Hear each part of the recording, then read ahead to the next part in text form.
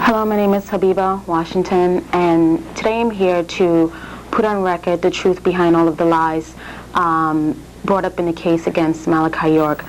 I'm going to start off by saying that I'm not being forced, threatened, coerced, or pressured to do this tape. I am also going to state that, as you can tell, I'm not under any kind of influence, alcohol or drug. I want to begin with all of the events that led up to the final verdict in the case against Malachi. I want to start off with how it started, where it started, when, and the reason why. I left the community in February of 2001. I moved from Georgia and I went to New York and lived with my family. In about March of 2001, I was contacted by Jacob. Jacob is the son of Malachi York. He's also an ex-member. Jacob contacted me, and our conversation was basically about the good times that we had in the community, what we went through, how we grew up, just making up for old times. 2 months after that, Jacob called me. This was in May. Jacob called me about a trip to Florida. A trip where a lot of some of the girls and boys that were going down, ex-members that were going to go down to Florida just to hang out, to have fun, or whatever. I agreed to go on the trip. I told Jacob that I would come on the trip. I left from New York, went to Georgia.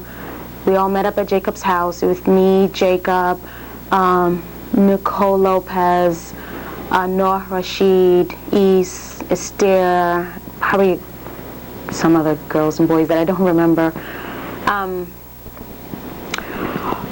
Before we actually went down to Florida, I had a conversation with Jacob outside of his house, and Jacob brought up some feelings that he had about his father. Jacob was really upset with his father. He stated that he hated his father, that he felt that his father doesn't need to be alive, that he shouldn't even be given life. He felt that his father needs to just rot in jail.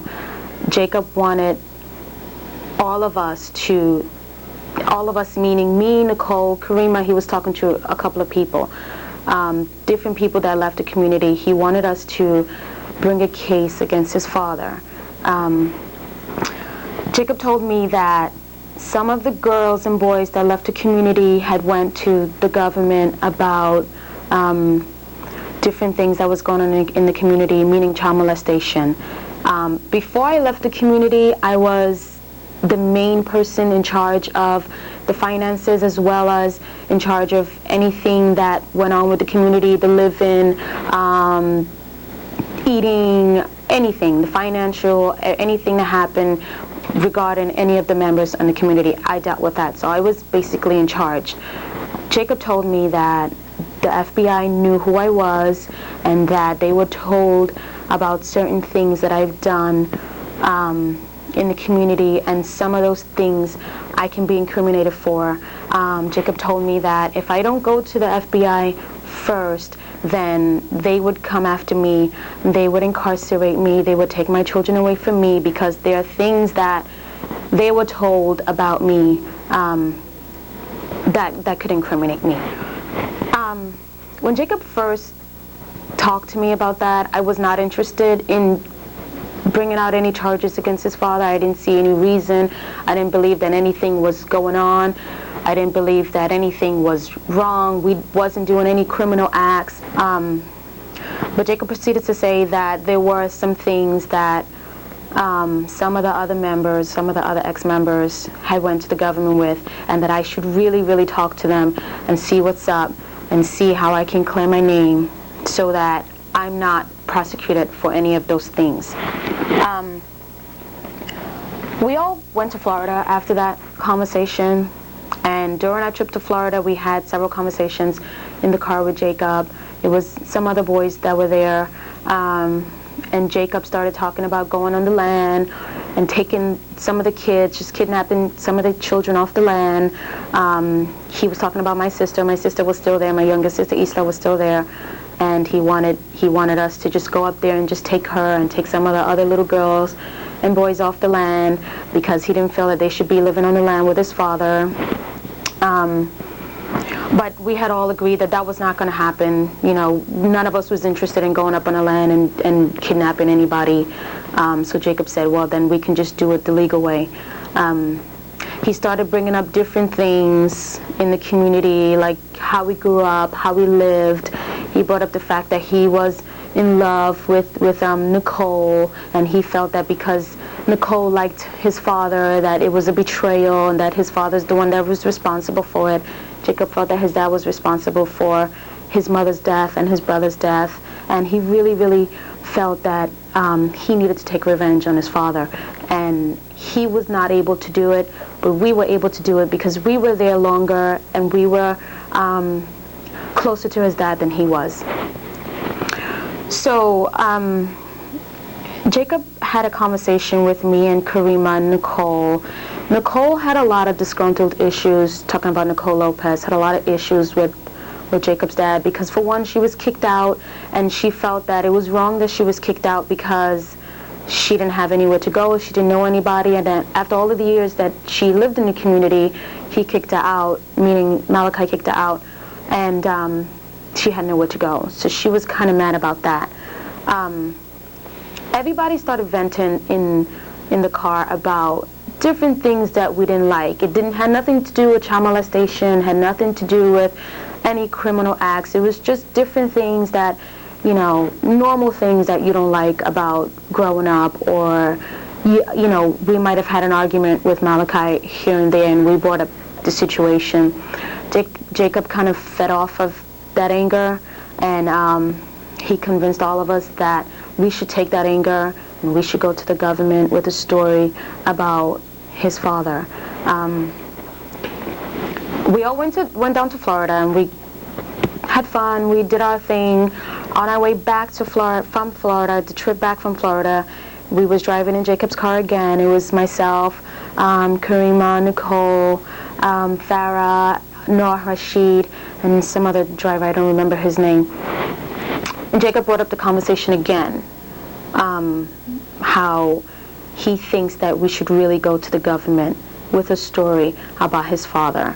Anything that we didn't like in the community, we should go, because his father needed to be in jail. His father did not do good things. He was not happy with his father, and he really felt that a case should be brought up against his father. He really felt that his father should be put away for life, that he did not deserve to live.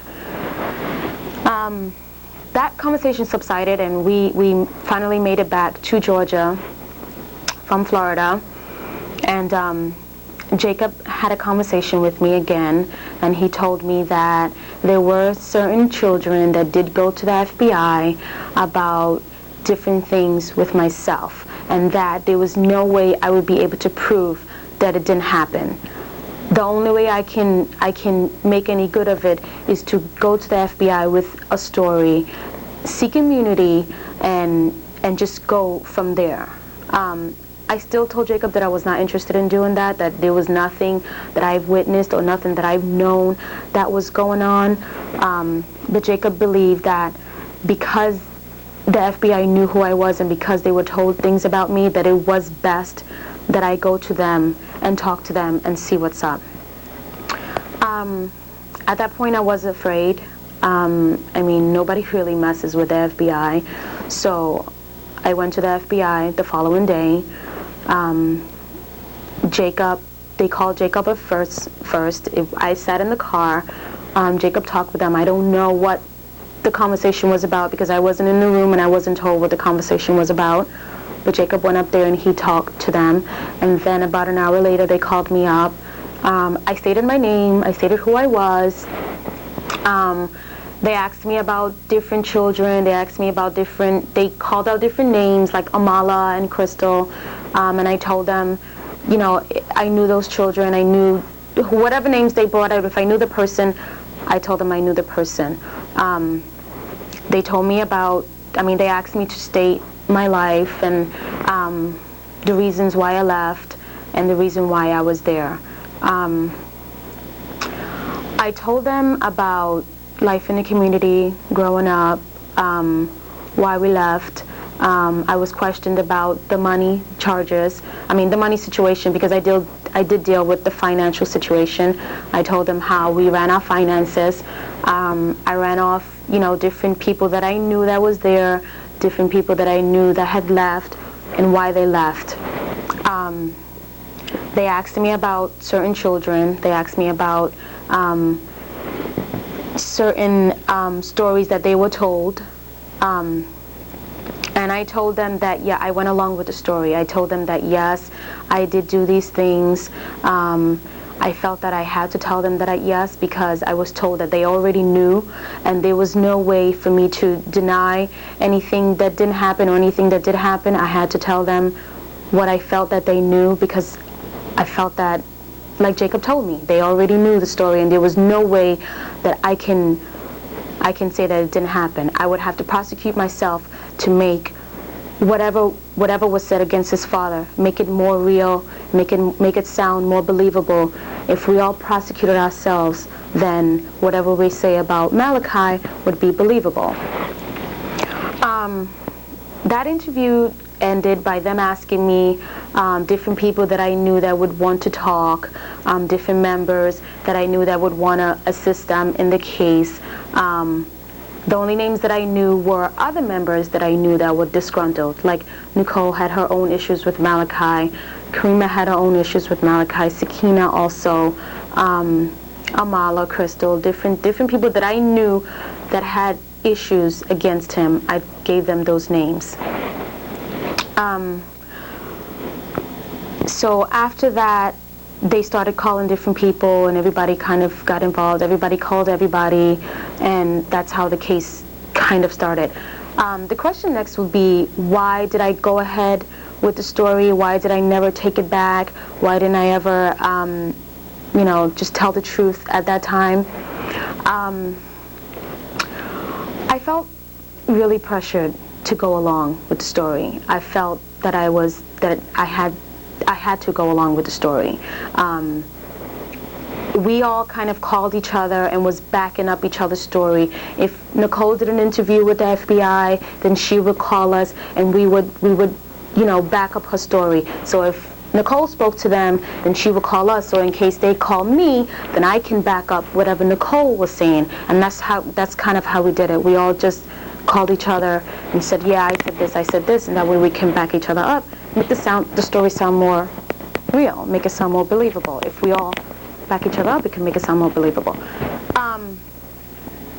I was afraid that my initial interview that I had given a statement, I was afraid that if I was to take that back, I did not know if I was going to be prosecuted.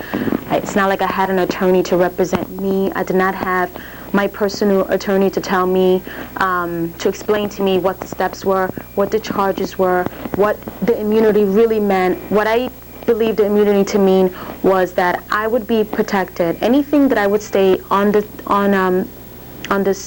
witness stand that could be used against me, anything that I would say that could be used against me, I would be protected from that. That's what I understood my immunity to mean.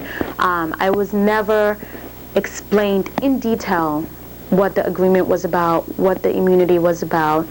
That was the gist of what I understood it was about.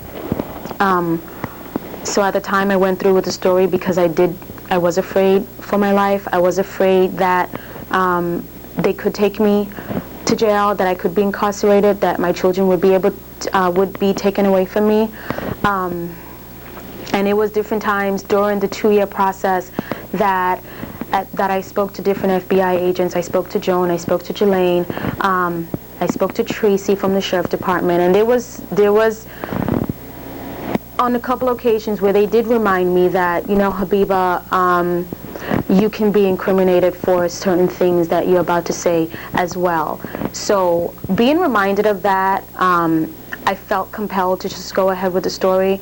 I didn't want to change my story at that time. I didn't want to break the agreement because I was told that by breaking the agreement meant that I would be incarcerated and I would be prosecuted because I've given statements already. And like I said, I wasn't represented by a personal attorney. The prosecution had an attorney that represented all of the witnesses and all of the victims, but I was not represented by a personal attorney. So I didn't really know my rights. I didn't really know what the laws. I didn't know what I could do, what I can't do. So I felt compelled to just go ahead with the story that everybody else was telling. Why I want to come out with the truth now?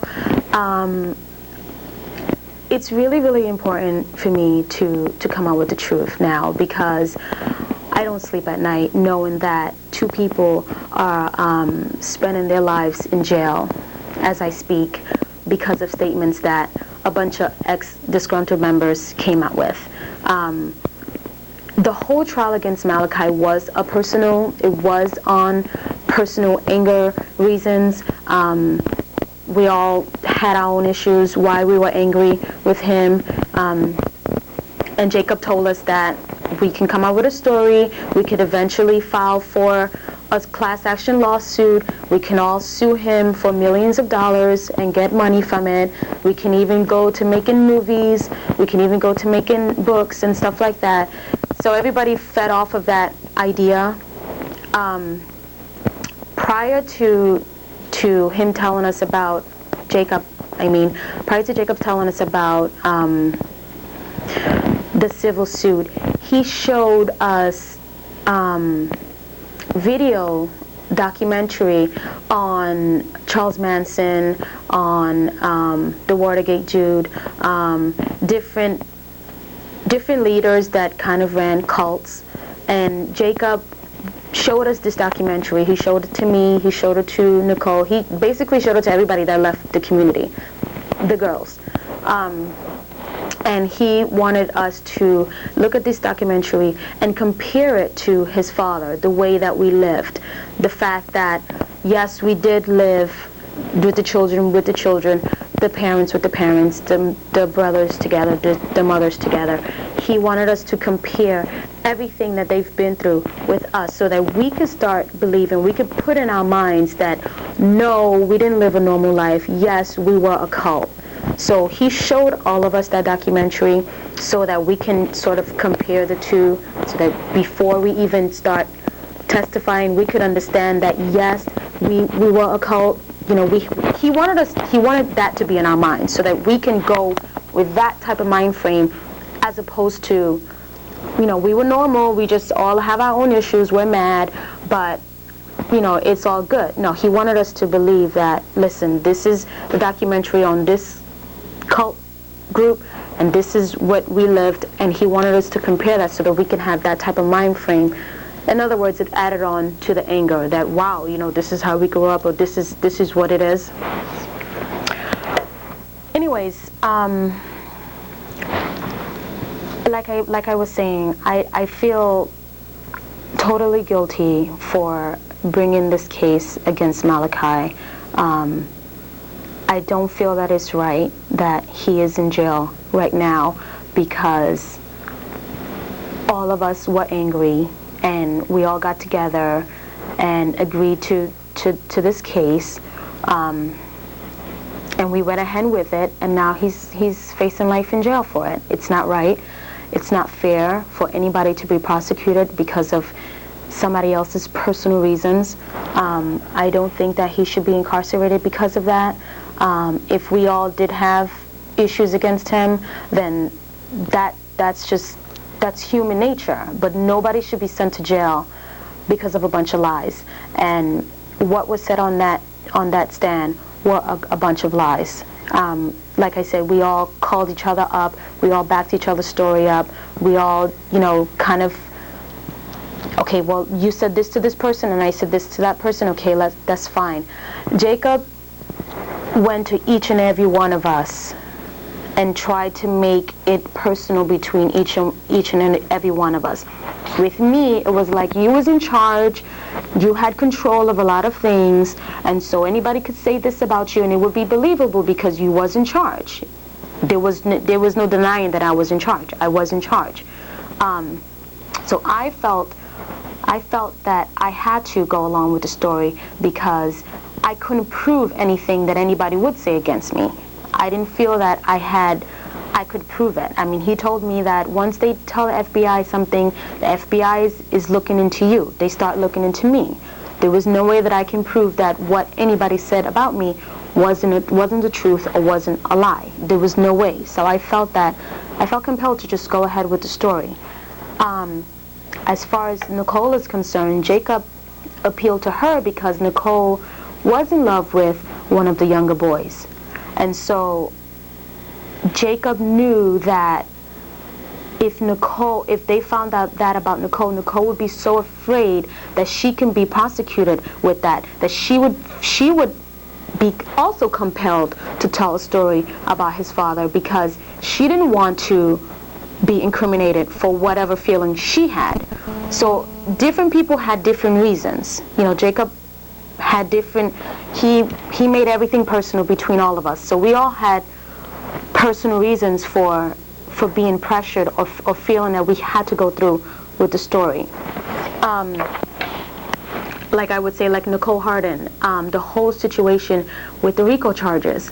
I know that I previously stated that Malachi York never told us not to structure any money, and he also never told us not to sign or not to report when we made over $10,000. He never told us not to ever file that report in the court. I was told that Nicole Harden told the FBI's that he did tell us not to sign the document.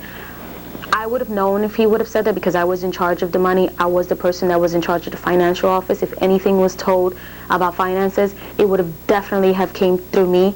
But I do believe that Nicole felt compelled to go ahead with that story, because for one, Nicole Harden I'm talking about, is the one who did refuse to sign those documents. And she's also the one who always gave the tellers a problem and a hard time whenever it came to those type of transactions. So I believe that that's the reason why Nicole did go ahead and said that. Yes, he said that. But he's never said that to me. He's never said that to anybody else that I known. And like I said, I was the one in charge of the finances, and I would have known anything that he would have said as far as the finances goes. Back to the reason why I feel that it is important to tell the truth now. Like I said, I could have told the truth before, but I was afraid. I felt that I was pressured to just go ahead with the story. I was being reminded how I was doing the right thing, that this is a good thing that I'm doing. I was doing the right thing. And as well, I did have to remind myself that I could be incriminated. So I felt that, okay, if you tell me 100 times that it's the right thing to do, if that's what all of the angels are telling me, then it is the right thing to do. I didn't feel that it was the right thing to do, but I was being told that it was the right thing to do, and I felt really, really pressured. I know you can say that, why don't I feel pressured now? It's not that I don't feel pressured now. I just feel that the truth has to come out. There's no way that any person in their right mind can go ahead and live the rest of their life knowing that they sent somebody to jail for life on lies. There's just no way. And there's no way that I can live the rest of my life knowing that Malachi is going to spend the rest of his life in jail, knowing that Kathy is in jail now because of charges that we brought up against her. Every time I look at my children, I think about her children. I think about the fact that her children doesn't have her, and it's not right. It's just not right. I'm also going to talk about the money situation. Yes, I was in charge of the finances, and a lot of the financial decisions that were made were by me at the time that I was in charge. When I wasn't in charge, when it was Kathy that was in charge, the financial decisions were made by her. Malachi did not make financial decisions. We collected the money, we separated the money. When I was in charge of where the money went, how the money was handled, how it was separated. He never sat us down and told us to avoid the FBI or avoid the IRS or avoid doing anything illegal with this money. As a matter of fact, he was very, very serious about handling his finances in a legal way. So anything that happened with the finances, when I was in charge, it was my decision to decide what happened with the finances, where it went, and how it was handled. And the same goes for anybody else who was in charge prior to me or after me. That's how it was done. I didn't really understand the structure charges, and I believe that I expressed that to the attorney, the U.S. attorney, and I also expressed that to FBI Jelaine, that I didn't really understand the structure charges. And they explained to me that anytime you try to avoid filing that report, then that's a charge. That's a serious charge. And like I stated previously, and I believe I stated this on my testimony on the stand, that Malachi never told us not to file those reports. He never told us to deny any of the tellers any information. If we did deposit over $10,000 and if we were investigated, he never told us not to follow through with us. He never told us not to talk to anyone about it. So that's how I feel about the money structure charges. I just want to repeat that the charges brought up against Malachi were all lies. We did back each other's story up. I can't really speak for why other people did it. I know that a lot of them had their own personal anger issues with Malachi. I want to state that nobody that left the community left because they were molested. That was never a reason why anybody left, because they were molested or because he was doing things to them that they did not agree to. Nobody left because he was doing any criminal acts. Nobody had any problem with that. That was never the reason for anyone to leave, child or adult. That was never the reason for anybody to leave. Everybody left because they wanted to leave, because they got fed up. I left because I wanted a new life. It just wasn't for me anymore.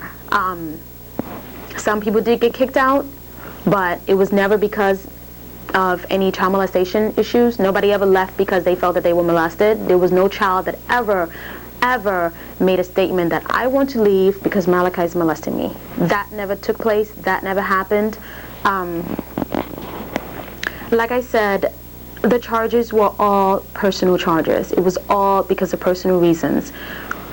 Jacob had, at different points in time, was questioning us about, well, what about this boy? Well, what about this girl?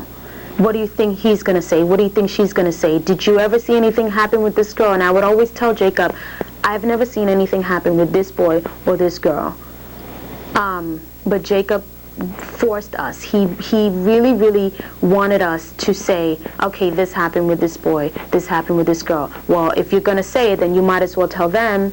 So he questioned all of us about different people. And like I said, everybody had their own personal reasons. Everybody had their reason for feeling that they had to tell the story. For me, it was because I was in charge and I felt pressured. I felt compelled that anything that anybody told the FBI about me, it would be so hard for me to try to prove that it was a lie or prove that it was not the truth. And like I said, I was not represented by my own personal attorney. I didn't really know my rights. I don't really understand the law. I wasn't really told, or I would say I was not really informed about everything that was going on. I knew there was charges brought up against Malachi. I knew that we had to testify. I knew what we had to say. That was it. I did not understand that I could just get another attorney and speak to another attorney about not going through. There was so many times when I wanted to pull back my statement, when I wanted to just not go through with it, but I didn't have the support. I didn't have the backup. I didn't feel that I had the protection. You know, yes, I was afraid of going to jail. I was afraid of having my children taken away from me. I know that it's not right to be afraid for myself and think that it was right. Okay, well, I can protect myself and he still go to jail. I know that that's not right. I know it was a selfish thought. And this is why I'm here now, to tell the truth, to tell it how it was. How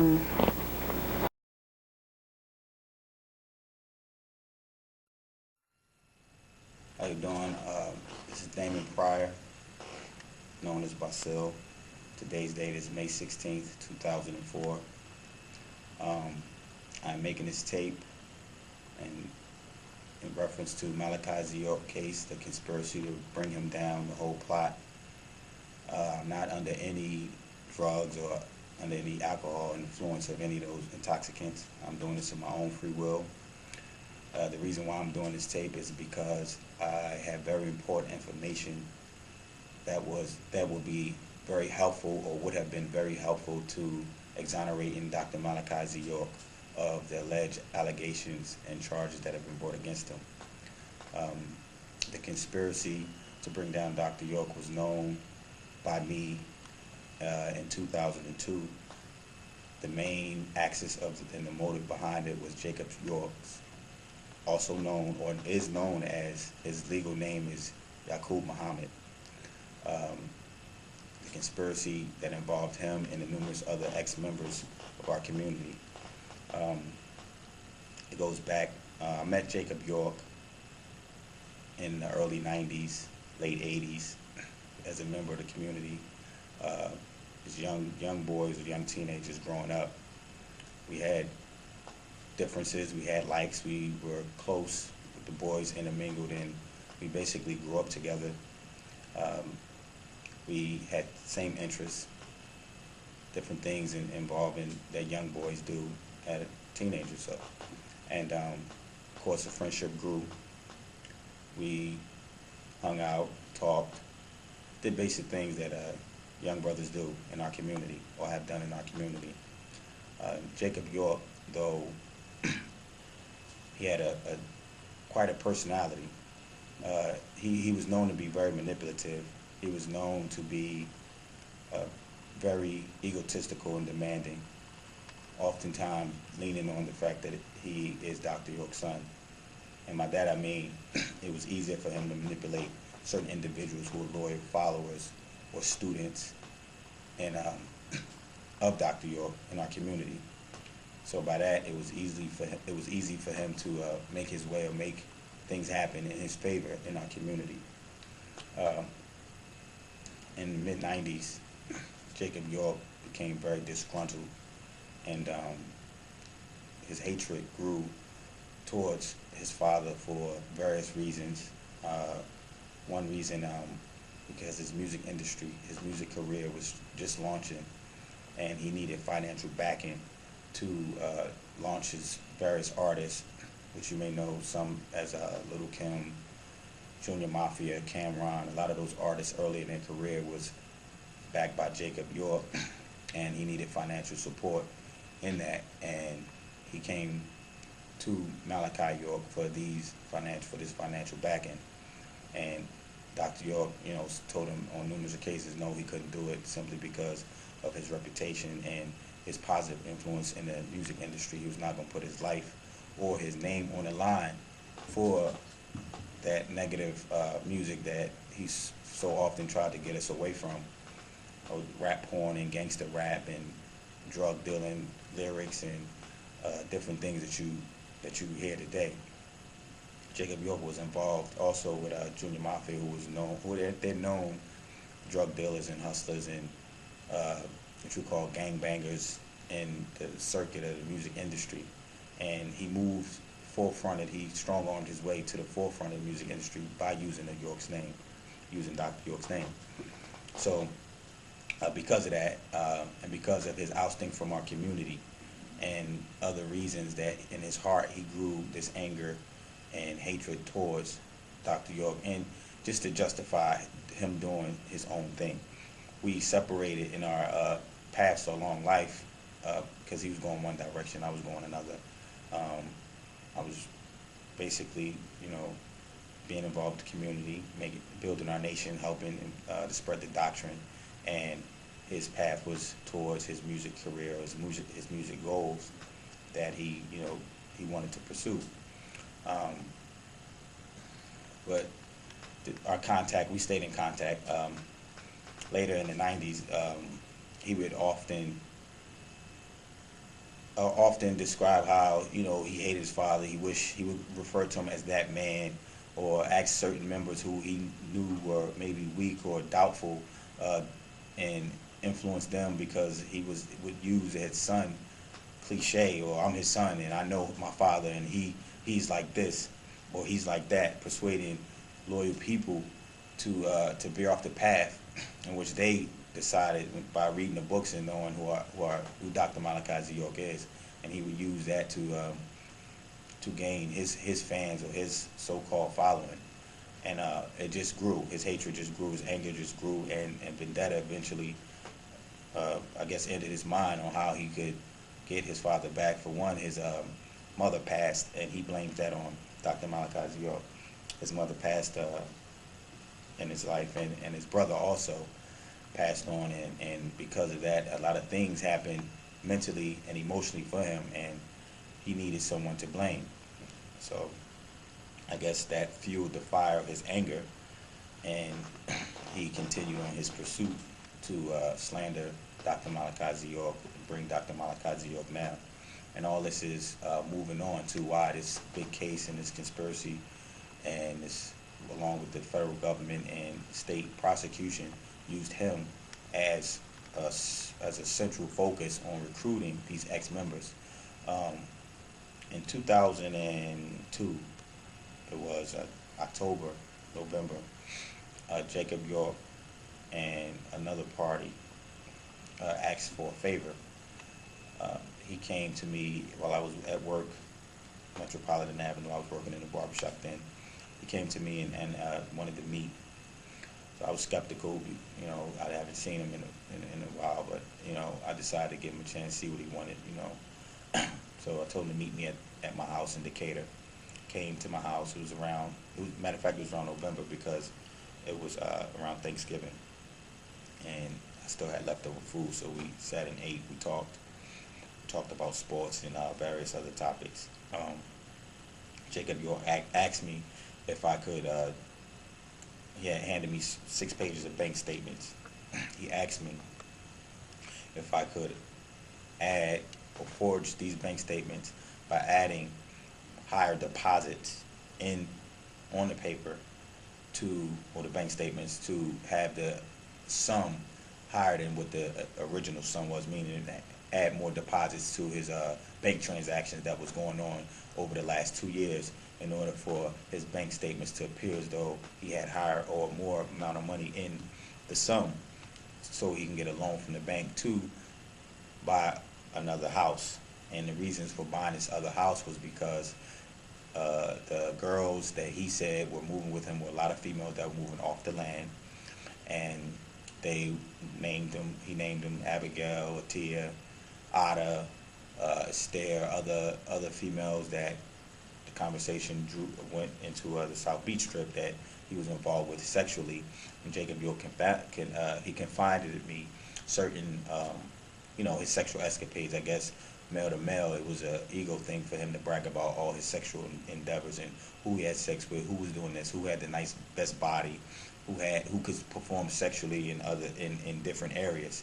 So the conversation was, that was discussed, and it was exciting to him that he was able to involve all of these ex-members, mainly females, and brag about the South Beach Strip. And he was bodacious in his financial spendings, brag about how much he spent and what he went down there for, and what rap groups or how much partying they did, how much fun they had. And to him it was a big joke, but it's really not a funny thing to gather ex-members of a community because of personal vendettas and because of anger and petty differences, to conspire to bring such a great man down in this day and time, when it's really, you don't have any black leaders today. And it's really sad that this is all taking place. The fact that these people knew, or maybe some of them didn't know. The thing is, rephrase that, a lot of the young females were very naive to the world that Jacob York was introducing them to. They did not have any idea what it was to go out and party and have access to concerts, have access to money and clothing and cars, and be involved in an explicit, sexually free lifestyle. A lot of them had no idea that was the trap. mean, offering them those things and saying that this is what, by giving them the glimpse of it by the South Beach trip, it allowed them to say, oh, this is what life is like. This is what it's going to be like once we bring down or get money from Dr. York and sue him for millions of dollars, and we get book deals and go across telling these alleged stories. A lot of them didn't know what they were getting into. They had no idea that the federal government would trap them and put them in a position where they couldn't recant their stories. I mean, these are young girls who, remind you, they haven't experienced a lot of things in life. And the devil's society, they experienced many things in our community where Dr. York tried to create an environment where young people would enjoy themselves in a positive fashion. But Jacob York used his influence to take them into that world, and thus weakened these young people and had them say, okay, we'll go along with the story. They were just ready for anything, not knowing what they were getting into. So the South Beach trip was basically a trap for all of them. Jacob York knew this, and in the back of his mind, he was being used and being on the payroll. And this is the things that were discussed in the conversation, how he was helping the feds bring down Dr. York. It was going to be a big conspiracy that he was going down, and that he did this and Dr. York did that, and all these alleged allegations. And by no means, he was saying he doesn't need to be here. He doesn't need to be doing out there functioning or basically free. He basically was using them and put them in the forefront. A lot of people don't understand that he used them to do his dirty work, basically. So I told him no. To get back to the story, when we was in the conversation at my house, I told him, matter of fact, I didn't tell him no then. I told him I'd get back with him. That's how I was able to keep the paperwork. He came back to the house, and I told him no, I couldn't do it, and I still have the papers in my possession. And that is one of the things I wanted to present in court, to show them the motive on why Jacob York decided to, or conjured up these stories with these young females. So a week later, Jacob York contacted me, we met again, and he went on to describe the house and why he needed the house. Again, he reiterated that he needed the house. It had a nice house. It had numerous bedrooms in there. He also mentioned the girls that were moving with him, such as Karima, Arlene Hardington, Esther Cole, and also how these females were a part of the conspiracy. And this is the things that he mentioned, that he definitely needed the house. The reason why he needed the house, or why he came to me with the bank statements, was because I was involved with forgery bank statements before, checks and IDs and different things like that, which I served my time for. I took full responsibility for that, and he knew I was good at those things, and so he confided in me the question of opportunity. He felt as though I would do it, so I told him no. I told him I couldn't do it, but before I told him no, I gathered information on the conspiracy, like who was involved, what girls he had, or which ones he planned on bringing to the house, and he reiterated those facts about the females and moving them off the land, and having them in his so-called nest. And these are the same females he was having sex with, and the same females that were down on the South Beach trip, the same females that made these allegations, and he was the main axis of it. And this is the testimony that it was blocked in Brunswick. I went down there to testify on the behalf of Dr. Malachi York to present the facts, to present the fact that Jacob York conjured up these false allegations, corroborated the stories in order so that they would match, and had everyone in the same boat in order to pull this off, along with the government financing him, which he told me personally that they were backing this. They were backing him financially, backing the plot, and he basically was trying to recruit me. And I told him, he knows better than that. Once he started talking that hate stuff about Dr. Malachi York, I cut him off. It was a done deal, and it was over with, as far as I'm concerned. And it's a really sad thing when you go down to Brunswick, and you present the facts to exonerate this man, and then they block your testimony. It was a hurting feeling for me because I knew about the conspiracy months before the raid, and the information that I tried to get to Doc to present him with the conspiracy, to show him that what was getting ready to take place or what was happening, that was being blocked. So we had people conspiring from all angles about the conspiracy, and to this day that's why I'm making the tape, to set the record straight, to put the facts out, and to make it known what I witnessed firsthand, what I heard from Jacob York's mouth. And I appreciate your time. And in conclusion, we will get through this, and the facts will be told, and the truth will set him free.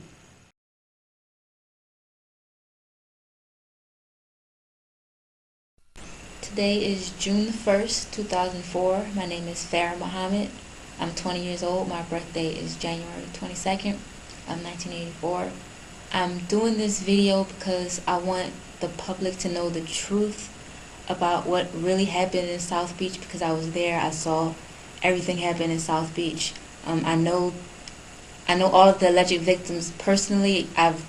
They lived at my house.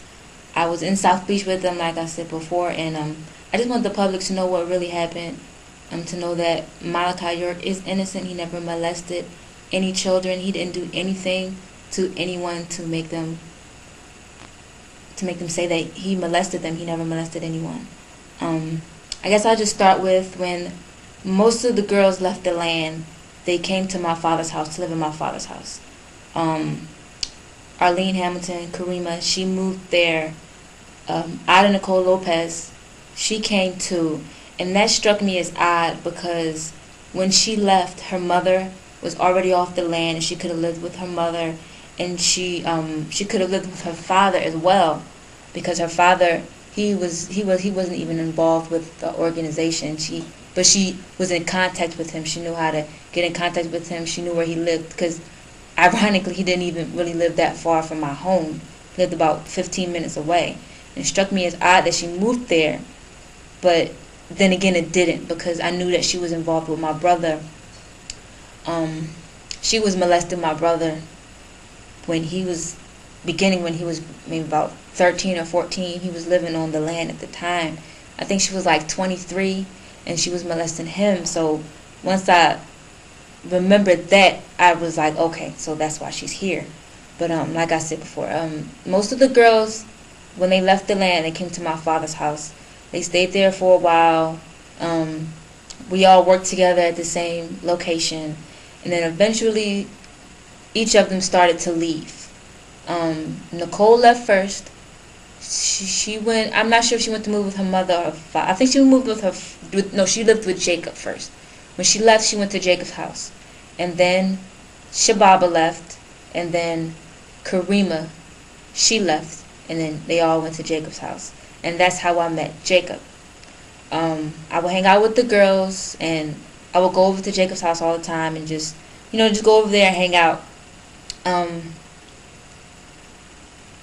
We would just go there, hang out. Jacob would take us out to clubs.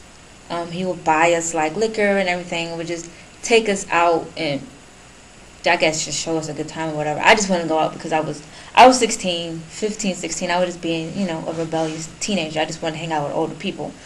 So we would go out or whatever, get drunk and just crazy stuff I shouldn't have been doing at the time anyway. So we would do that, and then I heard about the trip to Florida. I was at Jacob's house. They invited me to the trip to Florida. He said, we're all just going down to Florida, just going down to have fun. We're going to reunite with all the old Bannettes and the other boys that we grew up with. And it was just a trip to Florida to reunite everyone and, just go to the beach and have fun. Prior to that, I would see Jacob talking to the girls, saying that he wanted to get this plot against his father, and he wanted to go to the FBI, saying that his father was molesting girls, and that he wanted the girls to say that his father was molesting them, And one case in particular, I saw Lemuel LaRoche, what's his name? Bruce Baeth Smith and Ahmed Smith, they're brothers. They approached Esther Cole and Dina Cole. They came to their apartment, and they were like, we need you to say that you were molested by Mr. York and that you saw young children being molested and that you brought children to him so that he could molest them. And they were like, no, we don't want to do that. That never happened. We never saw any children being molested. He never molested us.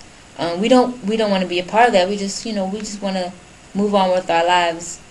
Nothing like that ever happened to us.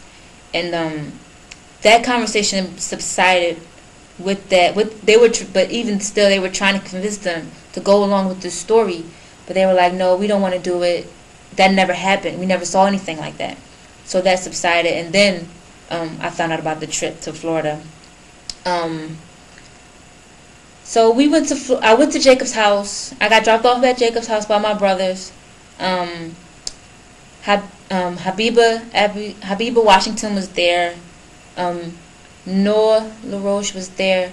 Rashid Williams, East was there. Jamin Ish James, he was there. My brother was there. He got dropped off with me. Kush Muhammad. There were a few other people there. I don't really remember who was there.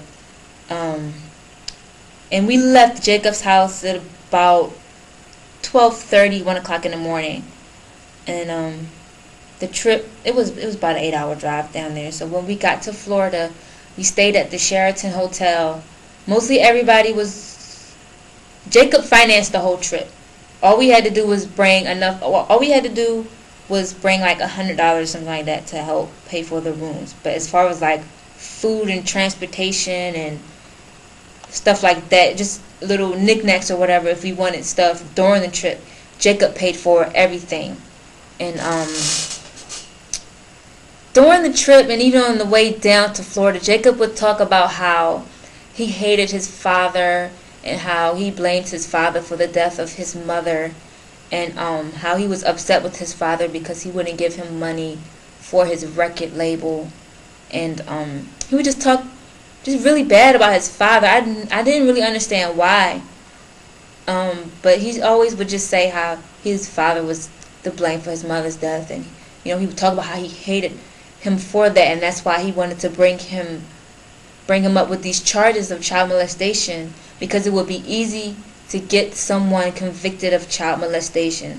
Because if you say a child molested, then automatically people will believe it, and it would just be a believable thing. We were in Florida. He would bring it up a lot.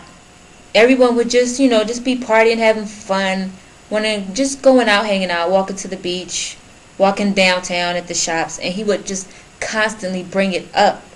And while we were in Florida, we met the girls. We meaning the girls. There were a lot of people on the trip, but the girls never went anywhere if Jacob didn't take us.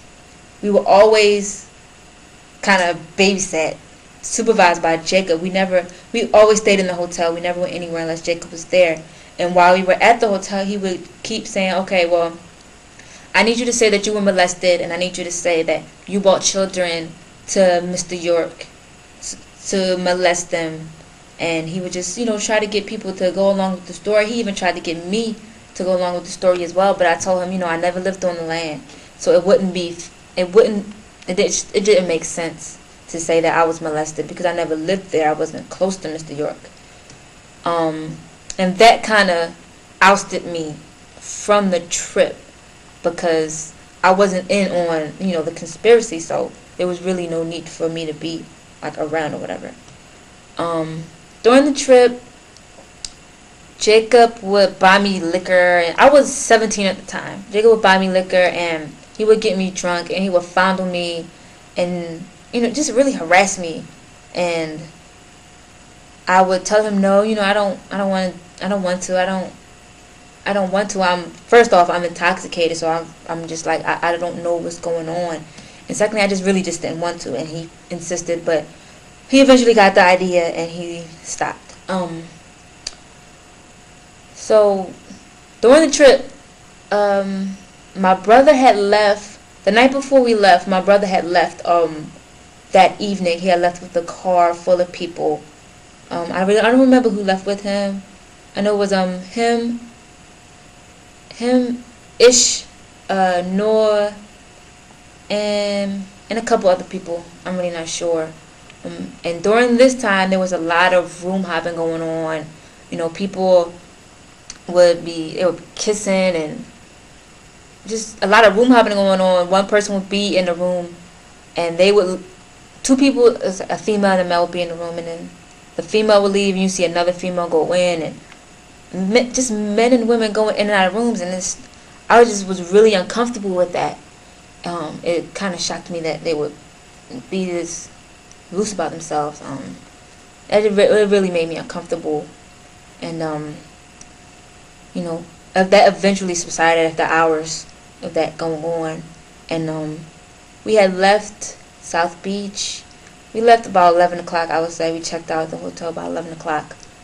In the car ride back, Habiba Washington's in the car, Jacob, Ada, Nicole Lopez, Karima, Arlene Hamilton was in the car, me, and Rashid. We were all in the car.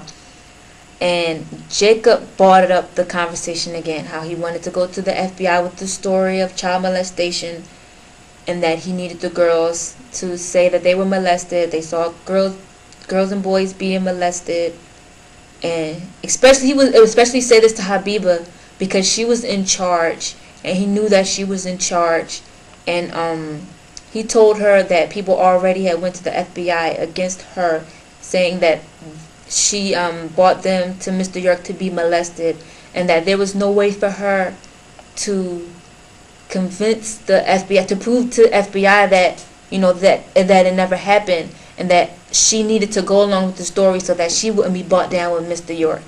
She continued to tell him that he never molested me. I never saw anyone being molested. I don't want to do that. But he insisted on her going along with the story. They went back and forth about it, and he just told her that they would talk about it later. And he would say how he wanted to just go up to the land and take the children that was up there because he didn't think that they didn't need to be around his father because his father was this horrible person. And everybody was like, he's a wonderful man, he didn't do anything wrong to anybody for him not to, be around anyone. But Jacob insisted that his father was just this horrible person, and that we needed to go up to the land and just take all the children. And we were like, we don't want to do that. And he that eventually subsided. He was like, okay, we won't do it. We'll have to do it. We'll do it legally. We'll go to the FBI. And at the time, I didn't believe him, because Jacob has a way. I just didn't believe him. I just didn't believe that he would do something like that. I didn't think that would really happen. So we got back to Florida. From Florida, we went to his house. I stayed at his house because we had got back really late. It was about 2:30 maybe when we got back to Florida. I stayed at his house, and I left early the next morning. Went back home to my father's house. A few months later, I was at work, and I saw we were closing, and I was staying late because I had some extra work to do, and I was in the lobby watching the news, and I saw that the land was raided, and I was like, wow, what's that about? And then I thought about it, and I just couldn't believe it. I couldn't believe that they actually did. I knew that once it hit me that the land was raided and Mr. York was arrested. They said Mr. York was arrested and everything, and it hit me like, oh, okay, that's what happened. They actually went to the FBI with the story that he molested children, because they said he got arrested for child molestation, and I couldn't believe it. I was flabbergasted. I was astonished. A few weeks later, my sister called me. She was in Philadelphia, and I was leaving work.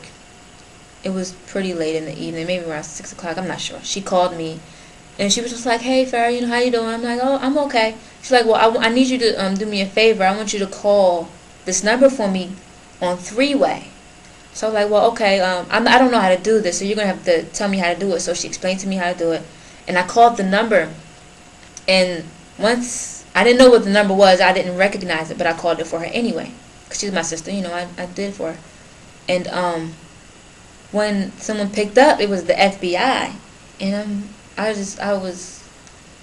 was confused. I didn't know why she would be calling the FBI. And she asked for it was a female agent. I don't remember what agent it was, but the agent wasn't there, so she just left a message on the telephone. And that was really the last of the whole situation that I had dealt with at that time. I then later found out that she had said that she had sex with Mr. York, or something along the lines of that. I'm really not sure, but I'm not sure what she said to anyone. But she never said to me that she was molested. She never said to me that she saw any children being molested. She had actually, when she lived on the property, she actually would call me and would write me letters to tell me that I should write letters to ask if I could move up too, because it was a wonderful place. She was having fun, and she missed me, because me and her were really close. We were like best friends. She was my best friend, and she would just write me letters telling me that I should write if I could move up, to be around her and live with her. And she never once to me at any point say that she saw children being molested, or she saw anyone being molested. That never came up. She never said that to me.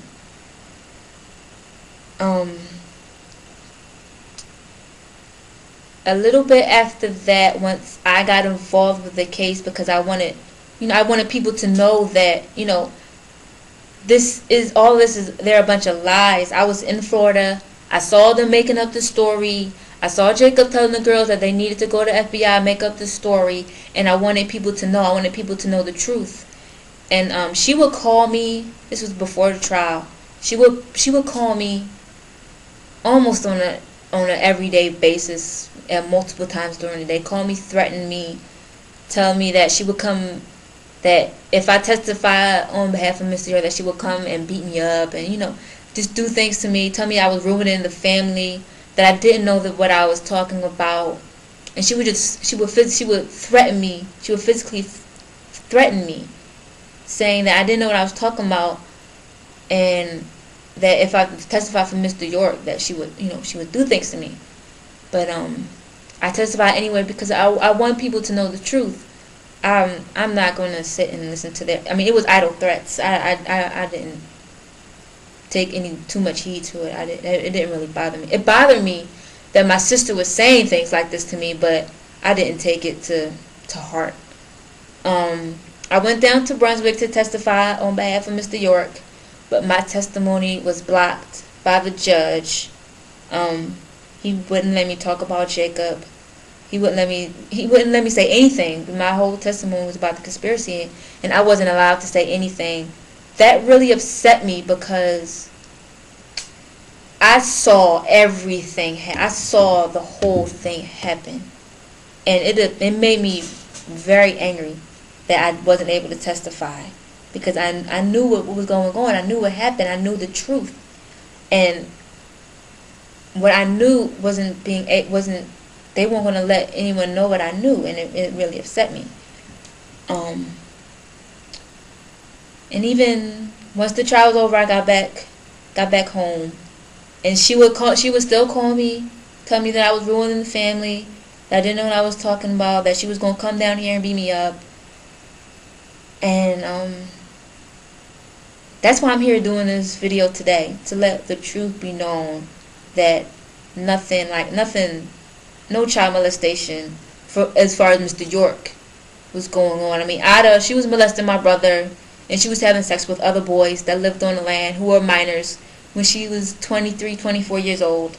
So all the molesting was on Ada's behalf. She was doing all the molesting, and they're just saying Mr. York did the things that they do. They're the ones who are doing all of these things, and that's how they could come up with these stories about what was going on, because this is what they were doing, and they just took their names out and put Mr. York's name there to say that he was doing it. But I know the truth, and they know that I know the truth, and that's why I'm here today to tell the truth. You know, he's in jail for things that he didn't do. He's an innocent man. And it's not fair that he's in jail. It's not fair that he's in jail. It's not fair that Kathy's in jail. You know, they didn't do anything to anyone, and they even turned on a stare. Today is May 1st, 2004. My name is Afia Taylor. I'm 25 years old. I'm not on any type of drugs or alcohol. I don't do any type of drugs or alcohol. I came here on my own free will. I arranged to do this video so the truth can be known. Okay. What is your involvement, if any, in this unjust case against Malachi York? Okay. I testified on his behalf. I testified on the defense behalf because my brother, he was listed as one of the alleged victims and as one of the prosecutors in the case. So I had to testify on Malachi York's behalf, and I have some information. I know some information surrounding that situation. Okay. So your brother is listed as an alleged victim. How did you live with your brother? Yes, I did. I've lived with him for about 7 years. I've known him for about 7 years. And you've known him for 7 years. So is that because of how you only known him for 7 years? Why is that? Well, we have separate mothers. We have two different mothers, but we have brother and sister. We have the same father, and so we lived a different life until after a certain time when we got together. What was it that you were trying to explain to them? Well, I was trying to explain to them that I was there with my brother, and we had a certain type of relationship where he could tell me anything. He didn't, he told me a lot of things that he didn't tell his mother, or so we had that close relationship. So he came down and he wanted to spend time with his sisters and his friends. A lot of his friends that used to live on the land live in Macon. So when I moved to Macon, when from the different times that we spoke on the phone, and during the summertime he said he wanted to come and visit us. So he was with us for about 3 weeks. And summer, what summer is this? Of 2002. Okay, go ahead. He came to spend time with us, and we did a lot of family gathering with his friends, and cooked dinner. We went out, had some fun. And in between that time, he's spoken to us, and while we was having fun, you can tell that he was disturbed by something.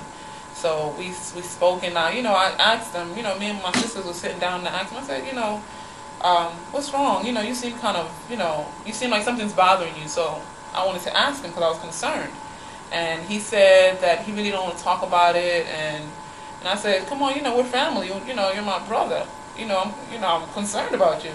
And he said, well, it was just the whole situation with with Malachi York case, and he said those things are not true. My mother forced me into saying those things. I said, oh really? And he said yes. And he said I'm scared because I don't know what to do, and she forced me into saying these things. It's not true. And he asked me what should he do. I said, well, basically what you should do is you should do what's right. Tell the truth.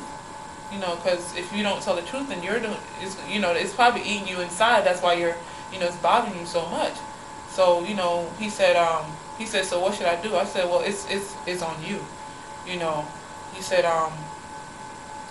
well, do you think I should, he said, what should, he said something like, should I write it on a piece of paper? What should I do? I said, well, it's up to you what you want to do. You should, probably just express yourself. If you feel like you have to write it down, express yourself and do what you need to do.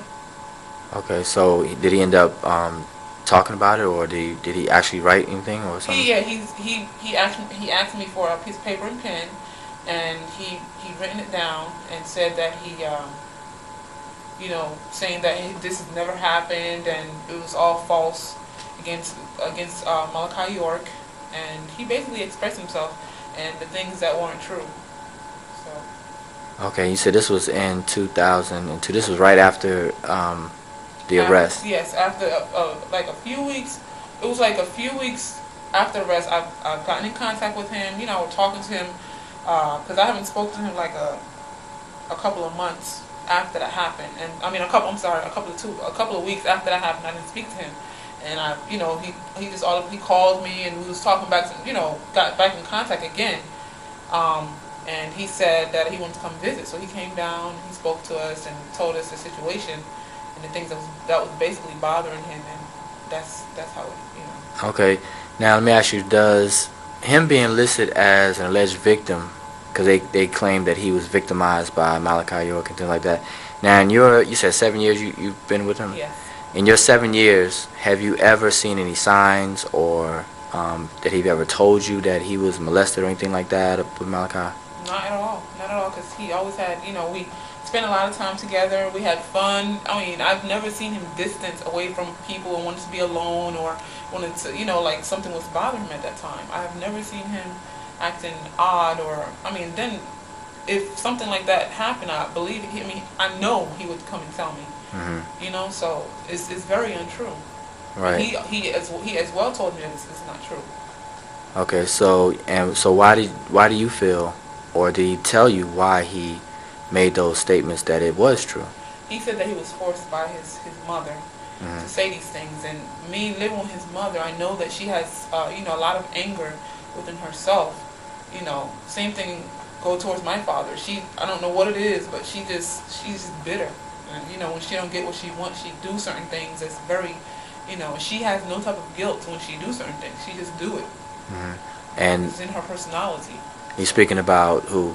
Barbara, Noel. Okay, and David has other sisters?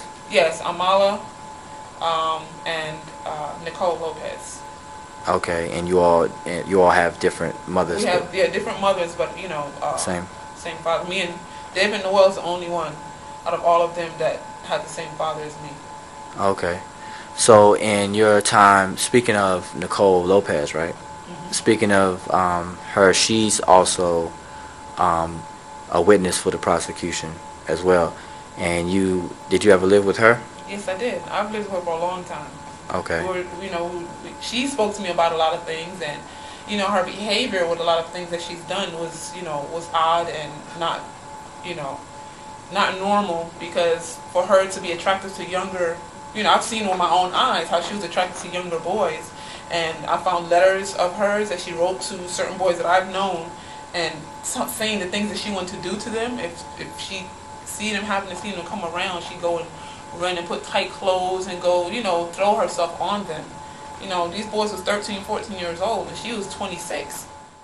He wanted, because his mother been programming him and telling him what to say and stuff like that. He just don't. It's like like you said, he's very afraid. He don't know what to do. Okay, this just one thing I want to ask is, like, for you, how does it feel being that you know David, like you know him, being your little brother and things, and for him to come to you and to tell you that this stuff never happened, and for you to sit in the trial and to just watch everything happen, and for Malachi to be sentenced to 135 years, which is beyond life. He's already 58 years old, and they sentenced him for 135 years when you know yourself, based on what you were told straight from David, that none of it ever happened. How does that sit with you? It bothers me a whole lot, because he's my little brother, and it's not, when it comes to family, you would never expect for your family to make up something like that, So knowing that Malachi York got 135 years of something that he never done to anyone. He's accused with so much from different people, and I know my brother told me personally that these things never happened to him, but yet he still stick with the story that he was forced to say by his mother, that he was molested, which wasn't true. And we are still here for David. We're his family.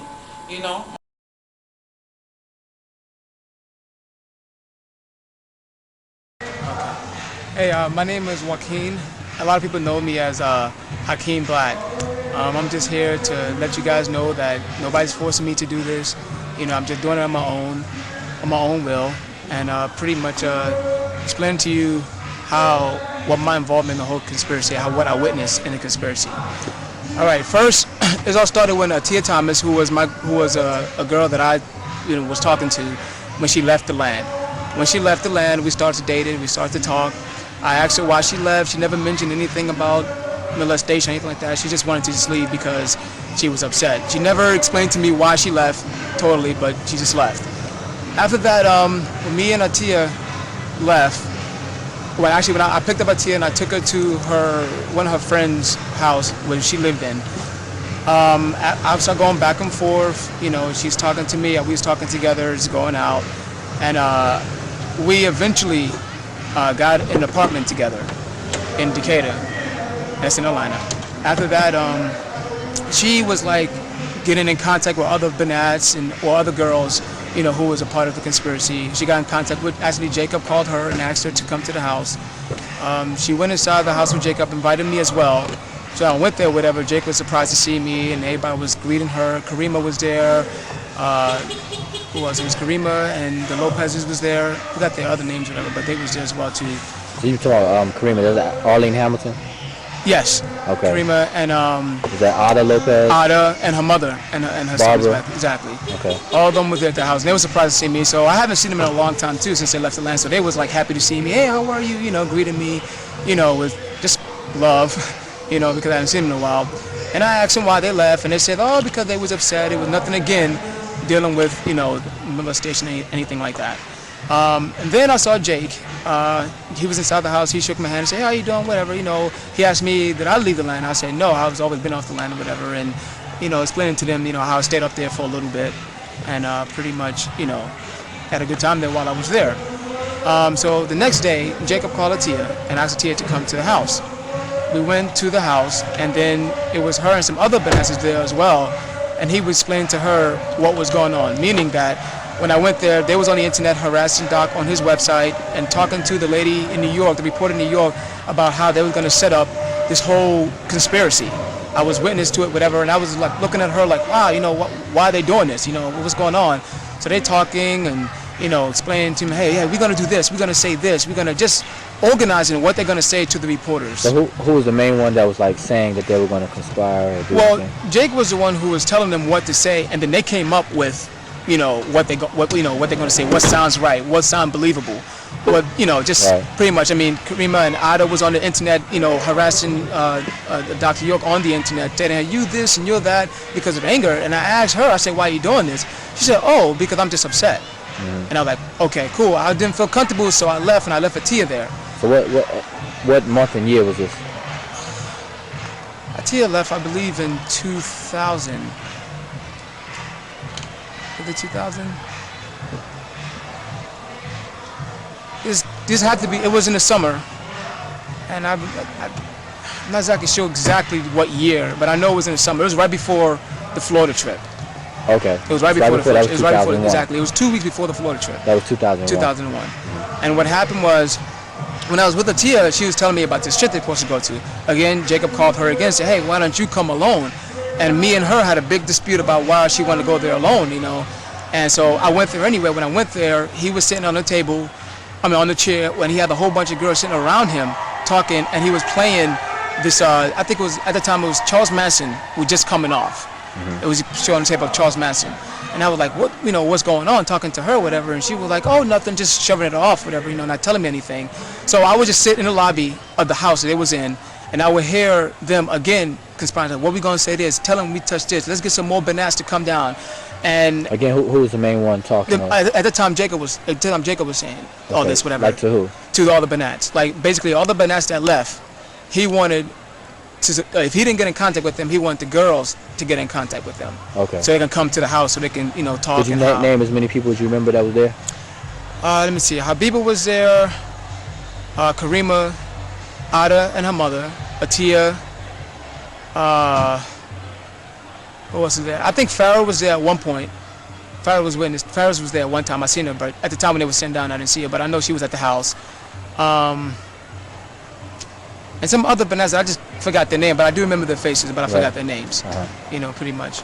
Let me ask you, you said Karima was there? Karima was there. How about Esther Cole? Esther, well, one time I saw her there.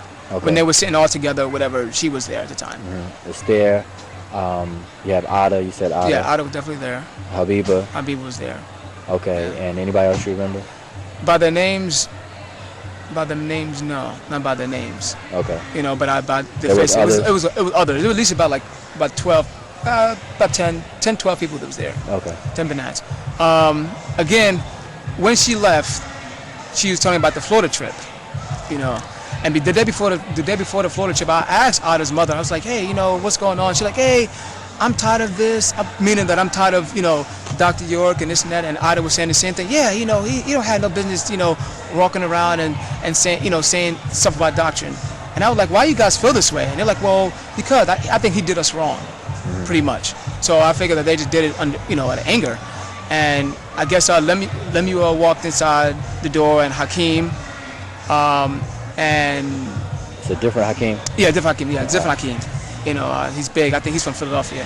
He was there. It was right before the Florida trip, and they'd have asked me to come down there with him. And Jake was like, "Hey, you know, I want you in the car with me," meaning Habiba, and Atia was there as well too. I believe.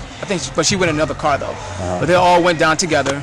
And you didn't go? And I didn't go that night because they all drove at nighttime. I flew down there. Oh, okay. And when I flown down there, again, Jacob was the one who was telling all these, hey, this is what we're going to do because he's hate his father, of course. Everybody know that. You know, he think that his father need to be in jail, of course. So he was, you know, keep asking the girls, hey, you know, if we say this, you know what I'm saying, we can make so much money, we can make some books and this and the other. So while I'm there, we was in a hotel.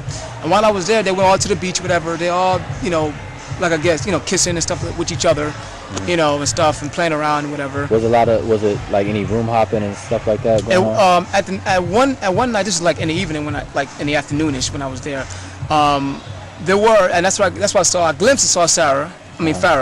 You know what I'm saying? After that, I left because I didn't feel comfortable with what was going on. Right. So I left that same night, coming back here.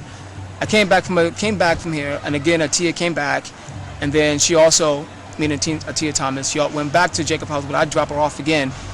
At that time, they was talking about how to make money, how to get money from Malachi. This was after the trip? This is after the trip. Okay. You know, and I could tell that the girls there were kind of like, you know, they was very upset. It was feeding off of the energy, like Habiba said, feeding off the energy of what he would bring to them. After that, you know, me and Atia got into a big fight, whatever, and then we split up. And that's pretty much as far as the conspiracy that I know. You know. Okay, so at what point when, okay, so I know that was in 2001, right? So in 2002, from at that point until the arrest of Malachi York, were you in touch with Atia or anything? Yes, Atia emailed me and asked me, she asked me, after Malachi had been arrested, she asked me what I felt about it. And I was upset with her because, again, you know, she was involved in this, and I told her, you know, why are you doing this, you know? And she had her views why she wanted to get involved with it, whatever. What was that? Why was she in it? Because she was angry that she got kicked out, but she never explained to me why, you know. Did she ever tell you she was molested or anything? No, like that? she never. See, well, all the bananas. This is the thing. I'm close with all the bananas, and they tell me the most secretest thing with themselves or who they like, whatever. But they would never bring up any molestation ever in any of them. You know, so I'm, you know, so it's kind of like it's like shocking. Shock to me that they would say that because like, well, wow, you know, we talk about everything, but why? How come? So why? None of them. Why did Jake choose molestation as the big lie and not like something else? Well, I remember one night when I was there, he said that that's the only thing they can get with them because there's a whole bunch of kids there. Right. You know, so I mean, that's besides writing books and making money, you know what I'm saying? He said that's probably the only way, of course, with all the stuff on TV, of course, you know, that's probably the only way that you can get to him, and people are going to listen to that. Right. You know what I'm saying? So that was a good, you know, strategy for them, you know what I'm saying, to come up with. And again, they've been harassing him, as far as I know. When I asked Ada, I said, how long you been doing this? Since she left, she's been harassing Malachi York on the internet, her and her mother, because her mother's very bitter. Really? As far as email or like Email, chat? email on the Oh, chat room and email. Remember the old email? Yeah. She been writing, oh, we're gonna say this, and talking to the lady. I forgot her name, but she's a reporter in New York. They've been talking Sarah to her. Wallace? Think. Wallace, Miss Wallace. Yeah, it's Miss Wallace. Yeah, I believe it was Miss Wallace. Okay. I'm not exactly sure, but I know it was a reporter in New York that they was talking to. Mm-hmm. You know, so.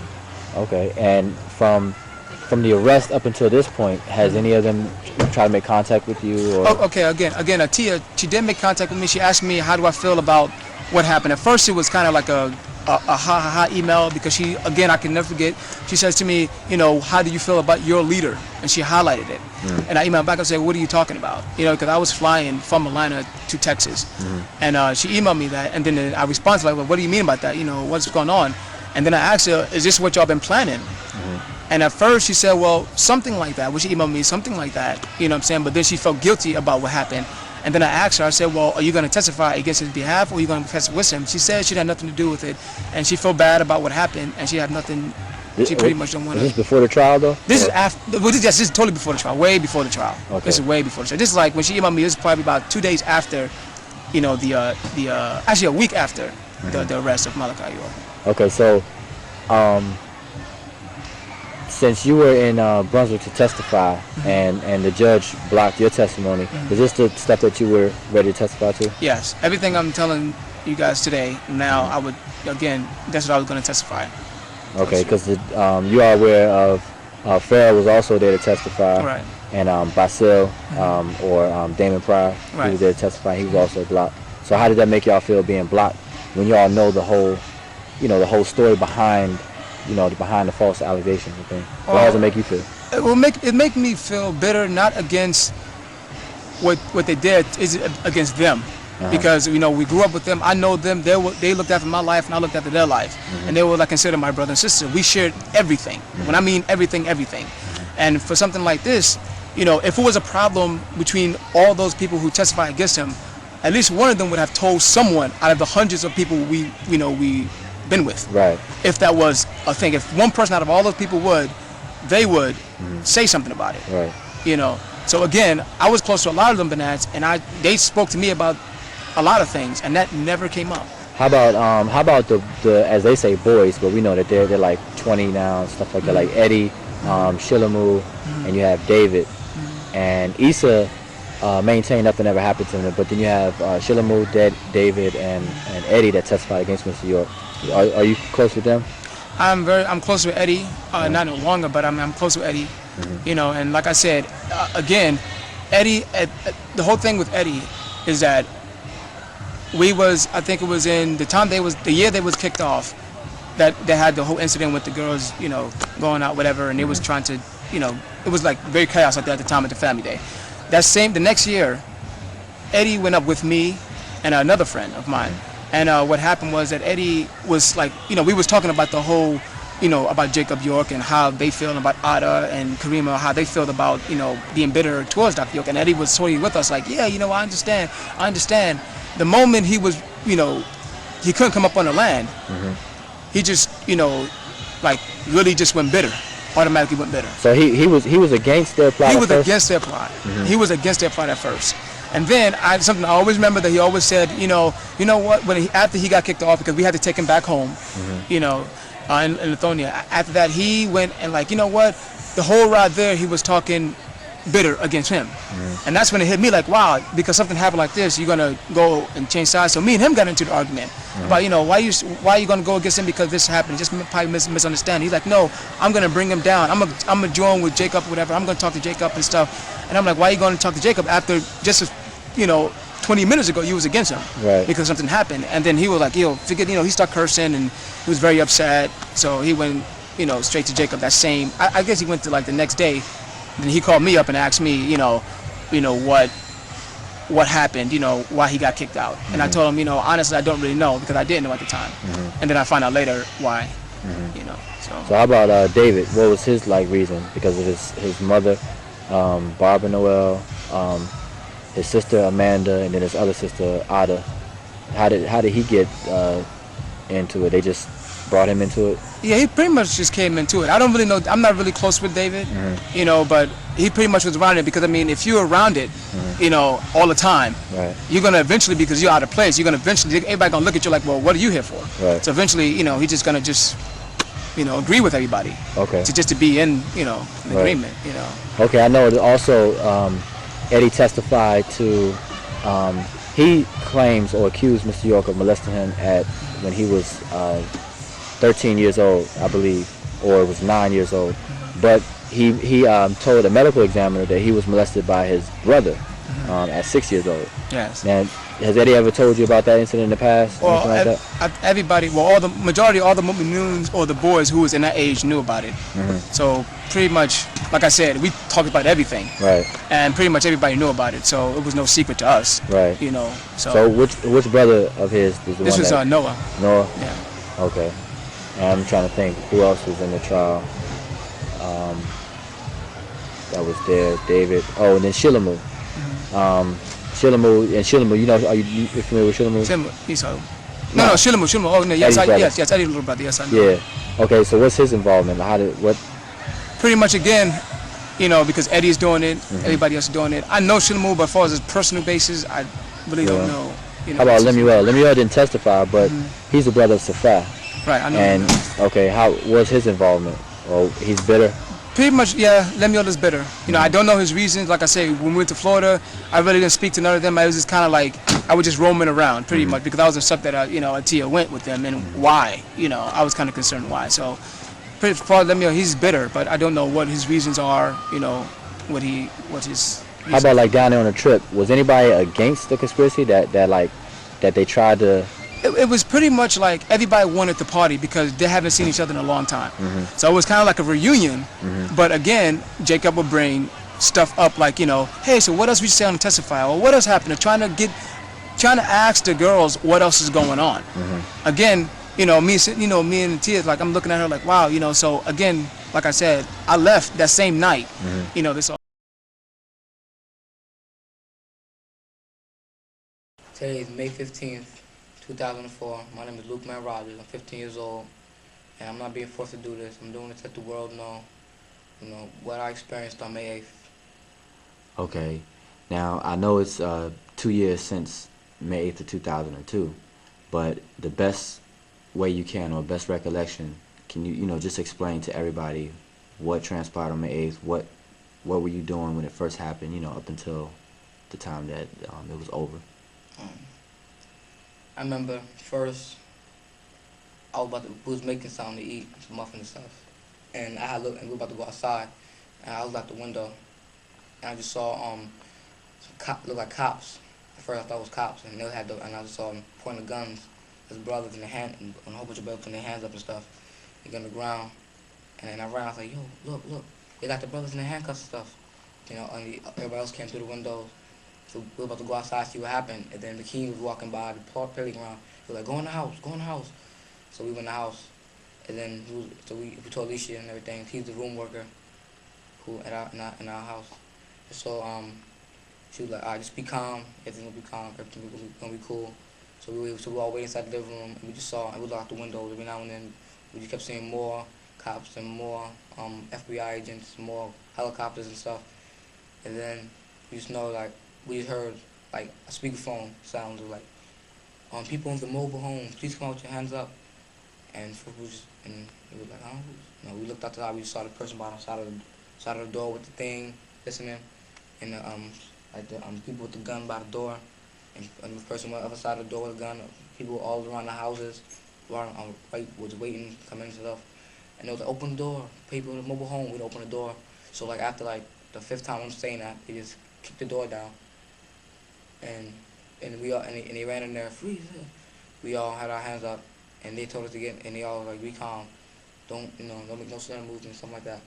And it was like, all right, y'all come out order, one by one, come out with your hands up, So we was all coming out one by one. Some people had their Bibles in their hand, they chose to do that. I walked outside and I reached to grab my shoes, and the dude didn't let me grab they was patting us down as we left the door too. They patted us down. We had the man was by the side with the infrared on you as you're walking down the stairs. You can see it as you're walking down the stairs on your shirt. And I know I reached to grab my shoes, and the guy was like, don't move some movements. I was like, all right, so I was walking down. We had to walk, and some people had no shirts on.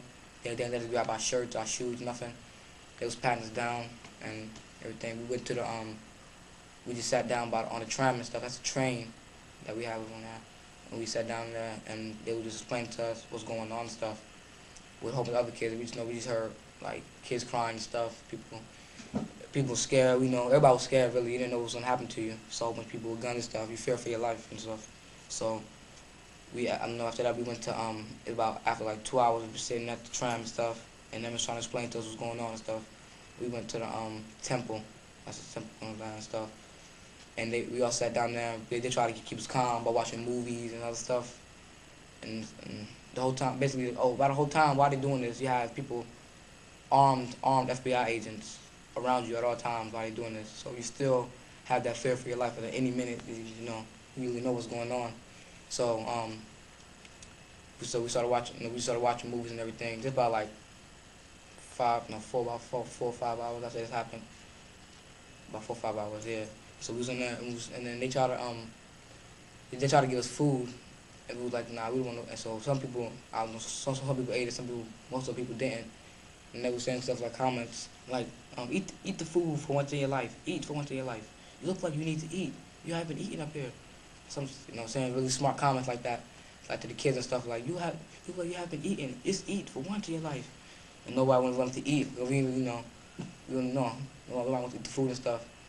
I just remember they were just questioning, and after that they would take us in, ask some questions, and like they was with different people until they got basically ran through everybody. They didn't ask me no questions when I went out there, but they was. But then when we walked out, but we sat down and they was going to certain people like, are you Lookman? Are you Cardell? Are you Allen? Stuff like that. And we made that because Issa, forgot his last name. Johnson. Issa Johnson. He started crying, and one of the FBI agents asked him what was wrong with him, and a sister stood up and was like, he misses his mom. Like, who's his mom? Kathy Johnson? So his father was New York. And so I said, all right. And then the officer came and took him, and then that's when they started asking who was such and such. They asked me was I Lookman and everything. He asked me was I Lookman Allen. I was like, nah, who? He just acted like we didn't know who that was. So that's nothing I know. And then they was calling people different, calling the families and stuff. First was one by one, then they started calling families, the people and their children, their sisters, brothers and stuff. Just taking certain people that they have heard of from different Safad and people that they heard of. They was just I guess they had a list of something about who's a certain kid or something, and then they just took those certain people, and what else? And so it got later and everything, and then they kind of started to settle down a little bit. They kind of started leaving. We went to that's when and then later on that night, like around, I don't know what time, but it was real late. I know that, and we just started going out to get our shoes and stuff. But some officers were still there questioning kids and stuff, and and basically after that, they kind of calmed down. They left and everything. This went on for basically from like 3 to late, and it was just crazy.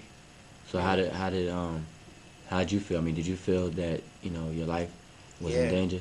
Yeah, especially when he was walking down the steps and seeing the infrared as it was going down the steps on his shirt. Mm-hmm. That was pretty scary. He didn't really know. And then when I grabbed my shoes and do like and like with the gun and everything, that's when that was kind of scary too. Were there any babies in the house that you were in? Nah, not any babies. Did they point the guns at people's heads and things, or? Yeah, I'm sure it was, but they didn't put it on my head. All I remember is that it was a lot of people with a lot of guns. So most likely they was aiming at people's heads when they went in the houses, but I mean, not me. Oh, I didn't see it. Well, I've seen it to a few people. They was checking them, and the person would be sitting there as one person's frisking them, patting them down. One person would be sitting there with the gun, holding the water, like infrareds on your shirt and stuff, just and it'd be so yeah. So how many agents or law enforcement would you say was here? A lot. I don't know how many. I know it was a lot. It was in the woods, everywhere. It was in like every house, checking every house. We saw them in the other house. We saw them in the house. What's it called? The mirror room. They was in the mirror room. The house as a house right next to the house that we was staying in. And we saw them in there checking stuff, running through stuff, messing stuff up. They ran through all our clothes, stuff. Took out everything out our stuff. There was pictures laying on people's beds. There was a picture of me, a whole bunch of other kids, and it was a picture of Safaya on my bed. Safaya and some other people, and they had a picture of me, David, and all of them and stuff. This pictures that I haven't seen before, but I still got the pictures, and whole bunch. Oh, these are pictures on your bed that weren't even yours. Yeah. So they was placed there. Yeah. Mm. And there was shells, like bullets with the real bullets in them, lying certain places. Like you see, like 3 on the iron board, 3 bullets and stuff on the iron board. Shells. I don't know if they had shot again or not, but it was shells on the floor and stuff. But it was bullets all over the house, all over the floor. Like they just left them there, just to make a statement. I guess I don't know. That's how I took it. But yeah, and there was pictures of people who I haven't seen in a long time on my bed. Like one of Raudia and her sister Nina or something, and there was pictures of them on the bed and stuff. And certain people's stuff wasn't messed with they said in other houses, like Gwen and stuff. She had some of the same pictures I had on my bed. She has her stuff. That's what I was heard from another person she lives in the house. Some pictures I had on my bed, they was in she had her stuff. They said they didn't really go through all her files and stuff, her stuff. But they ran through everything else. They was in the refrigerator, eating. They ate your food? Yeah, they ate some stuff. They ate some snacks and stuff, cookies and stuff. Used our rags and towels so their faces all sweaty. And still, our towels and stuff was all dirty. Like they were wiping their faces or something with them. I don't know, their shoes or something was dirty and wet. And we just, that's basically it. So what was some of the, what were they dressed? Did they have, what were they dressed like? It was all black. They had, all of them had guns on them. They was wearing all black, yellow FBI thing, the hat and everything. Boots, regular, the regular gear that the agents wear. Did any of them have like armor, like shields and stuff like that? Yeah, bulletproof vests. They had the face masks. Some had the face masks. The person that busted through our door, he had the face mask, and he was the first one that came in with the gun. There was 2 of them, just in case. I guess they started shooting or something. He had the gun and everything. 2 of them out the door, and that's when everybody was swarmed in. And they were like, "Wait, don't move," because we got up like scared. They just busted the door, and they ran through the door. Everybody was like, "Ah," that's when I guess I kind of put them like, "No, don't move," because they know we were doing nothing. A few people tried to hide. Issa Johnson, he was on tried to hide when they first came in. We had to convince him not to do that in case he could. They checked the place and I was trying to plan out to do that. And yeah, that's basically they were dressed just regular stuff that you should see FBI agents, Scott Byrne and stuff. Like in movies. Yeah, the shield, the bulletproof vest, the black fatigue pants stuff, the boots, basically. That's it. Oh, okay. So earlier you said while you were in the temple, Issa started crying. Was Issa the only one crying, or was it other? It was other people crying, but he was the only one making a scene. Oh, he was crying. Yeah, real loud stuff. Oh, so he kind of like stood out. He stood out. Everybody else, I'm sure people wanted to cry, but he's the one that really just cried, made a big scene. That's why they asked him to who he was. And then he was just taken. Yeah. Then it was like, you must be. He said, and a lady, I don't know, Musique sister, stood up and like he misses his mom. And a guy, he was not dressed in the same fatigue things everybody else was. He had a regular suit on, but he didn't have a gun on him. And he was the one that kind of explained to us what really the situation happened. He was like, we just took your leader, Dr. Malachi New York, and his wife Kathy Johnson in custody. We saw them in a grocery store parking lot, and we've raided, arrested him. And that's when he really started crying. When it was like we still have Kathy Johnson, that's when he really started crying. That's how he stood out. Because first he was crying. I'm sure other people crying, but not. First he was crying like regular, tears, sad and everything, scared, afraid. Then when he said like we have the leader Malachi York, Kathy Johnson, his wife, that's when he really started crying. That's when the dude was like, who? Why are you crying? And this lady, like he misses his mom. Who's his mom? Kathy Johnson. Malachi York wants to be there. York must be your father. And then they just took him.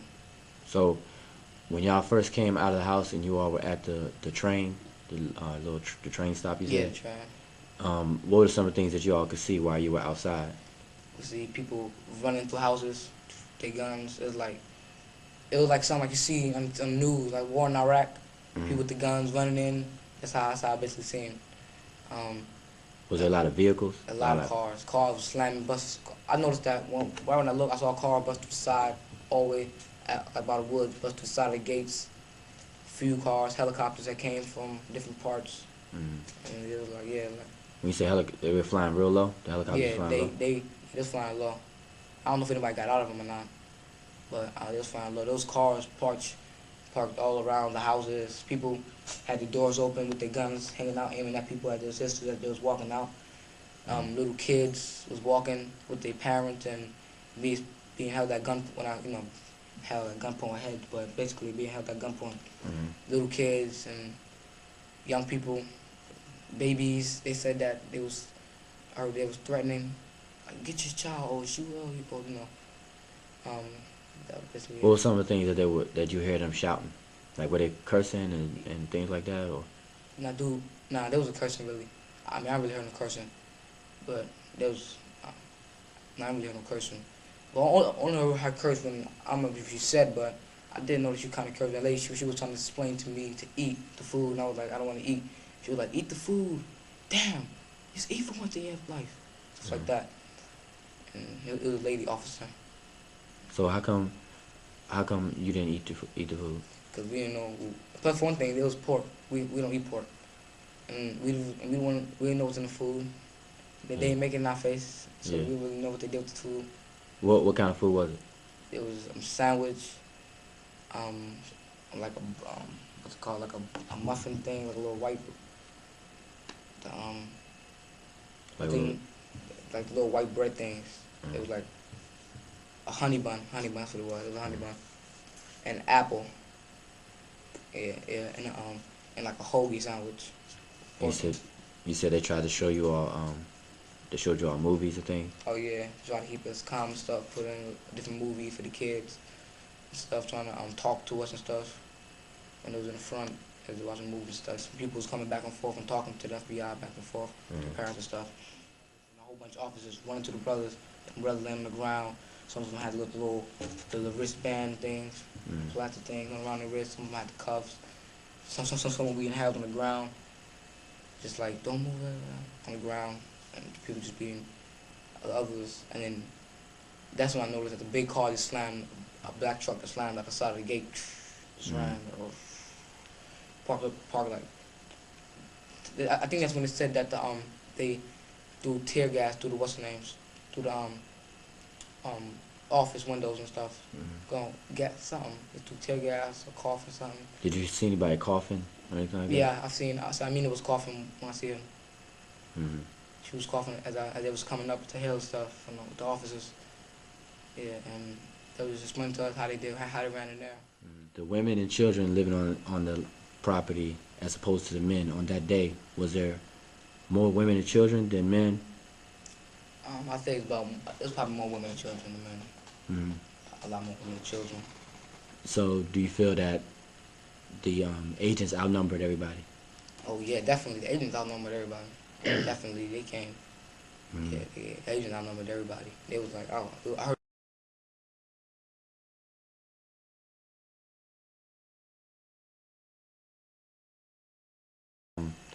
When did you first hear about the conspiracy? In the summer of May, June 2001. I was at the basketball court with my mom, and I ran into Shilimu. Shilimu Roach from the Lions. And I kind of started getting cool with him, started going to his house more, chilling with him, because I knew him already, so, And, where was this at? This was in College Place, Athens, Georgia. Okay, that's you and your mother lived there? Yeah, me and my together? mom, Pauline Rogers. And we used to just hang out every now and then, all the time, basically all the time. I would go over his house, I would see Fat Eye, Jamila, Eunice, Ahmed, Baya, Lemuel, Gitora. There was a few other people. You say, when you say over their house, did they live near you? They live right in front of me. No, first it was like my house be right here. Their house is like right by the swimming pool. Same Oh, school, I mean, like over here. in the same. So Yeah, y'all live in the same same area. complex, yeah. Oh, okay. Complex. And yeah, and I kind of noticed that Shinmu seemed like he had a grudge with Pops or something. How he just talked, he'd just be like, yeah, one time your Pops kicked me off. But that time I didn't get this when I asked, or the time my birthday, I didn't get this. Like he was angry, and I was like, this anyway. All right. So, and one day we was having a conversation about something. He was just like, hey, you know your Pops about to go he about to go bankrupt, right? And I was like, he's like, no, actually he's already bankrupt. He about not about to take his money and the land. And I was like, why? It was like, something that happened. And like, you'll see about it. You'll hear about it. So I was like, sure, okay, whatever. And this was in the summertime. Yeah, summertime 2001. Mm-hmm. And so I confronted my mom about it. She was like, oh, she said, don't worry about it. Don't pay no attention to what he's saying. Stuff like that. So, and then he just started saying to more and more like that. And I kind of started like chilled out, hanging with him. So and then started coming to my house more and more. And then they was trying to come to my house more and more. And my mom was to let them in. Cause you know, mom used to be cool with some Torah. Cause right when we first moved there and stuff, right after we stayed there, Torah came over at the same day that I met Shalom, who came over. Torah came over, talked to my mom for a long time that night. And then they went to the movies. And after that, then they went to dinner. Then they started going out to hang out. You know, go to clubs, whatever. And my mom just every time my mom just come home, just explain to me what to talk about. She just tell me everything they said. So, I mean, at the time they was really bringing up the Pop thing. I guess they just gonna slide that in on her. They was just basically, just hanging out like some normal women would do. Then that's when reporters started calling my house, coming over. Reporter Bill Osinski for the Atlanta Journal-Constitution. He started coming over my house a lot. No, first he knocked on. First he came over my house. At first I know who he was. He said it, and I was like, oh, okay, this must be about the situation Shalom was telling me about. So I answered the door, and then he left. And like the next day, he called my house, told me he was. I hung up. I told my mom. She was like, all right, don't pick the phone up. So that's when we got, she got call ID for that and everything. Then moved off. We had grudges. Moved off. Got kicked off. Things wasn't going their way on the land or something. They moved off, and they just got mad. And there's a lot of people involved in this. With the but who's against us? Like Shalom's family. A lot of them was involved in it, and they was basically that's when they started coming over. After Bill Sinsky stuff started coming over, that's when Tafad started coming over a lot more. Tafad, then that's when Eunice and stuff. Eunice he started taking me out and stuff, go places, go to the zoo with them out of nowhere. I didn't even know Eunice at the time. I know his name from Shiloh. He brought it up a few times back when we was on the last day together. Eunice is his brother. Oh, his brother? Yeah, Okay. his older brother. And Eunice started coming over. Yo, look, you want to go to the mall? You need to go to the movies? I'll buy you this. Giving me money, giving me stuff, taking me out. That's what tried to bring it on me. And was like, yeah, man, your father, man, he's doing a lot of messed up stuff, man. He gonna get his back. And I was like, what you mean? He was like, a lot of stuff, we did a lot of bad things. A lot of people are mad at him because of what he did. He said he kicked people off, had people homeless when they had nowhere to go, stuff like that. And we was going through one end after the other, really. So the stuff that they were saying that people were mad about, they were like grudges against, like Malachi, yeah. What was in any of it? Did any of it have to do with molestation, or did it more have to do with just being angry about petty stuff? Like I got kicked off, or I was in charge, and then they put me down to a lower job, or I was working dealing with the money, then they put me down to dealing with incense or something like that.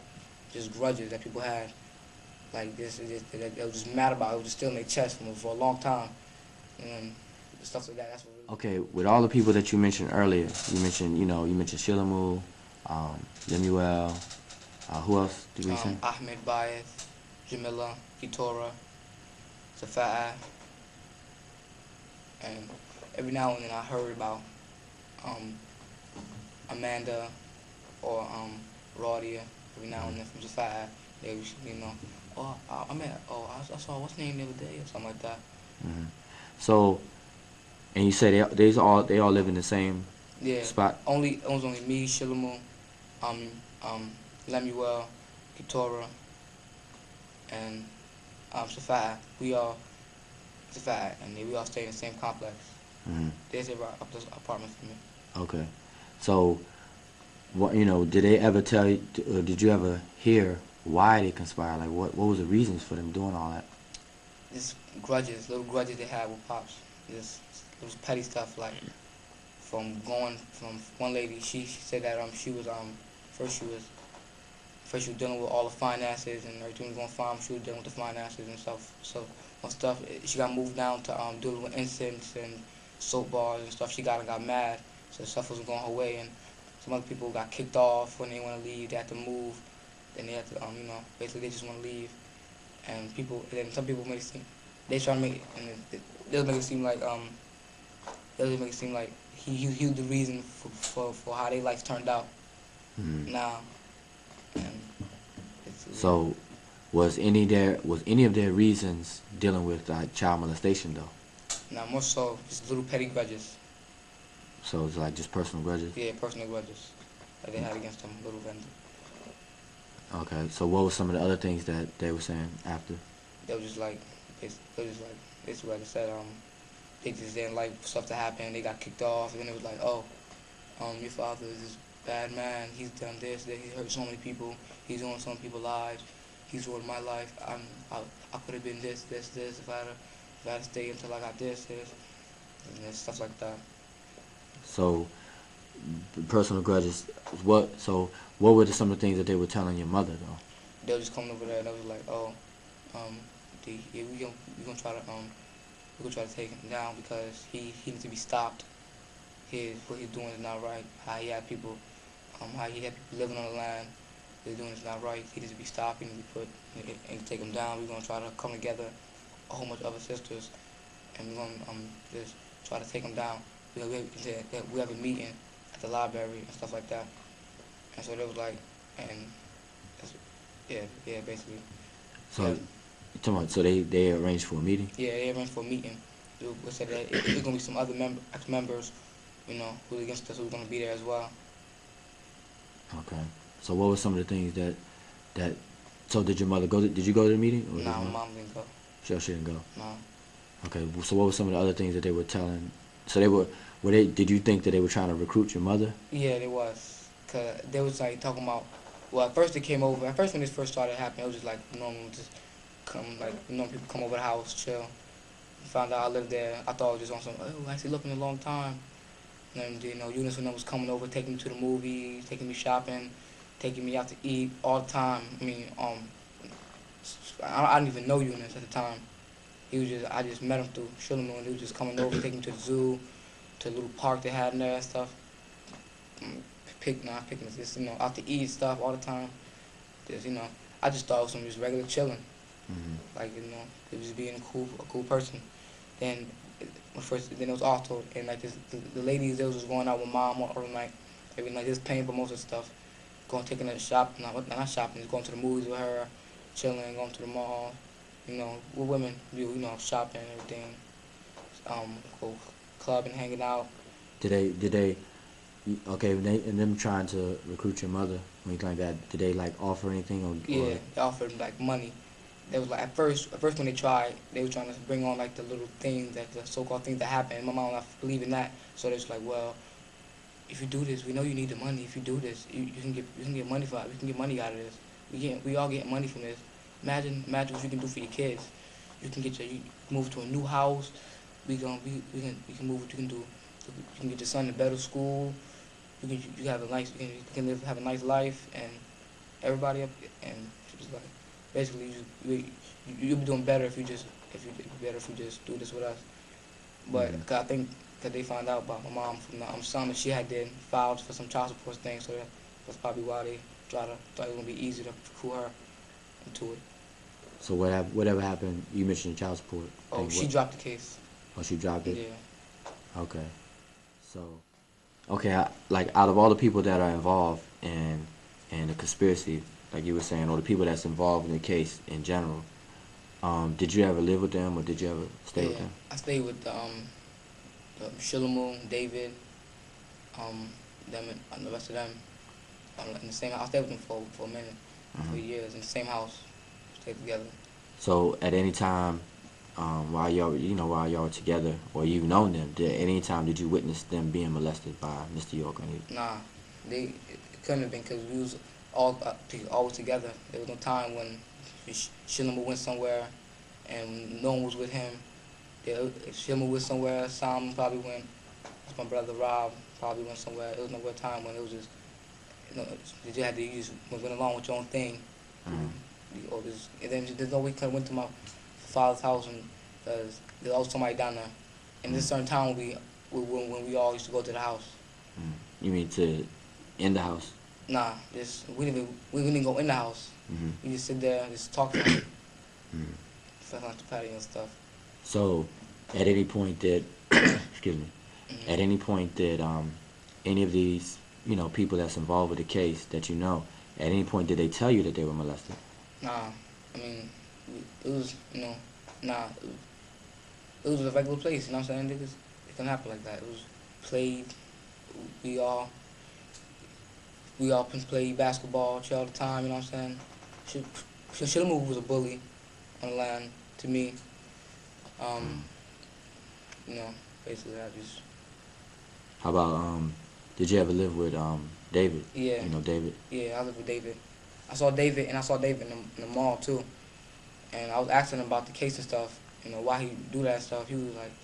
Oh, so you saw him in the mall after? After the case, after he's been arrested, I've been arrested. Oh, okay, go ahead. And he was just like, I was like, man, what's up with that, man? He was like, oh, man, my mom made me do it. I didn't want to do it. She just kept trying to convince me to do it and try to say I got molested and stuff. And then, but before that, I spoke to him on the phone, and he was telling me that his mom had told him to do that and stuff. And that he got convinced by his mom to just go ahead with the plan. He'll get this money and stuff. He'll be living better if he go with the plan. I guess that's what they told everybody. And when was this? This was 2002. So it was so definitely after. Was it in the summertime or wintertime? I don't remember. I think it was still school time, and I visited my brother's house on the weekend and saw him at the mall. Okay, and David said that it didn't happen, and yeah, it never happened. He just his mom keep trying to convince him to do that. There's nothing he really can do, or to say it's already been done. What's been done already, stuff like that. He's real sorry for what he did, for everything. Yeah. So were you close to David? I mean, did you know him? I mean, I knew him real good. I stayed with him for a minute, but yeah, we all. I mean, it was like a family of brothers in the house. Have your ups and downs, your fights every now and then. It's regular. Play, chill. It's regular.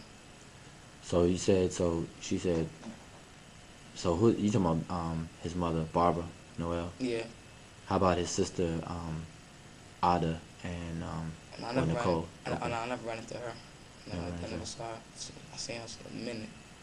Okay. How about Amanda or Amala? No, I didn't see Amanda either, but they was telling me about Amanda. And like, yeah, she's coming down from such to come meet up with us at the library and everything. The meeting that you spoke about earlier? Okay, that's when everybody was getting together? Yeah. Okay, and you said did your mother go? Nah. She didn't go? Went to the meeting. So what was some of the things that is being said? How's your mother's feelings about everything now?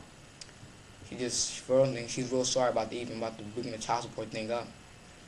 When it first happened, she was always crying, always depressed, always apologizing to me for stuff that for her child support thing, out of the blue and stuff. And she was real depressed. Then she started getting angry because people, and they were still trying to call her to try to get her to come to them and stuff like that, chill with them and stuff. And then people, I knew the reporter was calling, Bill Osinski started calling again. That's when we got a number changed. So so how do you feel about the whole situation? It's crazy. Nothing but a whole bunch of angry people with little grudges just make up one big story. It's crazy. Have you heard about the new evidence with Habiba coming forward? Yeah, I saw it. You saw it? Okay, so the stuff that she was saying, does that add up to like the stuff that you knew? Yeah, it gets a lot of, because one few times they called the house They was calling back and forth, back to back. And she was saying one part they was saying on the tape, well, Habiba, she was stating that they used to call each other, and they used to have each other on three-way and let each other know what they told the FBI, just make it believable. They said basically took further than it was supposed to be. They was just starting for this, and then they had to follow make stories up to keep this thing sound true. So they had to keep, calling each other, let each other know what they said so they can believe that and follow what they said. And I think they tried to probably do that to my mom because they called the house and there was a few people on the phone. I know it's a fat voice and it was like some other tests on the phone. And it was like, where's your mom at? And well, tell her I'm gonna call back in 3 more minutes. Tell them to talk to us. Very, very, very important. Then I call back again. Tell us to talk to us. Very, very, very important. And it did add up because when they were saying about the three-way thing on the tape and that kind of that, I was wondering why they called so many people on the phone. Yeah. Okay. So did your mother know about the trip that they took to Florida? Nah, she probably still don't know about that. Really? Okay. All right. If your father could see this videotape right now, what would you say to him? I mean, he'll be doing well. I mean, I've been first I was kind of scared. I really know what's going on with the case. I wasn't sure. I was not living with my brothers. I was living with my mom, so I didn't really know. I couldn't really get in contact with people. I didn't really know what was going on. But now it seems like everything's getting better. People starting to come out the open, talking to the clouds and stuff. Letting the truth be known, and so we know you're about to get out soon and everything.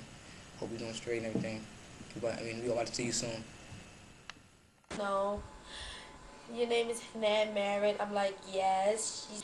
And she said, I heard all about you. She was telling me she heard all about me. She was like, finally, she said, I know your name and everything. She said, all I was waiting for was a picture to match the name with. I'd never been molested. I'd never been molested. I'd never been molested. Good afternoon. My name is Dorothea Parham. Many people know me as Farasa. I'm the mother of Sakina Parham, who is one of the complainants against Dr. Malachi New York. Today is June 17th. It's Thursday, and it's 2004. I'm absolutely certain that this is a conspiracy against him.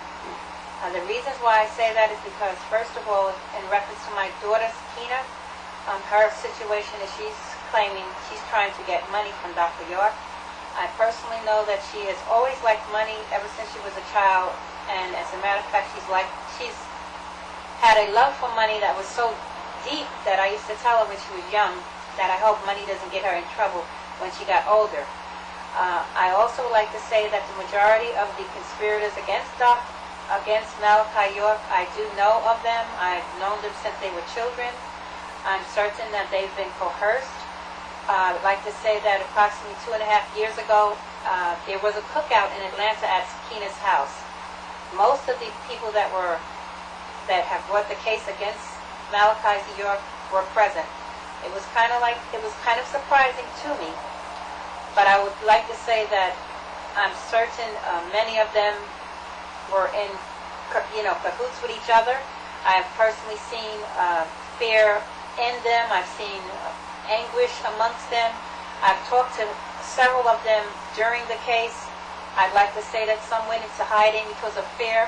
I believe it was from the government using scare tactics on them. Also, I'd like to say that I'm aware that my daughter was flown between between New York and Atlanta several times. I'm certain that the government funded these particular trips back and forth. I'd like to also say that some of the conspirators had personal issues with Malachi. Some of them just wanted money. I also know his son Jake pretty well. He was not present at the cookout, but I will say that he did have issues with his father. I'm very certain of that. I've talked to him since he was like 14. At one point, him and my daughter Sakina were boyfriend and girlfriend, just as it was stated by Malachi York. It's true. I'd also like to say that, to my knowledge, many of the people that brought this case against Malachi York have stayed in contact with each other. My name is Hesna Evans. It's April the 17th, 2004. I'm 18 right now. I did this out of my own free will. They didn't give me any drugs or anything. I was named as an alleged victim in the case. And Malachi Malachi York is innocent. He never molested me nor anyone that I know of. 2004. My name is Leah Mabry. I was defense witness at Mr. York's trial. My testimony was limited by the judge. He wanted to cut off 90% of everything that I said, without the jurors being present.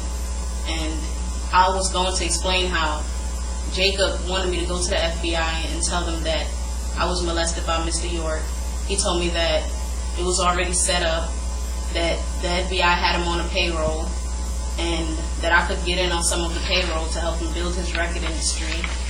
Because it was what they call hearsay. Anytime the person that actually made a statement is not there to testify, and another person is going to testify to what that person stated, that's hearsay. All right, now, so the judge has to make a determination as to whether or not hearsay can be admitted, right? But in this situation, it was our position that because our defense was based on this allegation, that we had reliable witnesses, not just Damon, but we had one of Jacob York's sisters also, for the same thing was stated to her, and that all of this evidence needs to come into before the jury, so that the jury can get a true picture of the truth of the case. And that was limited. Now, I would suffice it to say that hearsay was allowed in from the prosecution's point the entire trial. But it wasn't. But it wasn't allowed in on your side. Right. A very limited amount was let in, but it didn't get to the point to fully establish the defense. The motive, as Damon stated, the motive. He would have been the person, plus Jacob's sister, if the judge would have let certain testimony in to establish the reason why Jacob York set up this conspiracy. And we were not allowed to allow that evidence in. And that would be one of the issues that we will raise on appeal. That willpower is beginning to stink a little bit, man. Now, let me point one more Go thing ahead, out. One thing that was not addressed and never sufficiently answered by any of the alleged victims is who financed the trip to South Beach. Now, if anybody's ever been to South Beach is one of the most expensive vacation areas in the world. And they were 2 vans that were rented. They lived at a very expensive hotel for an entire weekend. Food, alcohol, and everything was paid for. And as far as our information is concerned, none of these alleged victims that went had jobs. So the question still remains, who financed this trip? Who paid for the trip? Right, and that was never answered. The jury's still out on that? Right. Oh, man. All right. You was going to say something. I'm sorry. I was going to add to that. Not only was Damon Pryor prevented from testifying. Frederick Johnson, right? Right. Yeah. Dr. York's daughter also testified, but her testimony was limited because the same procedure that the judge did with Damon did also with Dr. York's daughter. And her testimony was limited. But we also had other witnesses, just as the attorney said, that was prevented from testifying at all. And one of those witnesses went on that South Beach trip. And it was a female, and she also heard of the plot. And they were discussing it freely in the travel of going down at South Beach when they were partying, staying at the bars and the clubs down there, and on their way back. Because on their way back, a day or 2 later is when they went to the FBI. Witness for the defense on the case of Malachi York, and my testimony was blocked. I feel as though my testimony was very important because I was an eyewitness to the South Beach trip. I was there on the trip. But later on in the trip, I found out that it was to set up Mr. York. Down to South Beach to celebrate and get everybody together and get their stories straight. Right. And once they returned back, this was Memorial weekend, Memorial Day weekend. And when they came back, that's when they went to the FBI. So we have several witnesses, one that went on the South Beach trip, another witness that didn't get to testify, also witnessed Jacob York over the internet computer discussing it with other people part of this conspiracy of how they're going to take Dr. York down, what they're going to say, who to recruit next, and if the judge would have allowed that testimony in, the jury would have came back with a different verdict. And I want to add something to what Mr. Johnson stated, is that this was allegedly a halfway house. Actually, it was a house where the girls came and Jacob York was having sexual relations with almost every single alleged victim. That's right. And that was brought up during the course of the trial, and I think he even related that to Damon in terms of showing pictures to him. Very well, because a few of the girls that left the land, they went to my father's house because my father said that they could stay there until they could get on their feet. And from my house, they went to Jacob's house. And just about all the girls involved in the case stayed there with Jacob, and I know for a fact that they were having sex with Jacob because they talked about that all the time, and never once did they bring up the fact that, they were being molested by Mr. York or anything of that nature. You got my voice there for a second. This information comes up in the trial. Right. The information, let me tell you what information came up. The fact that he was having sex with most of the alleged victims, that came up. But the information as far as the details of what Damon had to say to establish the circle of the conspiracy did not. And what the sister had to say did not come up. Any more information from the defense that was prevented from coming to the trial or coming to evidence? Also, there was also people that would have testified to the fact that Jacob York molested children, and that didn't get entered into as evidence as well. The so-called accuser is tainted. Right. That's why we always said that. That's right. That the father York is being accused of the son Jacob York's crimes. Right. Exactly. Right. That's what it will boil down to. And basically, in my closing, I stated that if the government states that Jacob York was not this person we've alleged, they should have called him to the stand to clear his name, and they didn't.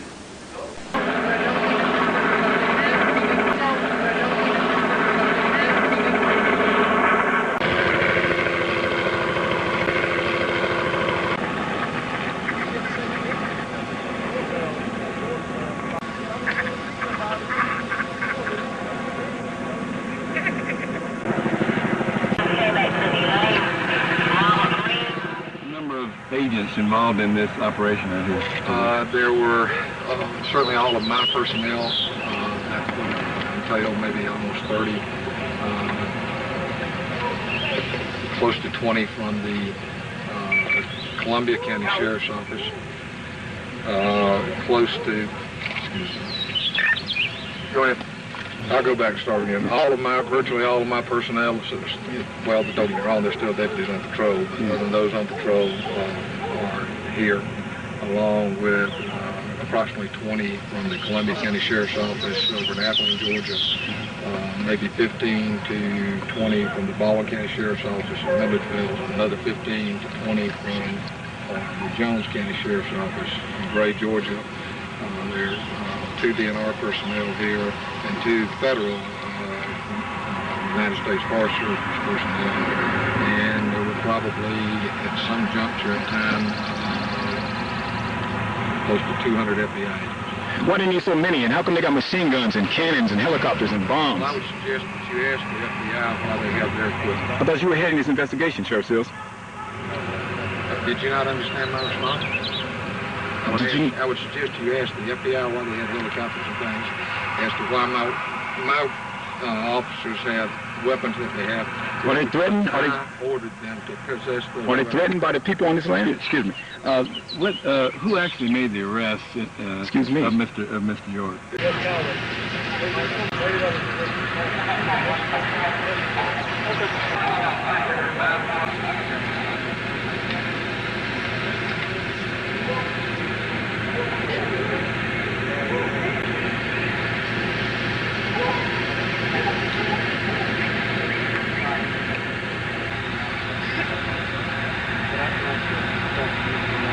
What year was this? 1995.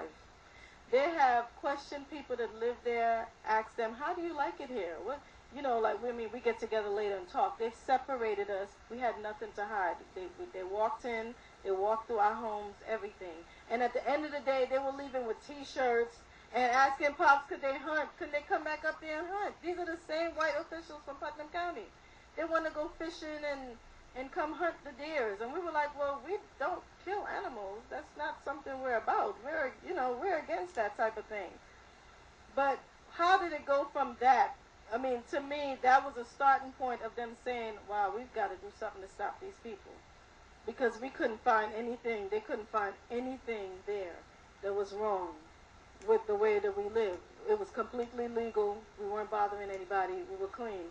They walked right through. I mean, it's just like, they went as far as taking Pops to the headquarters in Atlanta to do a lie detector test. On 2 occasions, they made him come in one day, then they made him come back to do a lie detector test. He passed both lie detector tests. And it was questions concerning our lifestyle that they were asking him. And he had nothing to hide. He answered all of their questions. He passed the lie detector test. They left us alone after that. But then they kept fishing for something, and it had to get to the point of, one small group of people being disgruntled for one reason or another, and that just led to the fall of an entire nation. I mean, or not saying that it is, but to lead to that, I mean, it's just like, and to remove a person who's done nothing but good. We're not going out saying, let's, get involved with politics and all this type of thing. I mean, we were just living for and by each other. Just simple. Just let's all be rich together. We can't make it on our own. Let's all be rich together. We'll have one nice big place for all of us. We'll teach our children how to be intelligent for all of us. That was it. No plots against the government. We paid our taxes. Our land taxes were paid. What? What did we do that was so offensive to anybody? But the information that Pops put out there was offensive to someone. And that's the reality. And that offense went beyond where it should have gone. And there were people used in doing that had no idea that it was something way bigger than them. The conspiracy is way deeper than it appears to be, like Papa was saying. It's beyond all of us, and we've got to bring him home. That's the reality. Thank you, Sister Hager. Say, like, Zaid said, years ago, I enjoyed the life that we had in Bushwick. As a matter of fact, when my mother got up in there, my sisters cried, we all cried. And actually, I came back when I was 13. And it was interesting because I used to sit there and tell them the kind of life that they have out there that they shouldn't want to go to, because I was subjected to all of that, When I came there, I was a total different person from what they knew me as when I left, when I was 9 years old. My mentality was different. You talk about a person, ghetto from the street. That was me. It just, everything about me was wrong. My attitude, the way I spoke to grown-ups and adults, my elders, I had no respect, nothing. And I could say thanks to my father, he definitely changed me into who I am today. As far as in education, I didn't care about that then, and now I have plenty thanks to him, And what most people don't realize is that this has a long-term effect on our generations. My daughter, when she last seen him, she was 4 years old. And still today, she asks about him. So, I mean, people need to take into consideration that, they hurt a lot of people. Not just our blood relatives, but a lot of other people who also saw him as a father. Alright y'all, what it do? It's your girl Rashida. So let me tell y'all where I'm at right now. Right now I'm here to go through the Metal Detector Spring Fest 2007. I done did this thing for a couple of years. It's always off the chain. Radio 1 is usually about 20,000 people. But this year I'm gonna crank it up for all my ladies with that bubble gum that's going down real big. So y'all come on, y'all gotta enjoy the show. It's gonna be off the chain. I'm back, this is where all the celebrities and stuff. I done found my homeboy, I'm talking about. my sister right here. She the California diva. You already know. I say it all the way back like that. That number love, you know. I look good, she look good. I mean, we gonna make history. She's extraordinaire, you know what I'm talking about? Hopefully she'll fuck with me one day. I got my beat game up, so. I'm waiting on him to fuck with me. Hey, she doing her thing on her own, you know. I did my thing on my own, so we're gonna bring it together and we're gonna shut the town down. That's what's up. There it is. If you see this man, run! Yeah. Now that Jacob York, man, he got a lot of history, but I really met him in the time I was supposed to receive him back in 2000. The D-Lo days. And Jacob believed in him. But he ain't really go with me like that. All the way though. He still owed me some money from back then. Oh, I offered to give you that money. Get this now. I offered the money to him 2 years ago. I said, Colo, come down. I'm going to give you the money, and he never showed up. You remember? That sounds realistic, Kurt. Maceo's album. Come produce a track. He said, I want to get this paid. I said, come on, come get the money. I told him to do it. All right. Come get the money right now, bro. Hey, nothing call me, boy.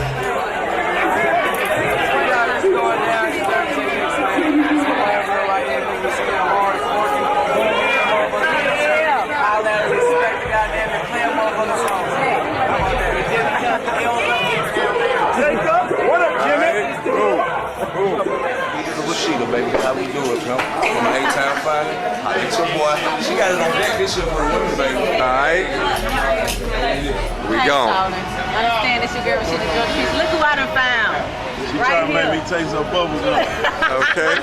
That's what's up. Slim Thug, Please Believe the Spring Fest 07.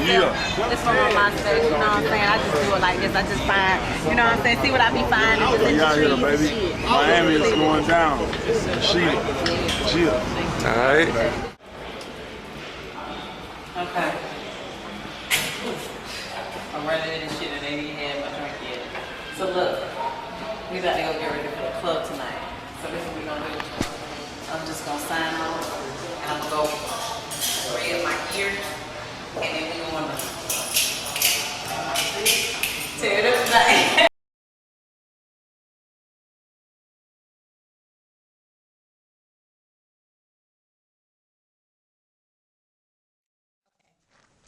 My name is Elizabeth Westbrook, and I'm 26 years old, and it's May 8th, 2004. The purpose of this videotape is to state for the record what went on during the arrest of Malachi York and Kathy Johnson York. I would like to state that I was an eyewitness to the arrest. Myself, Diane Vincent, Malachi York, and Kathy Johnson. It is May 8th, 2004. My name's Diane Vincent. My age is 39.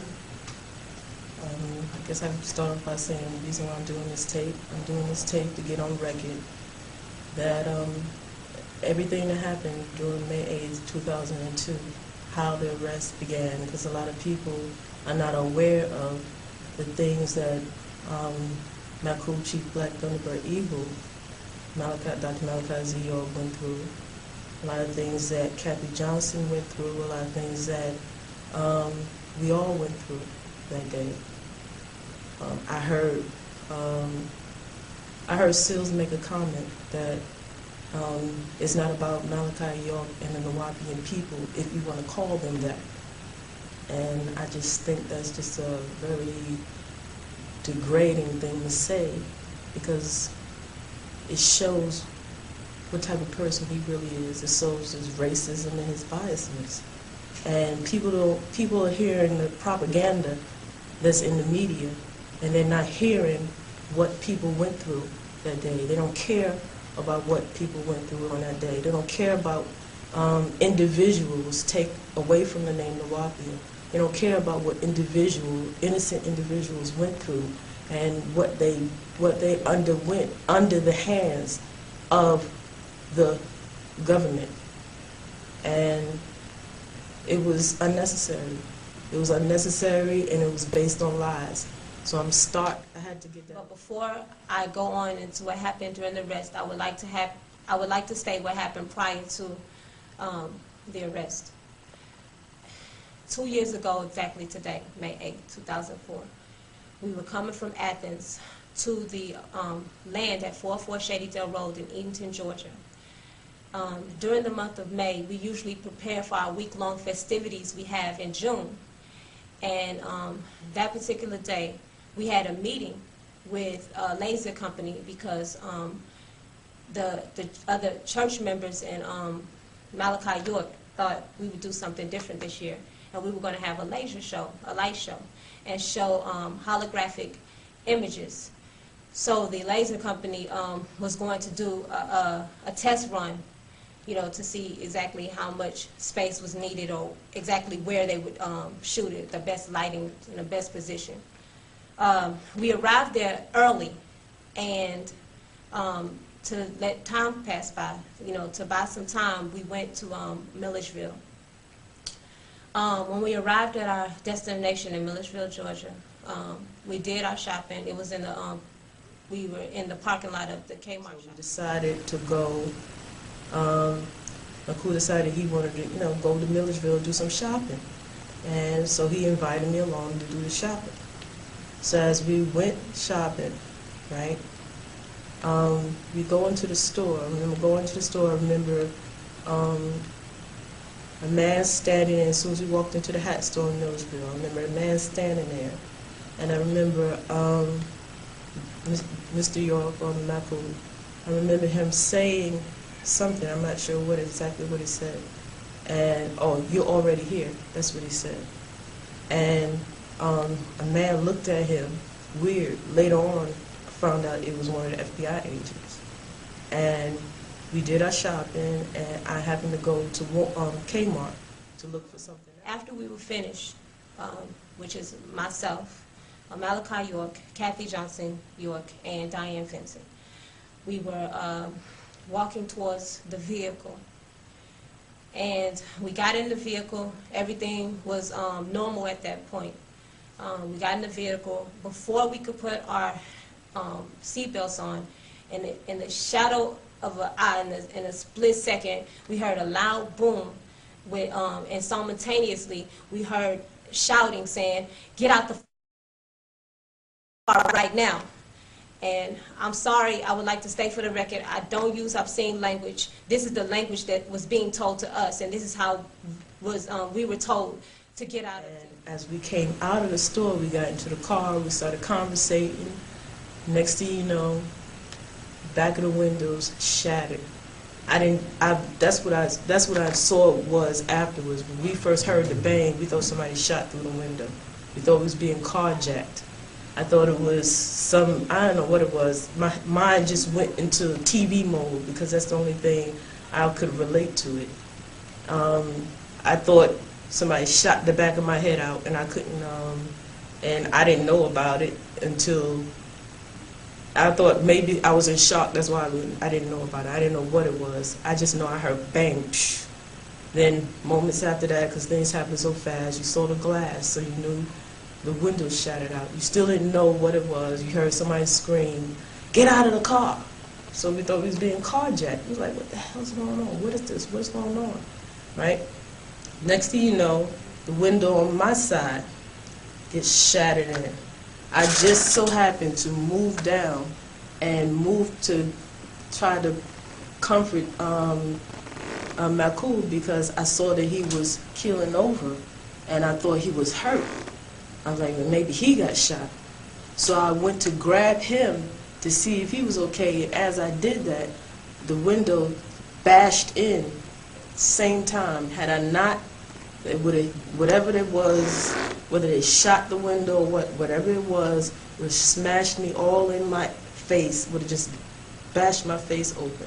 Luckily, it just splattered in my head and in my ears and got some in my clothes and stuff, like abrasions on my clothes and so forth.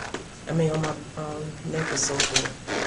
Next thing you know, we were being pulled out of the car. Everybody was yanked out of the car. Everybody was yanked out of the car and was dragged on the ground, was thrown on the ground. I had two guns pointed toward me. One was towards my head and one was towards my back. I couldn't put my feet all the way down because I had heels on. But they kept mashing my feet down, saying, "Put your feet down, put your feet down." I said, "I can't, I have heels on." Right? I said, "What is this? What is going on? Why are we doing this?" No one gave us an answer. Why are you doing this? Why you have guns pointed at my head? So I lifted my head up, right, because it had me positioned in an awkward way, and the glass was just right at my face. So I lifted my head up, and the guy pushed my head down with the rifle again, said, "Get your head down." And when I lift up, I didn't know I had a gun in my back until I lift up and I felt the gun on my back and my head. That's when I realized I had a gun on my back and my head, and they handcuffed us. And immediately I thought about Makul because I knew he was ill. So I tried to lift my head up again to see if he was okay because he was behind me. And the man pushed my head back down to the ground. And I said to myself, well, he's just going to have to shoot me because I have to see if he's okay. So I lift my head up again, turn around to see if he was okay. By that time, they had pulled Makul up from the ground, and they had him up against a car, and they had 2 guns pointed at him. And it was, I don't even think they frisked him at the time. They just had the guns pointed at him. So the next thing I did was I looked to the side to see if I could see Elizabeth or Kathy. I didn't see Elizabeth because she was on the opposite side of me, but what I saw was half of Kathy. I saw her from her waist down, and I saw 2 men with assault rifles pointed at her. One was in the angle that was pointed. It was looking like it was pointed at her back and her head, like mine.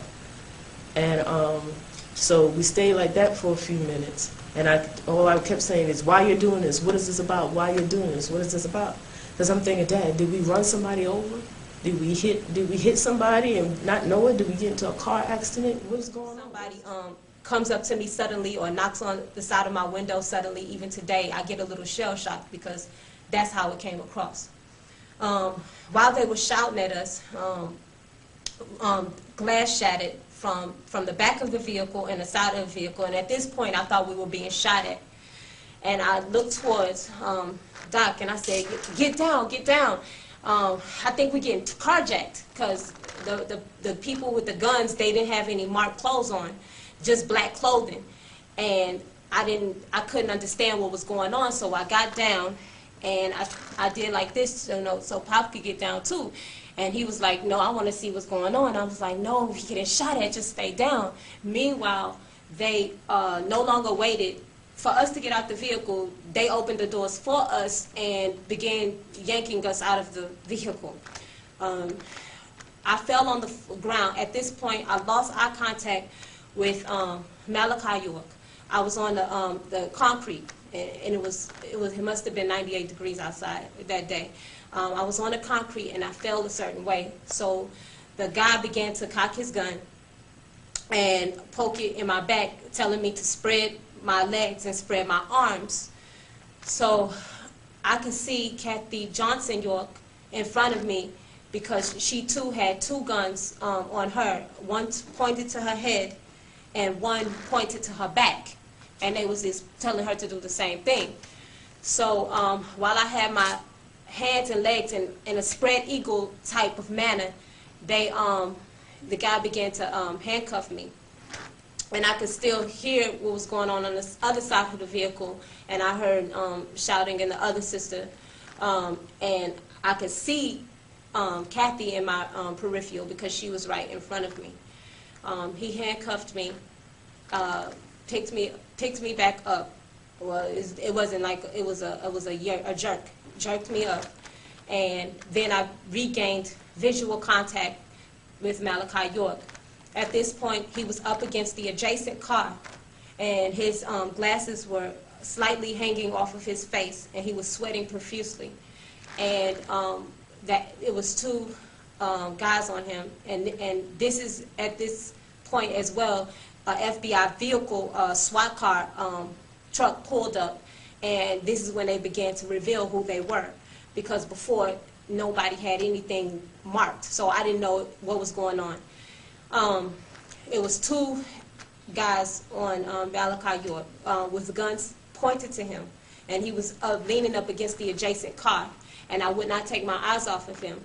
And they were yelling, asking him different questions, and I couldn't really hear exactly what they were asking.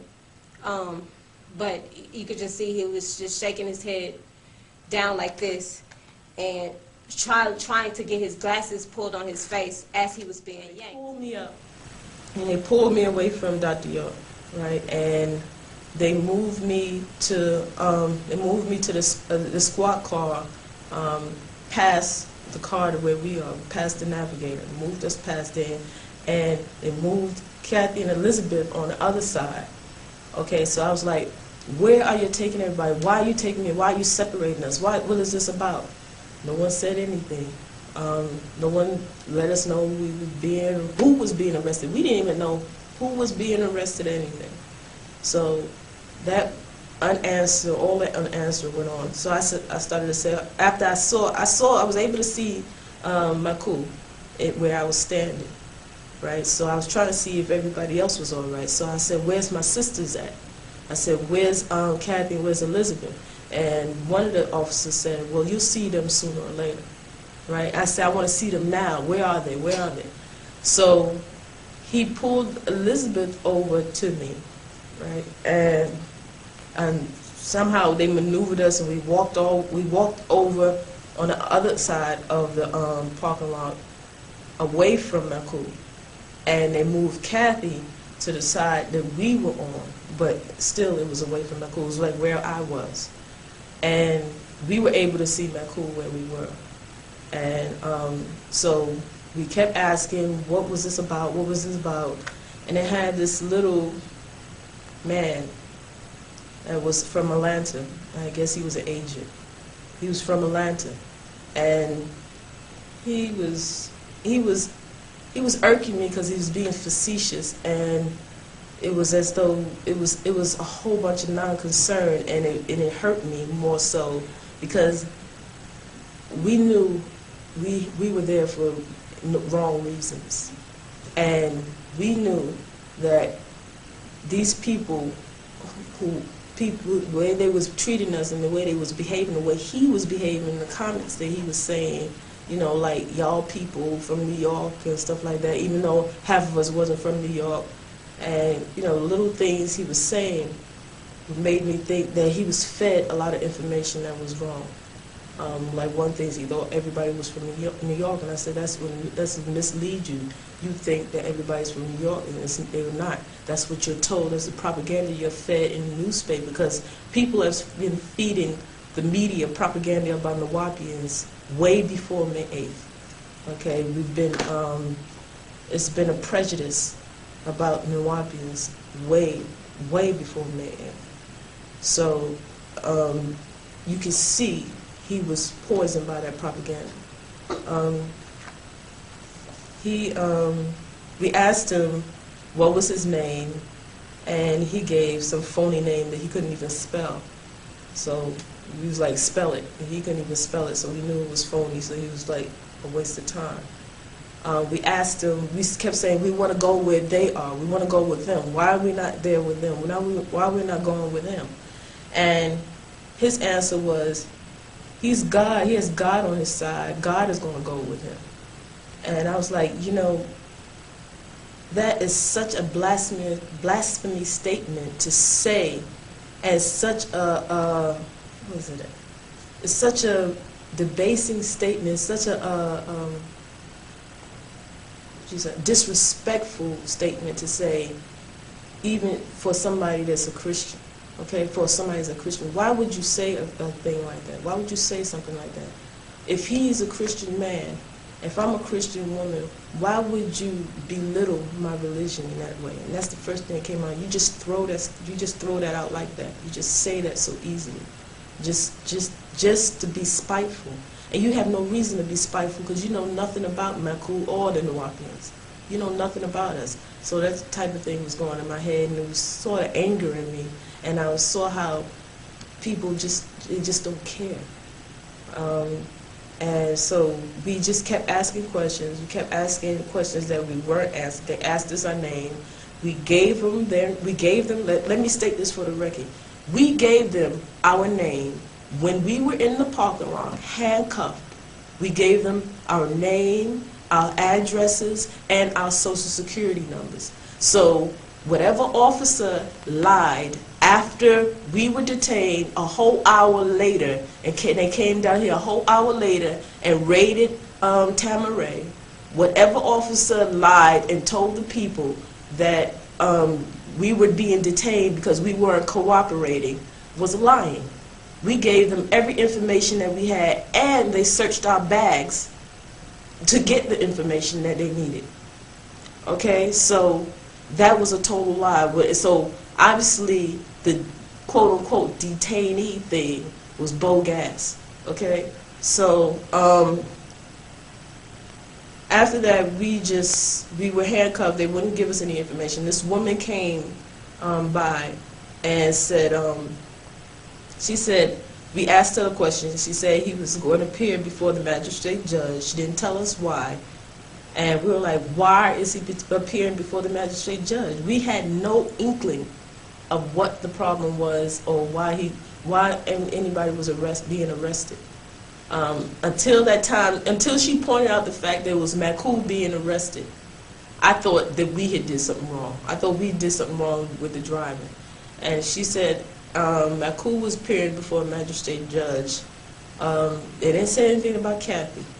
So we said, why I wanna go with him. She said, no, you're not going with him. She said, I'm going with him. He'll be saved. You can trust me. I'm going with him. I said, trust you?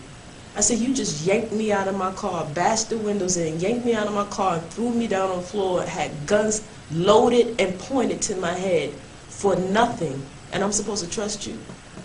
And she kept saying, well, he's going with me. And so we asked her, what's her name? She said something like Lottie or Ronnie. They took Kathy Johnson, York, to a separate vehicle away from us. And they took myself and Diane Vincent to another area, and they pulled Malachi York in front of the vehicle on the side where I was originally standing. So we still had visual contact with him. They stripped him of his jewelry, his cross that he wears. They stripped him of his cross that he wears. They took his items out of his pocket. They began searching the vehicle to look for weapons after they already had pointed guns at us as if we had anything. They found no weapons in the vehicle. Glass was everywhere. The sister Diane Vincent that was with me, we were standing there still in handcuffs. The handcuffs were very tight around our wrist. And you could see that the way they handcuffed Pops, they had him handcuffed in a very uncomfortable manner because one of his shoulders was down and he wasn't balanced. And he was up against the car, meanwhile still trying to, keep eye contact with us to make sure we were all right while they were doing these horrible things to him. We kept looking at Makul to see if he was all right because we knew he was ill. They searched him. They took his religious medallions off. They searched his pockets, and they appeared to be questioning him. We were too far away to hear what they were saying, but we saw him nodding and so forth like that. And at one point, Makul was standing up, and he sort of leaned back, like in fatigue. He leaned back up against the car, and the officer allowed him to sit down then. Because he saw that he was about to collapse. So he let him sit down, and he leaned sideways against the thing, still handcuffs still on. He leaned sideways, and he was complaining about the handcuffs being too tight. And it was a real hot day. We asked who the man was that was questioning Makul. They told us Alan.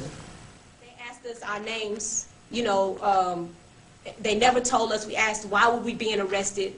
The guy said, "You're not being arrested. You're just being detained." I told him that's like saying you're not being fired, you're being downsized, and we're in handcuffs, and you're just taking advantage, and I don't understand what's going on. They wouldn't tell us anything. They never read Malachi York his rights. His rights were not even read to this day. He was never read his rights.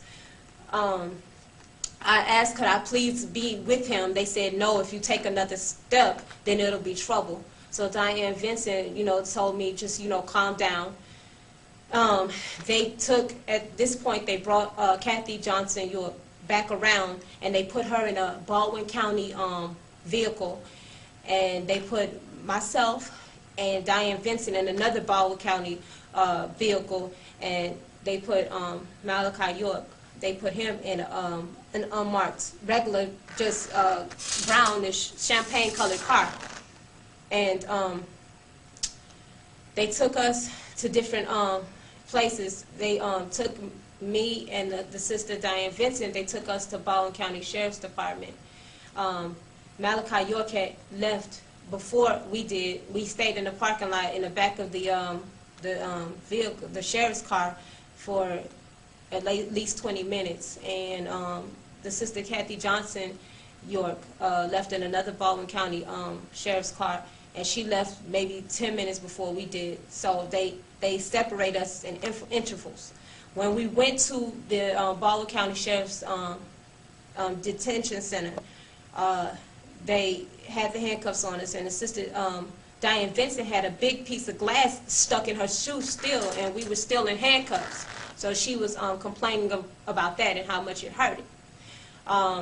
We were there for a half an hour before they took the handcuffs off, and she was able to pull the large piece of glass out of her shoe. And we were fingerprinted 3 times, and our picture was taken 3 times. And we asked what was going on, and they still did not tell us what was going on. The sheriff of Baldwin County came in at that point and said, made a phone call in front of us and said, okay, do you have him, or how long should I keep these two? And apparently the guy said another 45 minutes, because we were there for another 45 minutes. And he told us, well, you have to stay here for at least 45 minutes to an hour before we can let you go.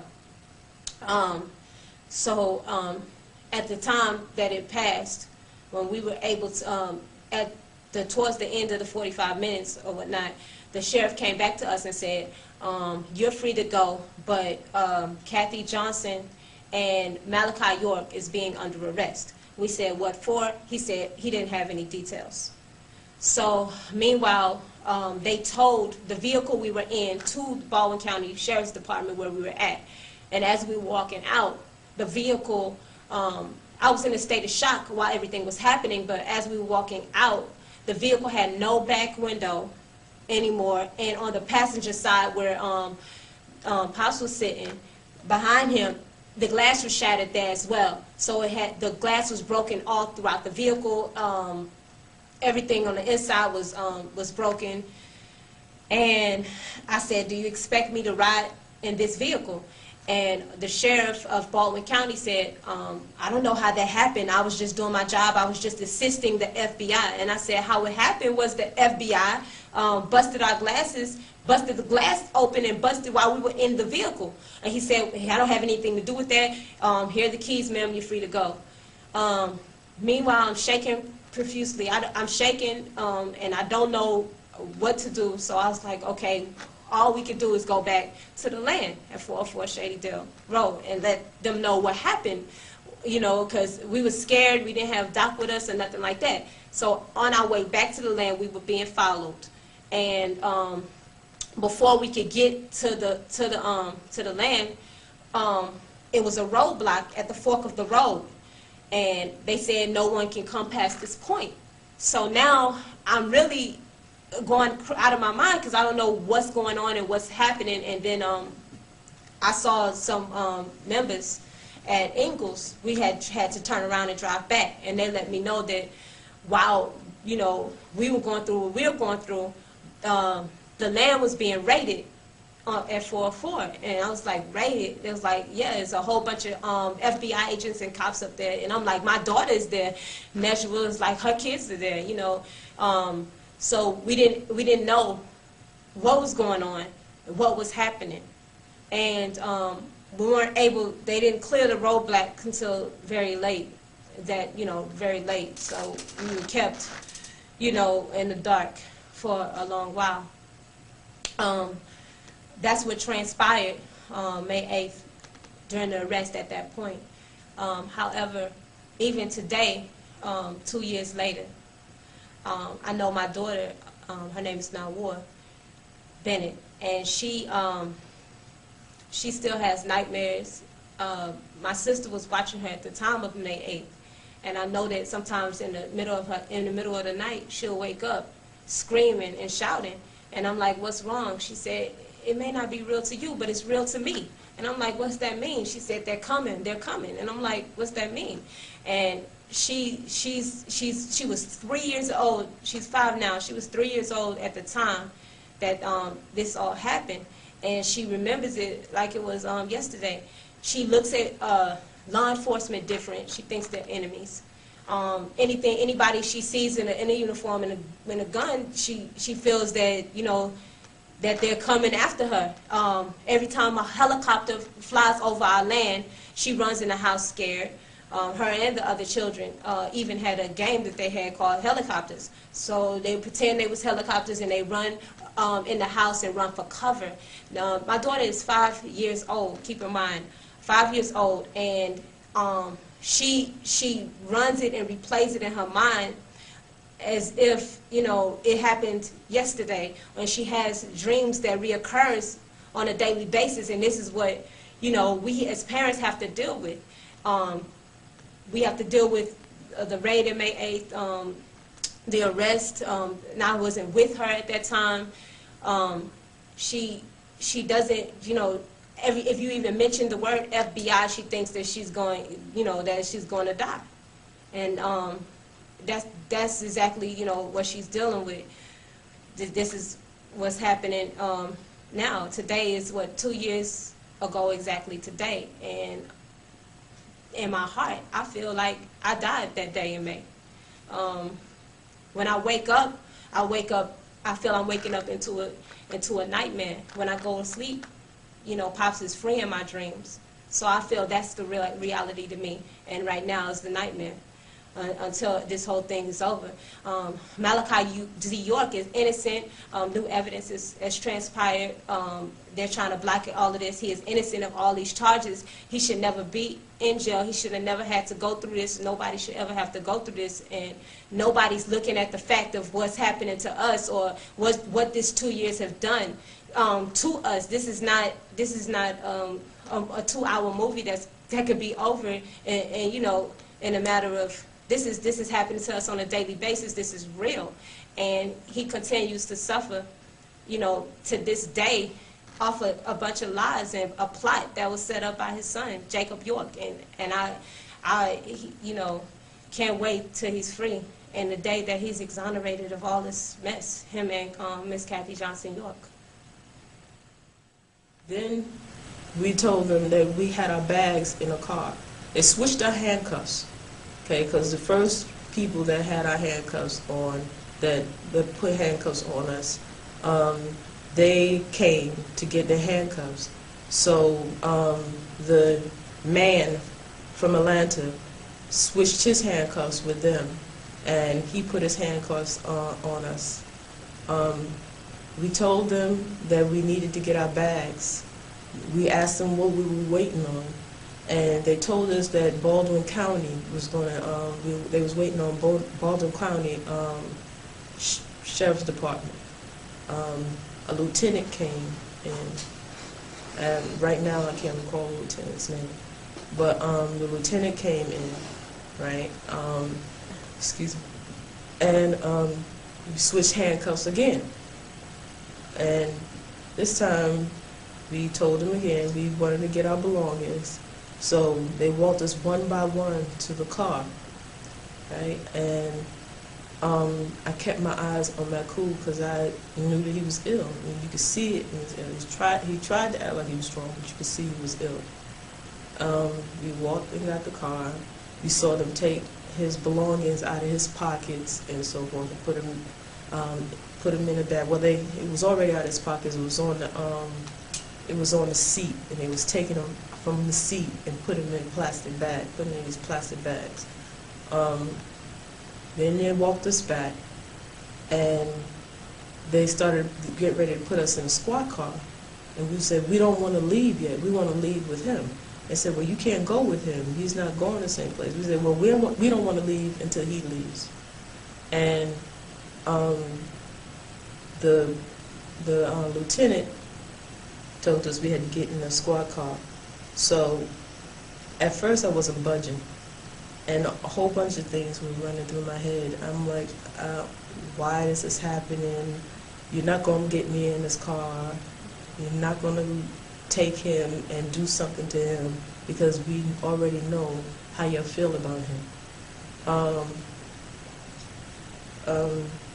Well, I hesitated, and he told me, you don't want to do this.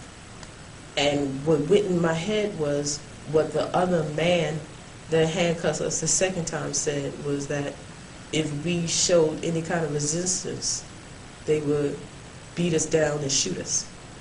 So I got into the vehicle, and plus I didn't see it as any benefit to be resistant and give them a reason to harm Nakul. So I just I went into the vehicle, and the puppy hair infested vehicle, and I just kept my eyes on Nakul. Then they brought Elizabeth in, and they drove us. They played like musical cars with us. They kept changing us like 3 times, the 3 different squad cars. They put Nakul in a champagne color, beige or champagne color squad car. They switched Kathy into about 2 different SWAT cars. We assumed Kathy was coming to Baldwin County with us because they told us we were going to Baldwin County. Why, if we were being detained, I don't understand why we had to go to Baldwin County. If we were being detained, then we should have been detained in that parking lot until they decided they were going to drive Nakul off. But for some reason they felt that they had to take us as detainees to Baldwin County, have us sit there for half an hour or more with handcuffs on while they booked other people. These people they booked, people were there that they booked. They fingerprinted them, took their ID, and took pictures of them. Those are the people they booked. Now, me and Elizabeth and I, as detainees, they fingerprinted us, took pictures of us, but we were detainees. We weren't, quote unquote, booked, as they say.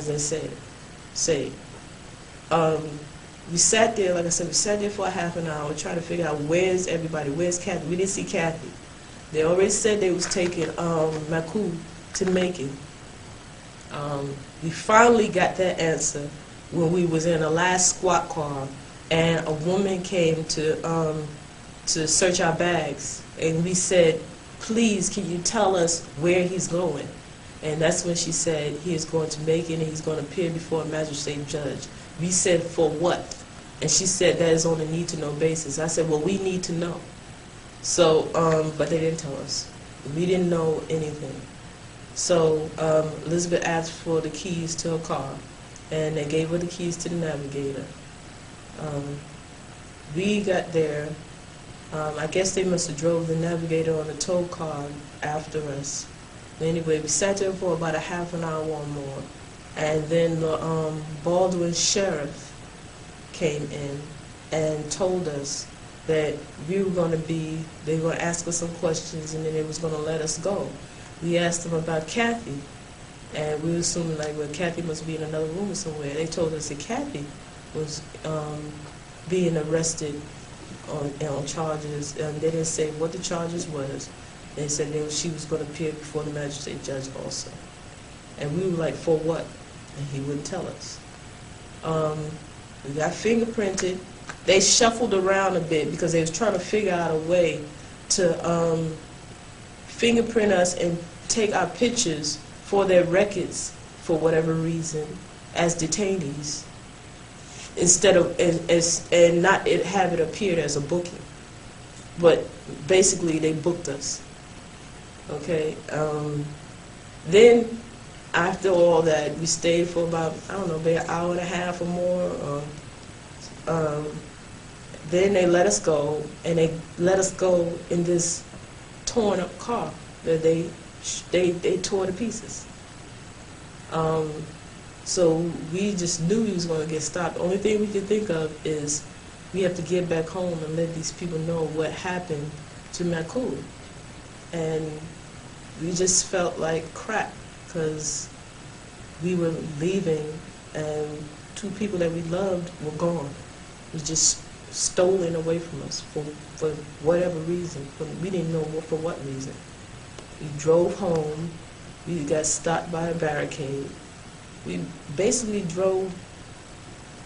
we got stopped by the barricade. We didn't know where to go. And finally, some fellow Nawabians helped us and drove us to Macon. And then that's when we found out that Makul was being falsely accused of child molestation. Ridiculous. I mean, I can't say nothing else about it other than it's bogus. People need to know that that is not in his character. It's never been. I've been around for, how old am I? I'm 39 years old, since I was 15 years old, so almost 24 years. I came in when I was 15 years old, okay? I've been around Makul since I was 15 years old.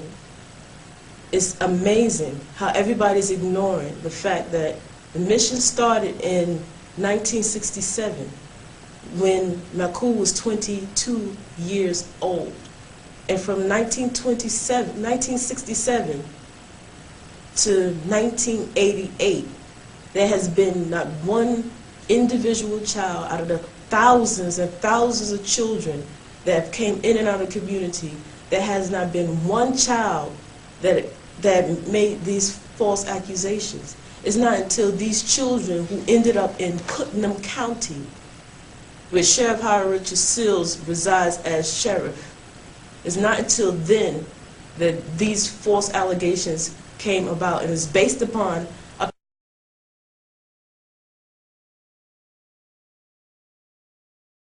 period of time, predominantly from in Shadydale, in Shadydale Road, Putnam County.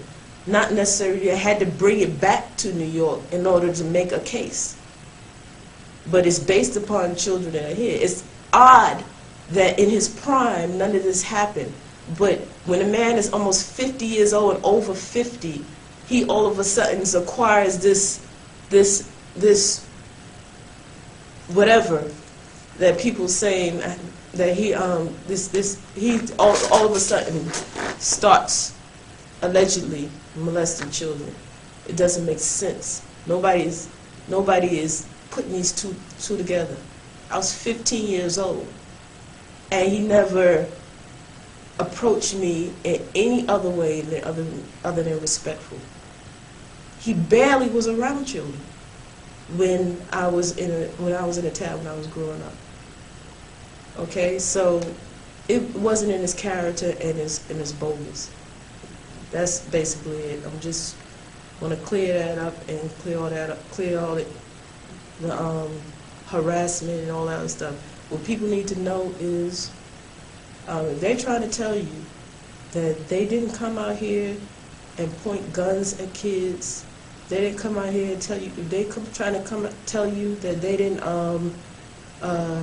abuse their force when they arrested Makul, they're now lying, because they did. It was totally unnecessary what they did, and people are not seeing what these children went through. They're not seeing what adults went through. Everybody's talking about these liars who are now coming. Well, some of them said nothing ever happened, but they're being ignored anyway. But others who were forced to lie.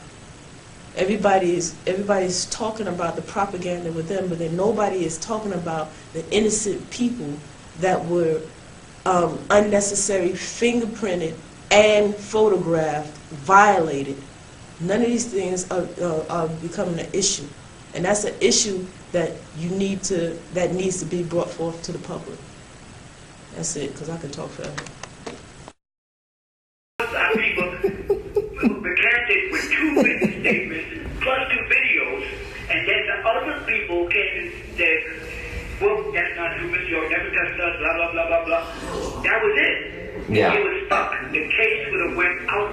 And the bad thing about it is, when you get caught up in these kind of cases where they make a big deal out of it, and they throw in children and all kind of perverted stuff that's in their minds, the embarrassment of the media saying, wait a minute, you mean to tell me this is a lie? Mr. York doesn't have any venereal diseases? No. Mr. York doesn't have 100 children? No. Mr. York doesn't. When you get all that kind of stuff, where does this insanity come from? Sure. Why?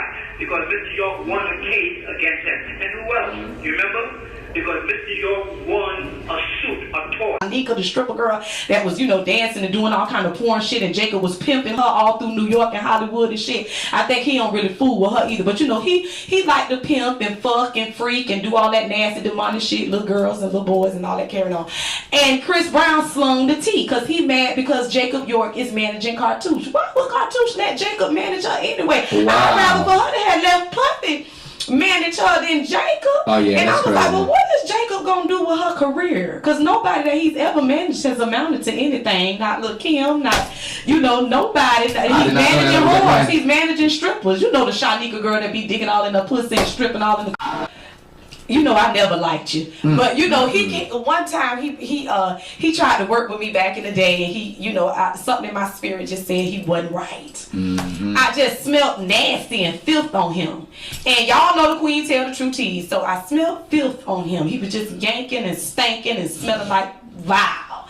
And he came to the studio, and he had this beat, and I didn't like the beat,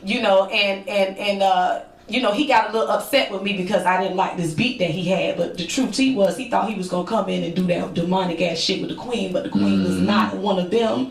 And he couldn't fuck me, and he couldn't trick me and hold me all through the damn industry and sell me.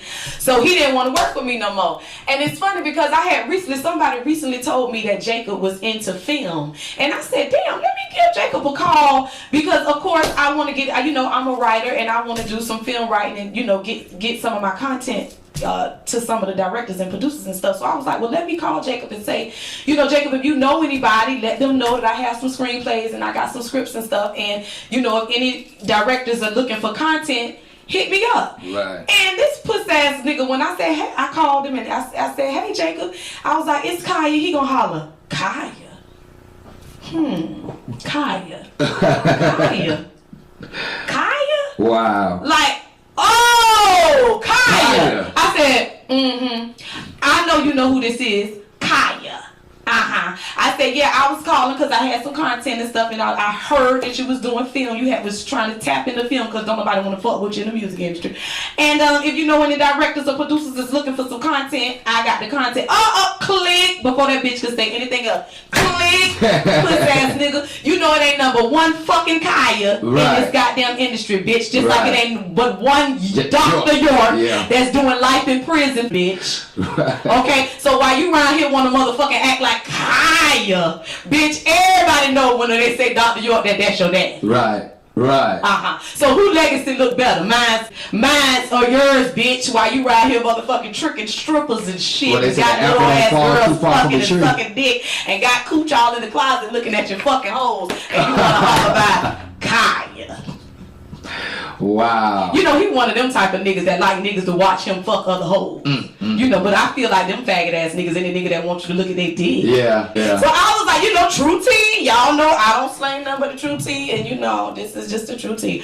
But I'm just slanging the tea that Chris Brown slung because Chris Brown got online and said everything that I just said. Wow. How you fucking with a pedophile, your manager fuck little girls, your manager fuck little... I said, well, damn, Chris Brown, Cartouche pussy got you going in on Jacob York like that. I'm talking about for real. So Jacob, I don't want no shit out of you, bitch. If you want to check a hoe, check Chris Brown. Pee Wee, give us a song, because that's the true motherfucking tea for Tuesday. True Tea Tuesday! Cook this shit up. I couldn't make it up. Y'all know I don't make shit up. I just serve the tea hot. And if you want it cold, I'll get you a cup of ice because I don't give a fuck about you. Hey. We live and out loud, turn up Tuesdays, Pee-wees. That was a lot, wasn't it? That was a lot. I like that. I know you did, goddammit. That was a real Turn up Tuesday. We got to come back. I got some more tea.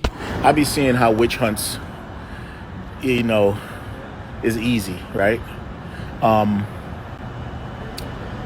I don't want to seem like I'm defending any of his actions and the things he's done. And I want to talk about this Diddy situation when it comes to these Diddy parties only. We've seen the video of what happened with him and Cassie. We've seen the video of the U.S. attorney bringing down charges. So I think that is a completely different subject from what I'm talking about right now. I think he needs to see his day in court and be judged.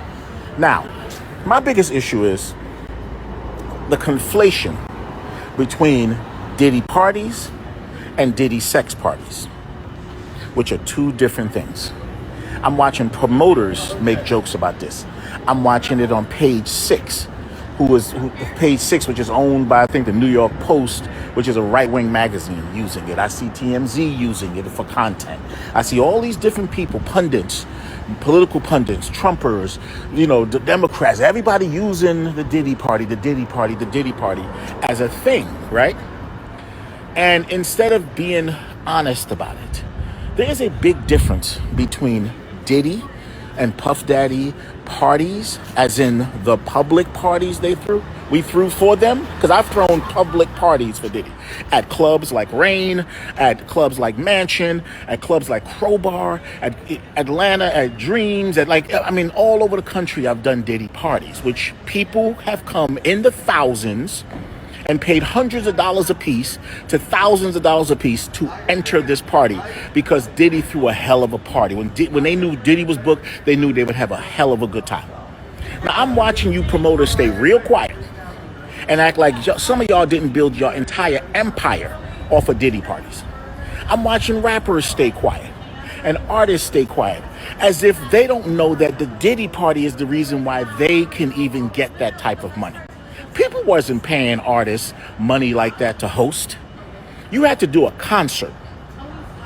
You had to do a full concert to get a booking. Diddy did it where it was like, yo, we can book an artist just to do a walkthrough. Because he just bought this level. Not that that was the first time it's done, but the first time an artist was able to get 3 bookings in one weekend was Diddy parties. And that's something you don't seem to understand. Before, an artist would be booked once. Like, you would be booked for a concert. Once that weekend, you had a 30-day block out and 200 radius block out. With the Diddy party and what AG did, you were able to do 3 parties in the weekend. So artists are making more money because of the Diddy party. Now, I'm not justifying him throwing weird, because, by the way, sex parties are not illegal in this country. Now, what happened at those sex parties that made them illegal is what we're going to see come out in the court papers. Right, so because there's literal sex clubs, there's sex tours, there's sex cruises, there's a whole bunch of swinger cruises. But I'm not justifying all that. What I want to talk about is how important the Diddy party was to hip hop, the all-white party. I see footage of this everywhere now, like with all the celebrities being dragged into it and everybody's being called pedophiles. Hold up. So you can't go to a party without being called a pedophile? So if you decide to show up to a party at a club, you're a pedophile? This is where we're at right now? That you can't go to a party without being called a pedophile? So because you went to a Diddy party at a club somehow, or you went to a private invite-only Diddy party, not a sex party, somehow you've turned out to be a pedophile. Come on, guys, man. Why are y'all not speaking up about this? The Diddy party opened up doors, right? When you look at I see people posting this party that was done at Cipriani's, right? I remember David from Icon and Jessica put together this party for Diddy's birthday at Cipriani's. You see everybody from Oprah to the president to Giuliani was there, right? At the time he was okay guy. And people are turning that and conflating that with some damn party being thrown, some sex party being thrown at Diddy's house. That's Cipriani's. Do you understand my point? Like, everybody, he was the hottest artist in the world. He was very commercial. And he helped to introduce hip hop to an audience because he had a different perception. He had a different mindset when it came to hip hop than other people. He liked it to be fun. So he introduced hip hop to a new audience, right? Those 4th of July parties in the Hamptons did not start with Michael Rubin and Jay-Z. That was Jessica and Diddy. So when you see all these people in white and you're making fun of them, like, oh, they're those are 4th of July parties in the Hamptons. They didn't. That's not the parties you're hearing about in this indictment. Why are y'all conflating the two? And why are a lot of artists silent about this? And a lot of promoters, event planners in the culture, they're insulting our culture. This ain't got nothing to do with Puff. This got something to do with them insulting hip-hop parties. Why is everybody quiet about this? I'm confused. I pride myself on being a really good promoter for the times that I did it. And I threw some of the most epic events ever. And some of those parties were Diddy parties. Now, I've never been invited to the sex parties. I don't know why not, but I've never been invited to those. But goddamn it, what does that have to do with a hip-hop party? Y'all act like he didn't revolutionize the hip-hop party. He didn't make it more fun. He didn't make it more entertainment. The mic, the way he went back with the drinks and everything changed the face of hip-hop. I'm not telling you Dougie Fresh ain't do it. He just didn't do it on a grand scale like Diddy did it. Like, this is the reason why you're able to get into the Hamptons. This is the reason why a lot of hip-hop parties can be produced in certain buildings. Y'all don't know a time where they didn't even want hip-hop in their clubs. Then I see hip-hop going all across Hollywood and all through New York City, in the city, Atlanta, and Buckhead, all in the bed. That was a time they didn't want hip-hop anywhere near those locations. At all. Some of us helped to revolutionize that. So all you promoters that were doing the annual white parties and doing all this stuff, y'all are doing a Diddy-influenced party. Y'all are doing stuff that he branded. Now, I don't support the illegal things he did. But I'm not going to conflate the illegal things he did with the legal stuff he did. I'm not going to conflate the two. Right? He may be a horrible person. But what does that have to do with the legal parties, the thousands of legal parties that were thrown by promoters, and how that helped to finance communities? How many club owners right now, and black club owners can say, I own a club because I started throwing Diddy parties? I know. So why is promoters making jokes about Diddy parties? As if y'all, like, some of y'all are enjoying this a little too much. I'm doing this in defense of hip hop and as a promoter. And it's an art, what we did for decades. And I'm one of the guys that fought to get us into these buildings. Y'all are used to walking into any building in here in hip hop. There was a time that didn't exist. Some people had to build that.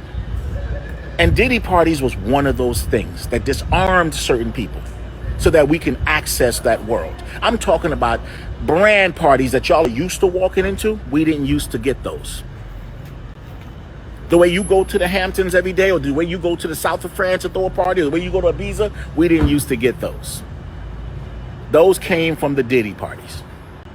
So as you see all these super celebrities and world leaders at these white Diddy parties, he was changing the face of hip hop. He was bringing hip hop. He was the ambassador through parties for hip hop. Some of y'all are enjoying this a little too much for my own taste. And y'all act like y'all don't have abusers in your family. You know what I'm saying? And y'all ain't related to abusers every day.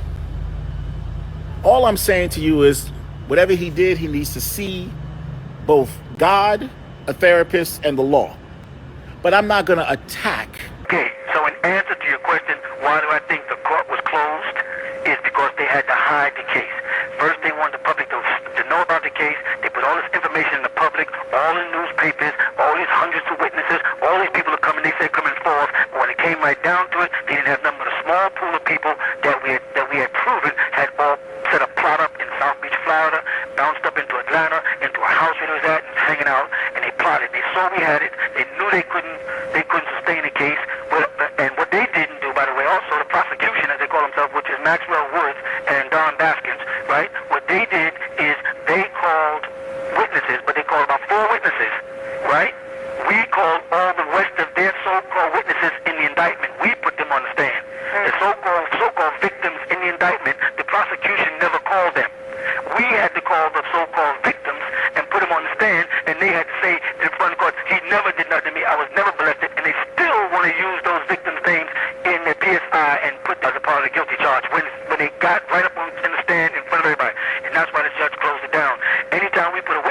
stand that had something to say that was violent, the judge would say, hold it, take the jury out the room, let me hear them privately. And they put Jake's sister up on the stand, and Jake's sister said, I was there, I went to his house, I saw Barbara and all them scheming and plotting this thing together, and I told him I don't want to be no part of it. Jake told me the government's got me on payroll, and if I would work with them, that I'd get I told them I'm not doing that to my father, so-and-so. They cursed me out and told me to get out. Right? They knew that every time I stepped in court, I pointed out my jurisdiction rights and how they had no rights over me. My inalienable rights were being blocked. I don't live by their laws or by their government. They knew that was coming. And so what they did is whatever lawyer they threw at me, and they were giving me lawyers that I didn't hire on, like the Garland firm, right, who's there, placed there, sole purposely to draw rich black money so that they can give them pleas and mess their careers up. Right? I didn't hire those people. I didn't sign any contracts with those people. I didn't make any verbal agreements with those people. My lawyer was Leroy Johnson, first black senator in Georgia. They pushed him out the way and they jumped on it so they can sabotage this case. The purpose of this case is to establish certain precedents in the state of Georgia. One is this is the first time the feds ever got involved in what they call a sex case. You follow? Yeah. Second, this is the first time Middle District Georgia got involved with a RICO case. So they were trying to set a precedence with this organization, as they call us the Nuwaubians, and avoid now the Yamasee Native American tribal name, so that they can keep it as a religious organization. And this is why the case was all in court based around religious and religious belief and who I say I am and who they believe I to be, so that they can eventually, after this case, set a precedence to go after all of the black ministers in Georgia, like Creflo and all the other prominent black ministers, so they can come after them. Somebody can come out the framework 10 years, 15 years, and say he did something to them, he felt them, or he did this thing, get 3 or 4 people to collaborate that was on salary by the government, by the way, because we found out the witnesses were on salary, receiving favorable concessions, which came out in the court. Right? I know I didn't answer your question yet, but I want to get this on point. Okay. Receiving favorable concessions, like Jake York was paid by them. We know that to be a fact. And he was sent out to scare other people, to tell other people, we got information on you, and if you don't say this, and we're going to take your kids away, we're going to lock you up, etc., etc., etc. Question, but now that that's on point, right? Why did they close the court? The judge had to close the court because they knew they didn't have the witnesses. They had boasted from day one that they had all these children that had been molested. And they said they're going to put them up there and they can't wait. Because I remember when I was in Atlanta, when Mr. Bright came on with his new indictment, the first thing he said in the newspaper, in Atlanta Constitution Journal, and in News Today, he said, I want to put every child up there because I want every part of this case heard. That was his whole new thing when he came up with all this new indictment. As time went on, they realized that as they called people and interviewed people, that most of the people that they had as victims were saying nothing never happened. Right. And that they isolated down to a handful of people who had corrupt records for instance money, and put it in this kind of money orders and break it down like this, and everything will go away. We got a bunch of letters from her son admitting to me that he's very sorry, that his mother and them put him up to do this for a lot, for money, and told him how now that they're out of the community they can't survive and they don't know how to do anything, and they need to go, and the community should be paying them, and so they just get money out of the community. So then it was easy for Jake to solicit them and get them in. Then the same thing with the sister was having mental problems all the time, so they tied her in it. So now they got a package of people that he didn't convince that this is how we're going to work this. They all lived in the house together. They rehearsed their stories, and they started soliciting other people who was what they call dissidents or disgruntled members who were put out for various reasons. Before this, they planned on having an open court, make a big scene out of it. The judge was smart, so what he said was, I'm going to move this down to a town called Brunswick. So it happened that Brunswick is the same town that the Yamasee Native American Moors had their conflict with the Confederates, and he happens to be, Judge Ashley Royal happens to be a descendant directly of those Confederates. This is no coincidence, right? And he took it down to Brunswick where he practiced law and lived for 20 years. This is no coincidence. He chose the jury himself. I sat there. Every time we would say somebody, he would say no, and then pick somebody else. He had already had these people picked. The people outside in the courtroom, because when you have a jury pick, you're sitting in a separate room. Outside in the courtroom, the people were gathered, over 200 people, waiting to be selected. As they were coming in, he would ask them, this is Ashley Royal, right? And we have the minutes of this here. Did you hear about the case? They would say yes. The whole purpose of pulling the jury is because they're not supposed to hear about the case, so they're not biased or prejudiced. They would say yes. Where did you hear about the case? I heard about the case from the Savannah newspaper. I heard about the case from the Brunswick newspaper. I heard about the case on the radio this morning. And did you hear about a guilty plea? Yes, I heard that the man pleaded guilty, so he must be guilty. He still put those people on the jury panel. After they came in and said they were discussing it outside, inside the court before they came in. And this, out of the 40 or 50 people that he did bring in, everyone said not one one person said they never heard nothing about the case, or never heard nothing about the Nuwapians, or never heard nothing about Malachi, New York, or what they called. Every single one of them admitted to having heard something about this case. He still put them on the jury panel, and then he shuffled the jury panel in a way where it looked like there was some blacks up there, which would make it somewhere near a jury of my peers. But by the time it came down, those were what they call the sit-ins, and they were pulled off. And the one black woman who was left up there is the one woman who said this case is a farce, and I know it's going to get overturned, and I don't want to be a part of it. So she resulted in a hung jury. But what he did is he made all the juries anonymous so nobody could find them. So he could pick them and get rid of them so nobody can trace this out. So he set it up like that. So they moved it down there, but he used the excuse that he'd been monitoring the Nuwapians for years as a judge in the Middle District, right? And he said they've been getting unfavorable press. Now I just want to go down the line and different people that have affected this case tremendously. Now, one of the named people in the conspiracy is your son, Jacob York. How does a father handle something like that? Well, his real name is not Jacob York. His name is Yaqub Abdullah Muhammad. Right? His mother's name is Ubayda Abdullah Muhammad, and he has, siblings, brothers and sisters. Right? It's a very touchy situation because his mother died of an aneurysm attack. Right? Me and her have been separated for many, many, many years. You follow? And she died of an aneurysm attack, which her father also died from, and one of her brothers, Maddie, all died from Maddie Johnson. All right? He went off and told people that I was responsible for the death of his mother. This really affected the kid. It destroyed his mind. Then on top of that, one of his brothers, one of the twins, which is my son, Abdullahi, he was at a party in New York.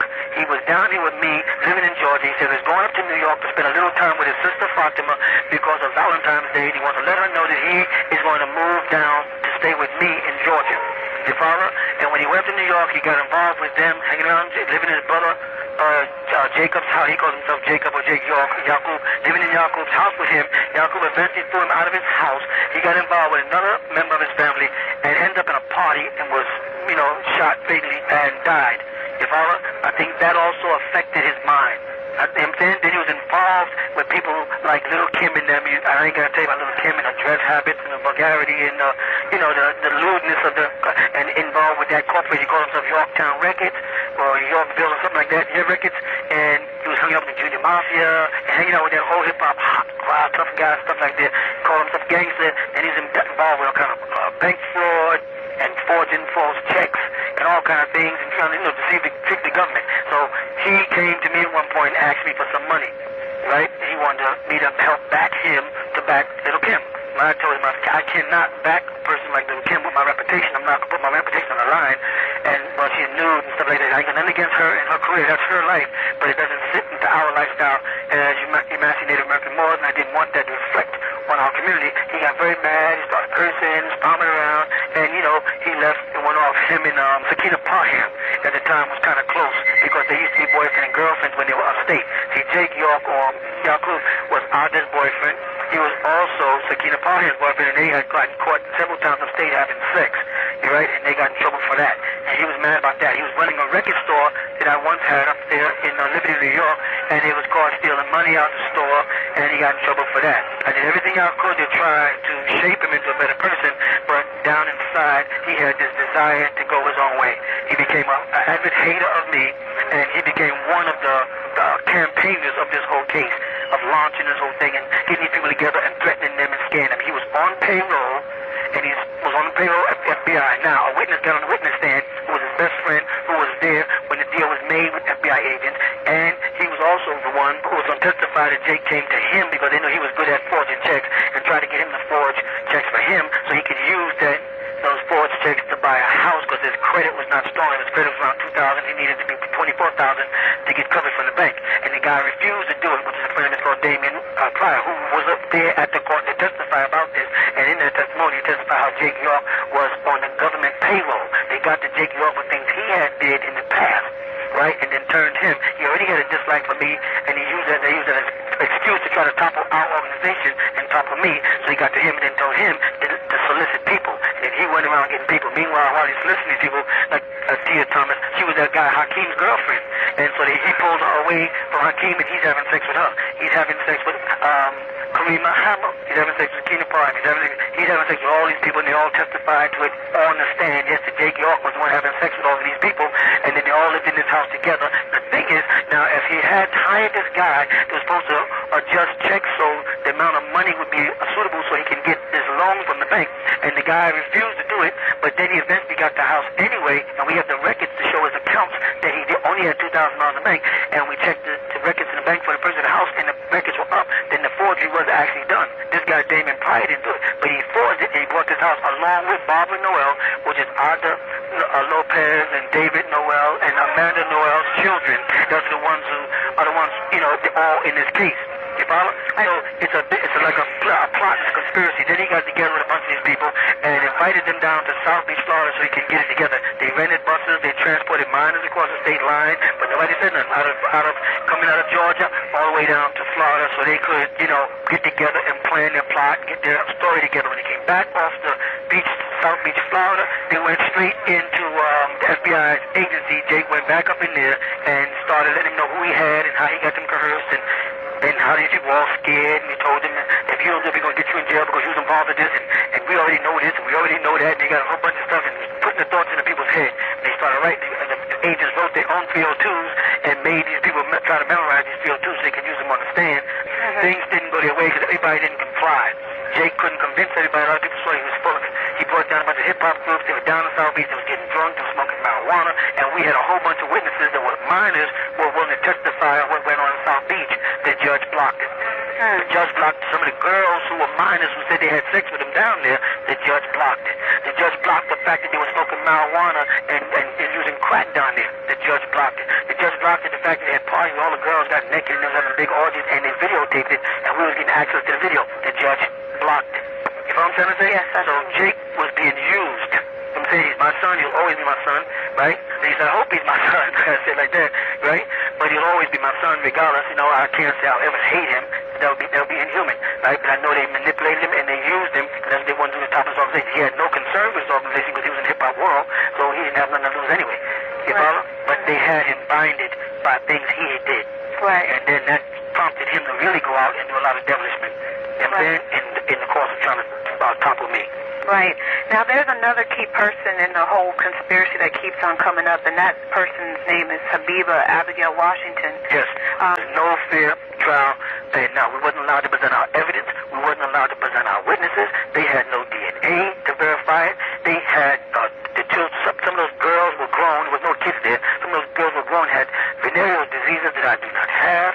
They had no videotapes, any tapes with me on any tapes, any pictures with me on any pictures, any audio telephone conversations with me having any kind of, nothing like that. They showed a tape to everybody of me and a bunch of people coming out from Applebee's, and we're coming from Applebee's celebrating somebody's birthday, and everybody got food. They said, see, look at that. What you see? You see me walk out, and you see my wife walk out. You see a couple of people behind us, another adult, and the girl whose birthday we were celebrating. They all had the little doggy bags with them, and we got in the car, and it was a night shot, and that was the best. The man who sat on the stand, who said that he was a surveillance man, admitted on the stand, well, I have many, many tapes, but they only showed that one. Why would they only show that one? Because all the other tapes, he said, did you ever catch him doing anything? No. Did you ever surveil him on the land?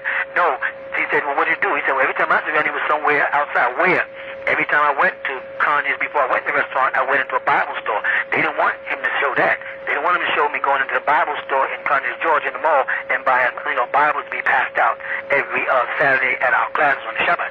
That they didn't want, so he cut it down. But the tape they showed had nothing to do with sex, had nothing to do with racketeering or anything, just me walking up, so they can do that with anybody coming out of any restaurant, right? Let me go back. They had no physical evidence. They in no way tied me to anything. They didn't tie me to no stuffed doll. They didn't tie me into no videotapes. They didn't tie me to no pictures. They didn't tie me into no audio tapes. They didn't tie me into anything. They did not prove their case at all. They didn't even attempt to. What they did attempt to do is establish that I'm God, or I think I'm God, and approach it from a religious standpoint of view, which resulted in the jury being so confused that instead of them asking for some pertinent part of the evidence which wasn't there, they had to ask for something ridiculous as the Holy Tablets. What does the Holy Tablets, a religious book, have to do with a RICO case and a molestation case? Nothing whatsoever. So why are they asking for that? Obviously, because the prosecution was pushing a religious thing because their attempts and their plan is to use this case as a precedent to go after all the black churches up in Georgia, throughout Georgia, because there's a lot of black ministers now, and they're very large congregations, and they're very powerful, and that means they control many votes. So the whole thing is a plot that was put together. Jake and them was a part of the conspiracy. They had to figure a way to get this thing to make it look legit. That's why they got Jake York, who had his own charges, put him on salary, threatened him up, told him they'll give him immunity from all the stuff he did, and we got a whole list of things that he's involved in illegally. It's up on the internet if you want to go there. So, no, it wasn't a fair trial. The judge himself, actually was, planned it. He ignored my request for continuance, which I needed because I was trying to get rid of these lawyers that they pinned on me, which I said was never mind, these Caucasian lawyers, and I got this black lawyer, Adrian Patras, and I sat right there in front of that judge, and I said, my constitutional rights, according to your beliefs, tells me I have a right to get a continuance because this lawyer, after age is 20, you sent me to New York for reevaluation, right? When I came back from New York, after 90 days of the reevaluation, the psychiatrist said I was sane, he said I was a black Indian, he confirmed everything in his statement. They tried to take that out, but we have it on record, right? When I came back, now, I go before you, I said, okay, now I'm ready. I wasn't planning on fighting no trial with no Garland or law firm, because I found out that they were working with Putnam County, and they were working with the government, so I was not trusting them. And they gave me an Indian guy called Manny, but I found out that this Indian guy called Manny had a Caucasian wife, and that he himself works for the government as a military lawyer. So I knew I was in the wrong hands. So I said, no, whoever put these people together, I don't need them. So I got a black lawyer. And when I got the black lawyer, I told the judge that we need a continuance so I could work on the case. Because after all, y'all bounced me to like 10 different prisons, so I couldn't be stable, so I couldn't get my case together. I couldn't find me. Every time I get settled in one place, he'd fly me somewhere else. He cut me off from the telephone. He cut me off from pens and pencils at certain times. He cut off my mail at other times. He cut off my visits. So I couldn't really work on my case. So I have a box of stuff that Garland would bring in, and I'd never see Garland himself, but he would drive these boxes left off of my case, and then they'd move me, and they'd leave the boxes behind. And then that stuff would get lost. And I'd end up in another place where you can't get that stuff. And it went on like that there. So when I finally got before Judge Wells in Macon Middle District down the private meeting, because he didn't want to have this open, but there's still minutes on it, transcripts, I said to him, I need time to work with this lawyer on my case. Because after 2 years, the prosecution had 2 years and 2 months to work on the case, investigate, to find people, to track down witnesses and victims and all that there, and they came up with naught. They came up with no evidence. They came up with nothing concrete whatsoever, and nothing that tied me to. What they did is use a law called hearsay. There's nothing no one said I said. It's what other people said. There's no statements of me. There's no tapes of me. There's no videotapes of me. There's nothing. They could have put anybody in that courtroom and had people get up there and do exactly what they did and found that person guilty. You follow what I'm saying? Right. The way it was set up, it didn't matter who it was because it never tied anything to me. You follow? They show my bank statements, but then I bring my accountant down from New York for 30 years. I've been working with him for 30 years, and he plainly says, well, this man has never been audited in 30 years. In fact, he's overpaid his tax. I can't even see how you can get a RICO for $10,000. This man deposits millions of dollars in the bank over a period of time. So where that came from, so what they did is the prosecution, Master Wood, lied and said, well, so if he was living under another name, Dwight D. York, a bogus name, right? A name that doesn't exist, that I never lived under, right, which is called a misnomer, which they have on all the documents. But if he was living under that name and he didn't tell you that he was doing another kind of business, would you know? Which is a stupid question, because the answer to the question has to be no. But he never said to the man after that, well, in fact, he doesn't work under any other name. He doesn't live under that name, Dwight D. York. He never did anything. There's no documents. They never put one thing on the screen in the court to show anything where I signed my name as Dwight D. York, or any bank statements, or any accounts, or any private accounts, or any private investments under that name. They just use a trap to trick the jury. Well, the jury's already working with the judge anyway, but to make it look like they're tricking the jury into thinking, well, maybe this man was doing something behind his accountant's back. Right. This would support their attempt to get a RICO where it made no sense. Excuse me for running on, but I talk fast. Okay. That brought up another question. There are rumors that the officials in Edenton know of a person named Dwight York, and they were saying there was a distinction between Dwight York and Malachi York. Oh, yeah, it's very clear. See, they had meetings. They had so many meetings that was going before the Board of Commissioners, right? And Mary Ann Tanner got a document. We have the document where she's talking to a person named Dwight York, and she separates Dwight York, the son, who's in his 30s, from Malachi York, the father, who's in his 50s. It's in black and white. She says, oh, I know the difference. I met the son, but I never met the father. So everybody in Putnam County knew all the time that they was using a bogus name. But in order for them to tie and say to the public that I was a previous convicted felon, which I wasn't, they had to use another name. Because they used my name, there were people who went into computers, because they know we have police officers and we have FBI agents that are part of our organization. They would have pulled up on the computer and found that I never was a convicted felon. And all those charges they threw out in the beginning again in this case in the newspaper and let me look like a monster would have dissipated immediately and I would have been eligible for bond. So in order to do that, they had to use a misnomer, create a fictitious character, and then feed the public with he's a convicted felon, he's an ex-rapist, all these things that they later on had to come back and admit was not true privately, but would not admit, they have not come back onto the media and proved it to them and admitted to them yet. So they knew all the time in Putnam County that Dwight was my son. Okay. And not me. They knew that all the time. They knew the age. They knew when he used to come here because he was living down here in Georgia before I got down here. And he used to go to all the board meetings and talk to all those people. Jerome Dean Adams was there. That's before Seals even got in town. That's when they had Sheriff Russo here. And Jerome Dean Adams and Marion Tandem came on the board. They keep on being, but they encountered my son. And they knew who he was. And they know I'm not him. And they know he's not me. They just deceiving the public. That's part of what they're doing to try to get this case so they can try to take those people's land out there and try to take our women and stop us from propagating our teachings. Right. Today's date is March 8th, 2004. This is an exclusive interview with my crew chief, Black Thunderbird Eagle. How are you doing this morning? Okay, for a man who's in the belly of the beast on the House of Patmos, I'm doing all right. Okay. Well, I have some questions I think that the public would like to be cleared up. May I? Yes. Okay. How about everybody first? Go ahead. Is it true that you did not move to Georgia with any of the alleged victims? It's a known fact. In fact, the parents of the victims, they did have on the stand, all admitted, one after the next, that they moved down here. So some mother right there told them that she came down with us, and we didn't come to no land. We went over to Macon, Georgia. They lived in Macon. Other people lived in Savannah, Georgia, and different places. I was not the first down here. I didn't bring any children down here. In my vehicle, when I came, there was no children in my vehicle at all, whatsoever, all adults, and we have all that logged on record and verified. The courts tried to ignore that. Okay.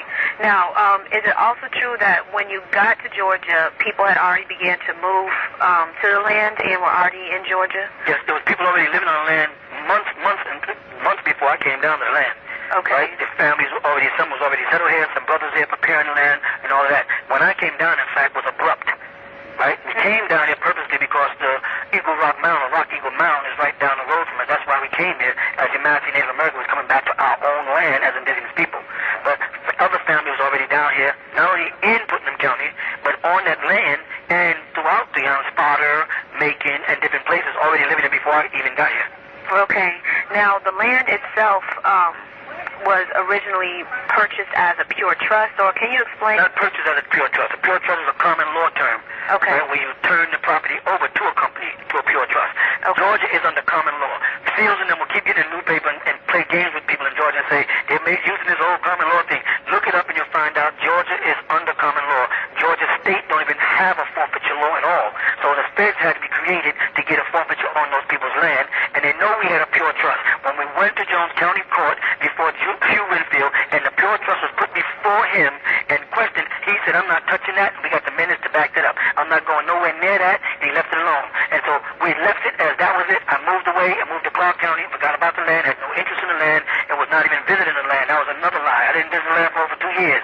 I wasn't there. So what happened is, they forced me to come over because they said, we need you to do a quick claim deed because the judge and them won't release this, they won't recognize our pure trust, even though they knew all the time the pure trust was legal in the state of Georgia as common law. But they said they wouldn't use another tactic to force our back against the walls. I said, okay, I'll sign a quick claim deed, whatever it is, just get it out of my hair. So I signed a quick claim deed over to a bunch of owners, and then they established in court in the final meeting that I had no interest in the court, and this was Judge Pryor, right, and Lawson, as an attorney for the state, of the county, I think it was at the time, paid a fee of $16, established that Malachi Z. York or Chief Black Thunderbird or Esau, whatever you want to call me, has no interest in the 404 Shadydale Road property. None of the 476 acres will have any interest in. It's not mine. It's other people's. They're just justifying trying to steal it. Okay. Now, with that being said, the property, you said you moved down to Georgia because it was Native American, your Native American roots were here in Georgia. Was it also true that the land in upstate New York that's mentioned in the indictments, that was also Native American land? That's right. We had a reservation set up there, signs, pictures of it. Different tribes used to come up there. We used to have powwows up there. It was in Liberty, New York, and that's where we used to gather. We was dressing in Native American clothes. We had Native American music. We lived our culture up there before we came down here. It's not something we acquired when we got here. It's not no newfound idea. I was a Native American all my life. Regardless of what religion I got involved in, or what fraternity I got involved in, or what culture I studied, be it the Masonics or the Egyptians or the Christians or the Muslims, I was still by birthright and by gene and genealogy, a Native American, Yamasee Native American of the Creek Nation in the state of Georgia. From Georgia, we traced our family tracking the railroad tracks all the way up to Massachusetts, from Massachusetts Indians to the Pico Indians, all the way back down to the Cherokee, all the way back down to the Creek Confederates, and then even over to Florida, where we found Chief John Horse, whose name was Juba, which was Ben York, my great-grandfather's brother, and he was down amongst the Seminoles in St. Augustine, where they recently found bones. Okay. And trace him out also, John Horse, they call him. Okay. And is it also true that because in the trial they're trying to say that these certain alleged victims were traveling in interstate commerce? Is it true that the alleged victims moved with their own mothers and fathers to Georgia and on their own? Each one of them.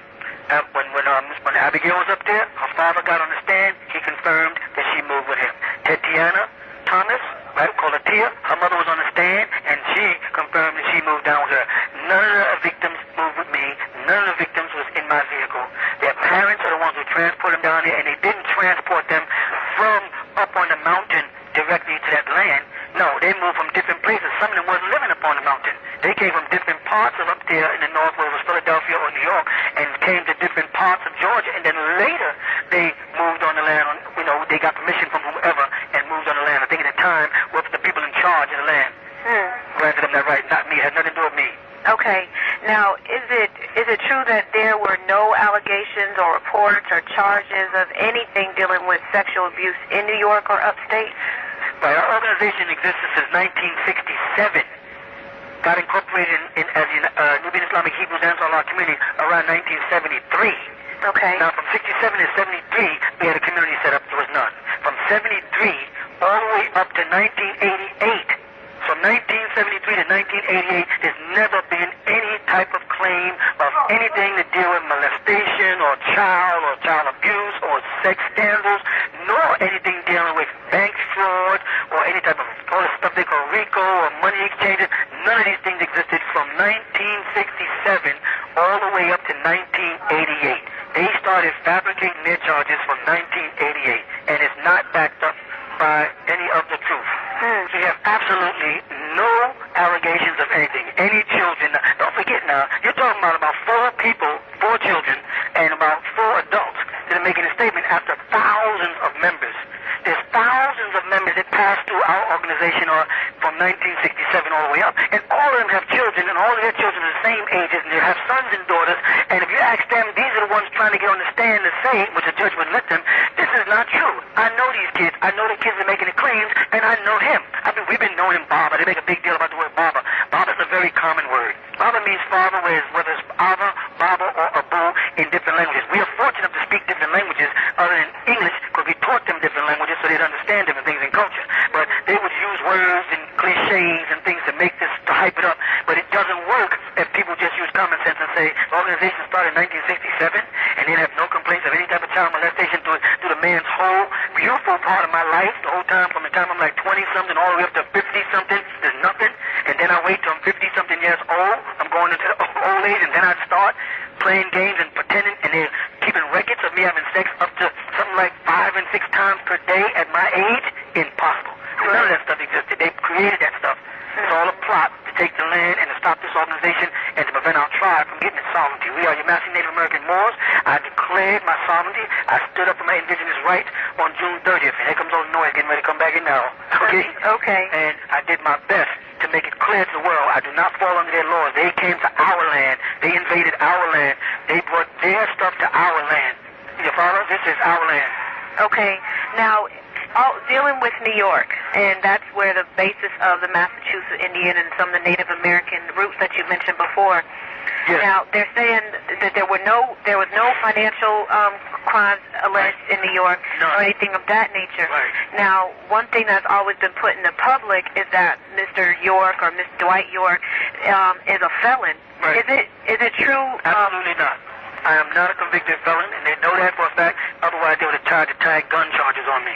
Because that's what they love to do, tag gun charges. They found a bunch of guns, and I had legal guns in my house, and I'm not a felon, so that's why there's no gun charges, excuse me, anywhere in this case. Because what they're trying to tie to me is stuff that took place 35 years ago when I was a kid. And it was done under youthful offendant offended does not register in as a federal charge. Right. So that was all part of a plot also to stir the public. He's a convicted felon. He had rape. They call rape was statutory rape when I was a kid. And I had a girlfriend. She was younger than me, and we got involved and we had a child. It wasn't a thing where I raped anybody and walked away. It was statutory rape. And it was my girlfriend, and we lived and we didn't break up. We had the child, and we raised the child, and everything. You follow? Yeah. So that's just another ploy. Another ploy to win people over to make me look like a bad guy. Just like the 100-wife story. He has 100 wives, plus he's having sex with 100 children. Hello, who is he? Superman or something? Right. These things are impossible. That people just use their logic. They say the things they're saying don't make sense. They don't even add up to make physical sense. They're impossibilities. Right. Now, another issue that keeps being brought up, and I know we've discussed it before, but that's the name of Dwight York. Right. Where did this Dwight York name come from? The name Dwight goes back in the family now. They're relatives. Right? On my grandmother's side. We have our whole family tree up on the internet and they can see it. Okay? Now, I didn't have a first name. They get my birth certificate, the one issued to me here in Boston, Massachusetts, you see there's no first name. It's just male. Every other person who belongs to the family of Mary and David have first names. All right? But in my birth certificate, of course, there was no first name. So now, they took a name that my grandmother used to call me short. She used to call me Dookie and different nicknames, right? And that's the name I named my son, Dwight, right? And they took that and got him and his life mixed off with mine and started making these statements that I had, that my name is Dwight Lee York. This is illegal. Because all of the documents they file have the wrong name on it and it's the wrong person. And even in the statements they made in Putnam County where Mary Ann Tanner mentioned the age matches the newspaper articles where the newspaper article, the Macon Telegraph made a mistake and used Dwight York and said age 36 or 34, which was my son's age. Right. So they knew they had the wrong person all the time. So there's a misnomer in the process. Right. To get them to suing them for using the wrong name. You cannot try a person with the wrong name. Right. When you can correct the name. And I'm walking around the state with the correct name, Malachi Z. York, and the feds are still pushing the wrong name. This is illegal. Because they got to keep these people from being able to go back and check these names. Because if they pull these names up, smart people like our organization will go in the computer and try to find out. Does he have a felon? Was he this? Was he that? And they'll find it's not true. So they got to try to keep a bogus name in front of the public so the public won't be able to look up the real name. And right. The stories are not true. Right. Now, dealing with the tribal and the organization, or not just the organization, but the tribe with other organizations within it, moving from New York to Georgia, what would cause so many people to move? What is it that would make people want to move to Georgia? I know there's been mentions of you moving to Georgia because of safety for your life. Things of that nature. But that wasn't the reason why. That's what prompted me to move abruptly. Right. I moved for safety. I moved down there so I could be back near my ancestors. Right. Native Americans. But because there was a threat on my life, that made me speed up and move, abruptly. But many people came down because we're a tribe of Indians. Okay. And tribes move from place to place. They're admitting that there's another chief from our tribe called Latif on one hand. They're admitting that there's another chief. There's 4 or 5 different chiefs. They have the Shinnecock with us, the Cherokee with us. We have the Navajo with us. We have the Washita with us. These are different tribes, right? All belonging to, all Native Americans. You follow me? So when people heard that I, as the chief of one of the groups, your Mountain Native American Boys moved, some people started moving there, but other people had already moved down here to be close to their ancestors before me and had their own chiefs that they were under their chief. I'm not the chief of all the Watkins. I'm not the chief of all the Indians in the world. I'm not their sole leader. I'm not in control of everybody's minds or everybody's thoughts or everybody's finances or who sleeps with who or when they sleep with them. All that is bogus jargon that SEALs and them came up with to establish a monster case. Right. Okay. Now I know. Like the great Dr. Malachi York was, cause I talk like Dr. Malachi York. Then there was Dr. Malachi Z. York, consulted by the son of Malachi York, Doggy. And it was evident that they didn't have a case unless they were to get this RICO, which they've never done in the state of Georgia before. Right. What are some of the reasons why you feel they went for a RICO charge and things of that nature? Well, first of all, I brought my accountant in, the Duke firm from New York. Okay. Who I've been doing business for over 30 years, from the father to the son. I've never been audited. I've never had any problems with the IRS ever in my whole career. I've deposited millions and millions of dollars legally. I filed my tax. In fact, I've gotten money back. This is the first thing that they claimed, which is a part of this setup. Right? Why they did this is because they saw the sex case by going to the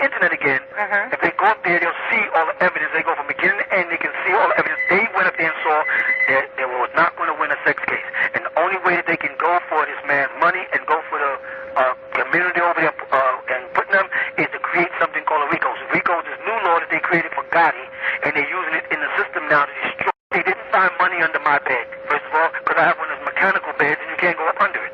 First of all, nothing to do with Putnam County. I didn't live in Putnam County. I have no interest in the property in Putnam County, and I don't own it by far. It's owned by different people's property. I said, I don't want nothing to do with the property. I haven't been around there for 2 years. I just coming back around this 2002 for the Savior's Day, and I was helping them shop, and that's when they arrested me in Baldwin County. Because other than that, they check the records, they'll find I hadn't even been there for 2 years. I hadn't even visited the land.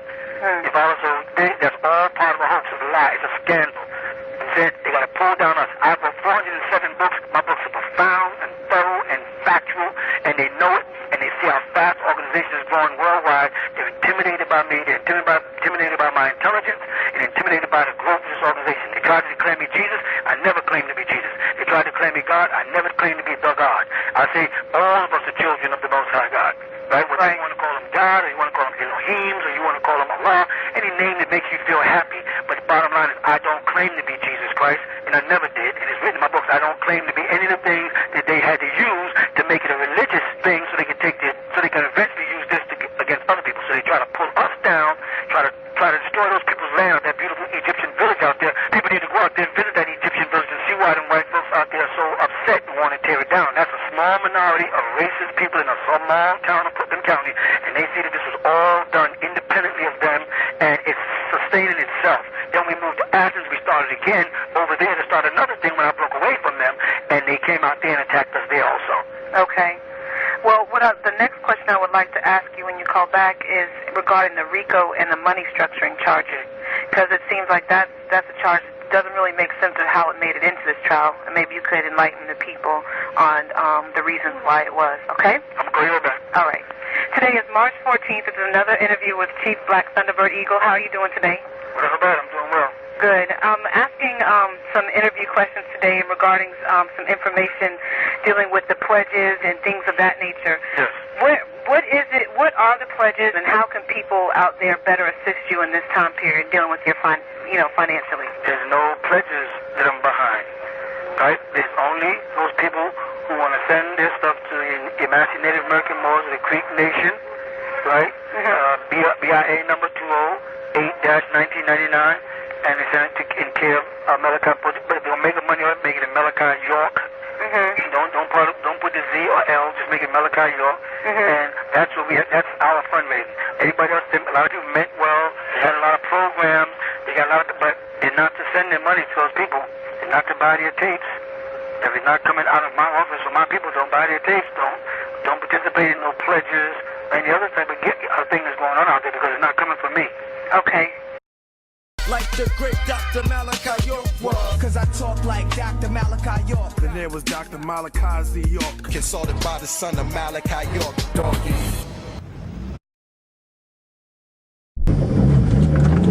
And it's on. So right now I'm on my way to Brooklyn to the studio. You know what I mean, get some more songs done. Hop on this motherfucking highway and byway and be the fuck up out of here, you heard? Gotta stop and get gas. Gotta stop and get gas. Almost forgot. Pull up in this gas station real quick. Get that cute ass. You know what I mean? Think Kiki took my goddamn money out of my pocket because I ain't got no cash. I'm about to call her and see what the fuck is going on.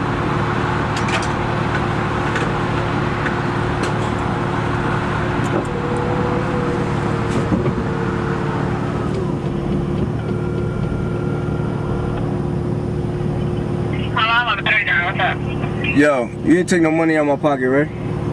No. Oh, okay. Why? No, I thought I had $20. You spent the yesterday, remember at McDonald's? And then you bought a magazine? Oh, okay, fuck it. Where you at? On my way to Brooklyn. Heading out for that? Huh? Heading out for that?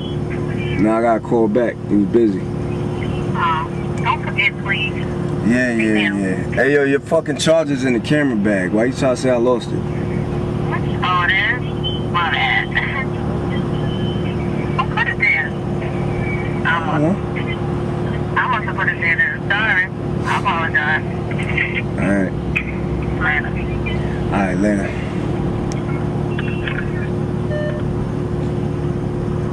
So I guess she didn't take the money. I apologize too, baby. Sometimes she be doing that though, man. I be like, damn, where the fuck my money go? She be taking my motherfucking little money, you know what I'm saying? It's all good, that's my wife. What's mine's is hers is mine, what's mine's is hers. You heard? Everything, we share everything. We got 3 kids. It's over, I'm married. It's over. I ain't having no more kids. And it's over, I'm married, goddammit. Alright, we out.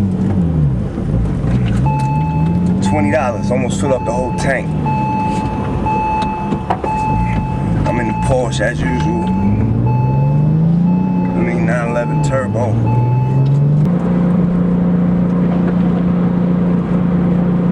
It's fucking raining out this bitch. I know you can hear that turbo engine roaring. Hold up, just in case you don't. Don't make me throw it in 6th gear.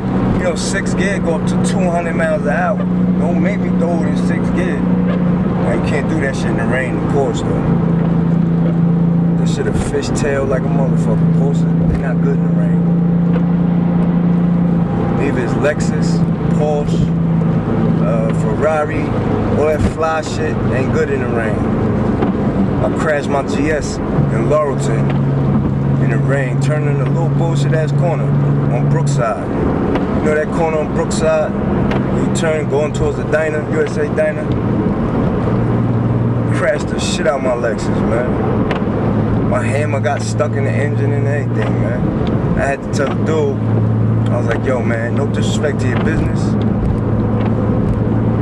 My gun is stuck in the engine. Nigga looked at me, he was like, alright, he helped me get it out and shit. We had to pry the fucking engine open and pull the hammer out. It was kind of crazy, man. But he was a good dude, and he seen I wasn't being disrespectful. I just wanted to get my gun out the engine. And he looked out for me and did it. You know what I mean? It's all good, man. Alright, good looking. I appreciate it, yo. Alright, go on. Yeah, I gotta stop saying girl. She my wife now. I start addressing her as wife. Not wifey. Wife. It's official. You heard? Hey, yo, me and Twin is the only niggas in our crew that's married. Me and Twin Gambino is the only niggas out of Mobb Deep that's married. Are we the only stupid ones, or are we the only smart ones? I don't know, I'll let you decide. But I know we the only ones that's married, though. I gotta lift my seat up a little bit. I was trying to lift it down so you can see the fucking top of my head. Man, I can't drive comfortable like this, man. I gotta see what the fuck is going on in this little ass car. Goddamn car. Let me put the seat back, maybe that'll work. There you go. You know what I'm saying? Word, but Twin was ahead of me. Twin got married. So he was definitely ahead of the game with the marriage. Havoc is next.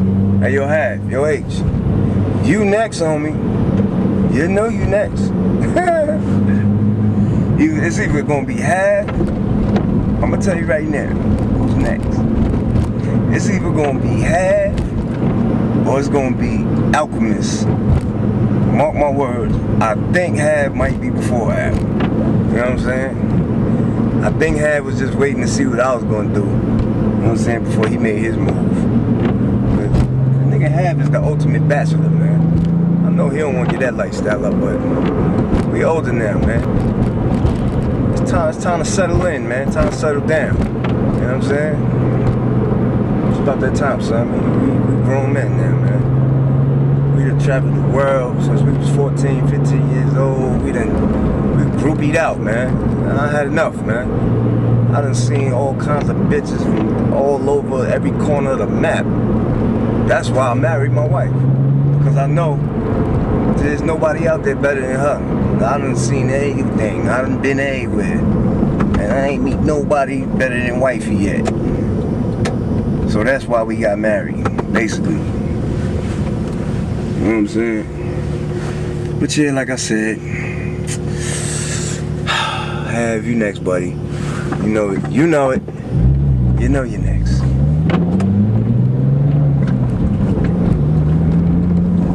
I gotta stop at this ATM real fast. Get some bread, man. Pay this toll. Cause I ain't got my easy pass, man. Fucking police confiscated my bulletproof truck. And that was my easy pass car.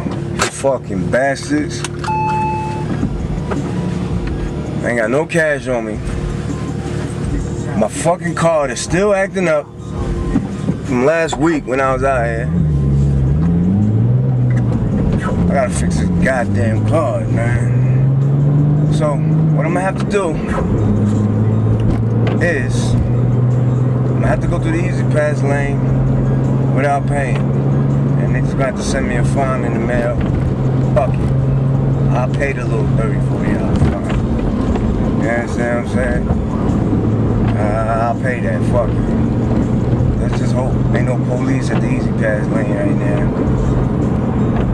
And everything will be A-okay.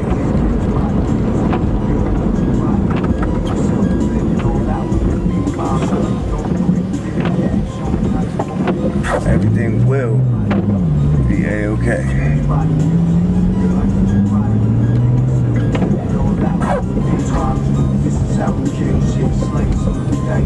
Hopefully, everything will be A-okay.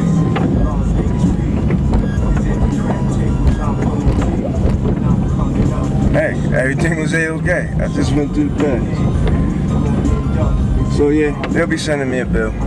Fuck it. Sometimes you gotta do what you gotta do in New York. You know what I'm saying? Make it happen. Sometimes you gotta do what you gotta do wherever the fuck you at. You know what I'm saying? My mind has been thinking so clearly about what I need to be doing with my music. Like, I'm ever so focused right now on what I need to be in it, on the direction that I need to be going with my music. And basically, what I'm doing is I need to just put more of the information that I know into my music, because I've been holding back a lot. And the reason I've been holding back a lot is just simply because I don't want to turn off a lot of my fans, man. My fans on the street, my fans in the hood. And I gotta have the right approach with the shit that I'm trying to say. You know what I'm saying?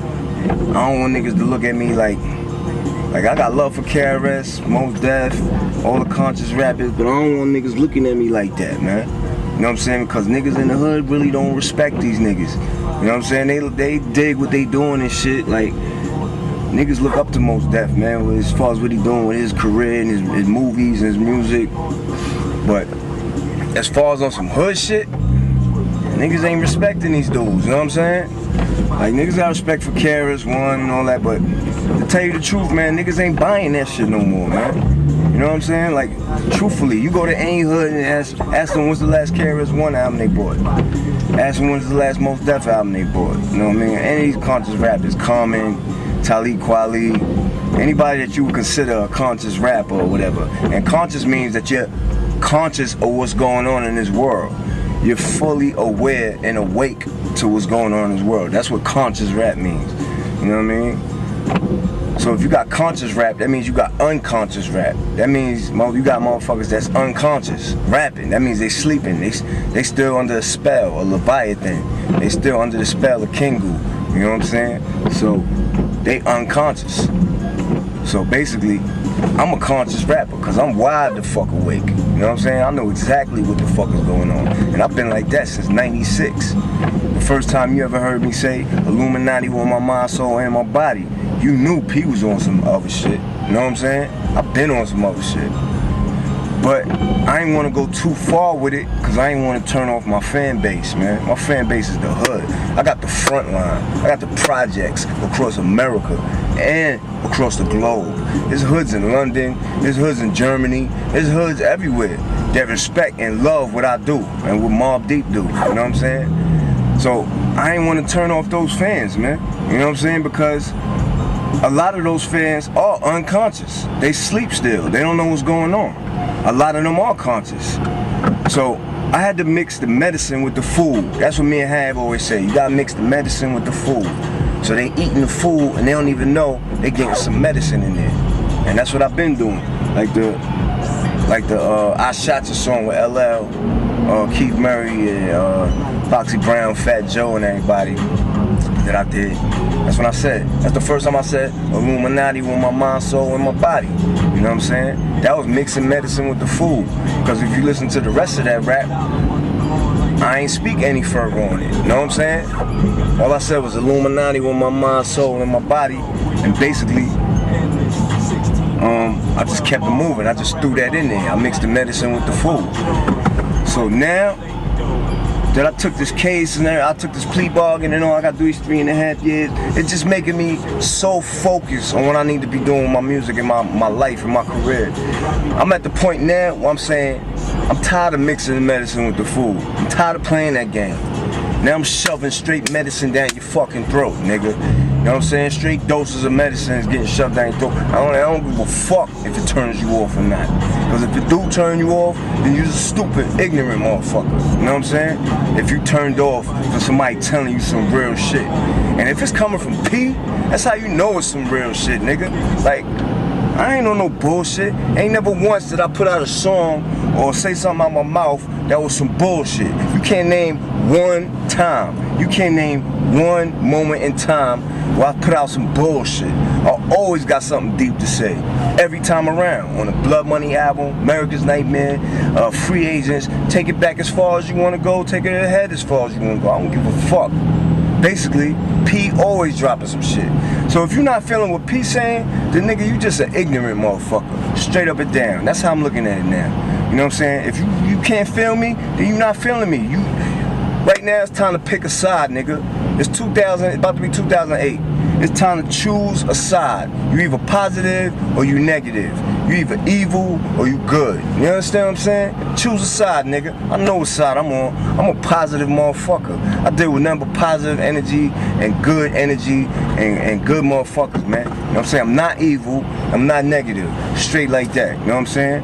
You might hear some negativity in my songs, but that's because I know how to balance my negativity and my positivity, because negative is a natural force of the universe, and evil is a natural force in the universe also. It's like the yin and the yang.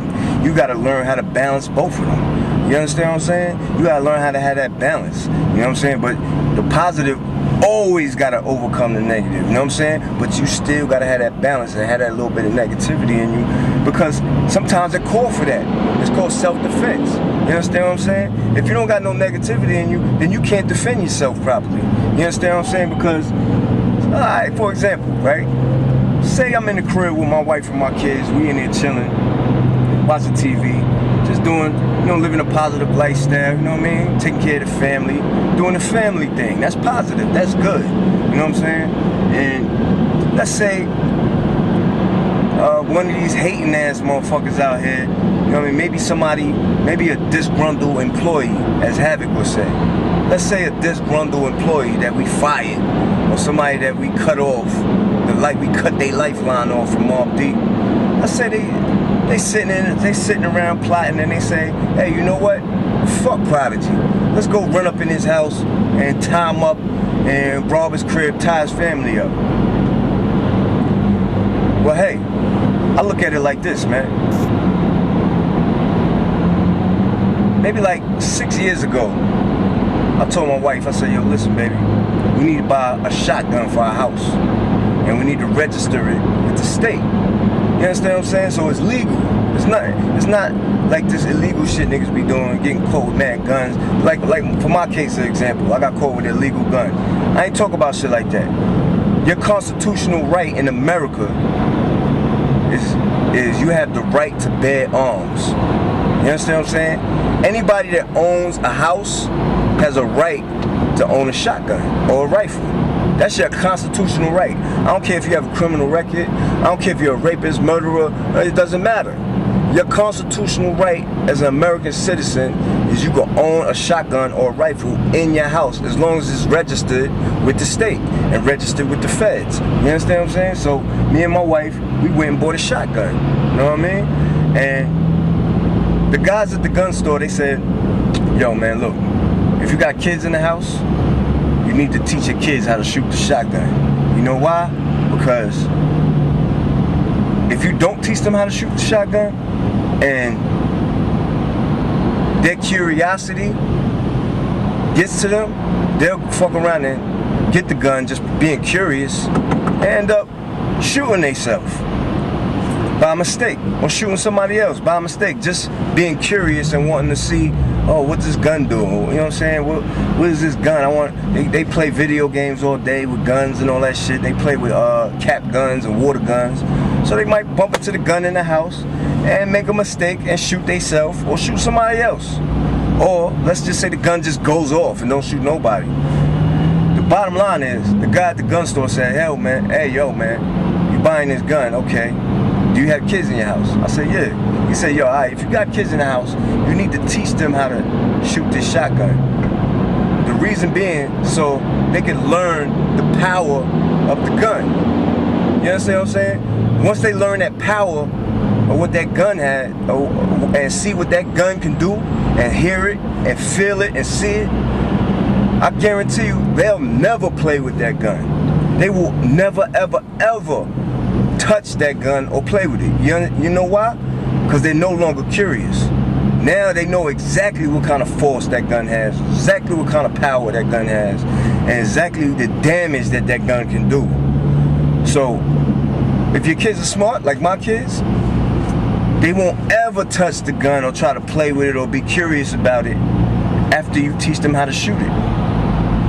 So back to what I was saying, the guy at the gun store was like, yo man, you got kids? If you got kids, bring them in here, because it was a firing range downstairs in the gun store. He was like, yo, bring them in here and give them some gun lessons. Teach them how to shoot at the target. This way they won't be curious about their gun and they'll never play with it in the house if they ever so happen to bump into it. You know what I'm saying? And that was smart. So we bought the shotgun, you know what I'm saying? And I brought my kids to the gun range and I taught them how to shoot. My daughter was too young, you know what I'm saying? So when she heard the shots, she was scared to shoot it. You know what I'm saying? So right away, my daughter knows not to play with that gun because she's already scared of the sound of it. Alright? From being around the shooting range and seeing the power that gun has. You know what I'm saying? So my son, when he turned 7, I said, yo, what you want for your birthday, yo? He said, yo, take me to the gun range and teach me how to shoot the gun. I was like, wow, that's ill, because the dude at the gun range told me to do that anyway. So for his 7th birthday, I took him to the gun range and I told him how to shoot the shotty. I taught him how to shoot the shotty, you know what I mean? His first shot was a headshot, off top.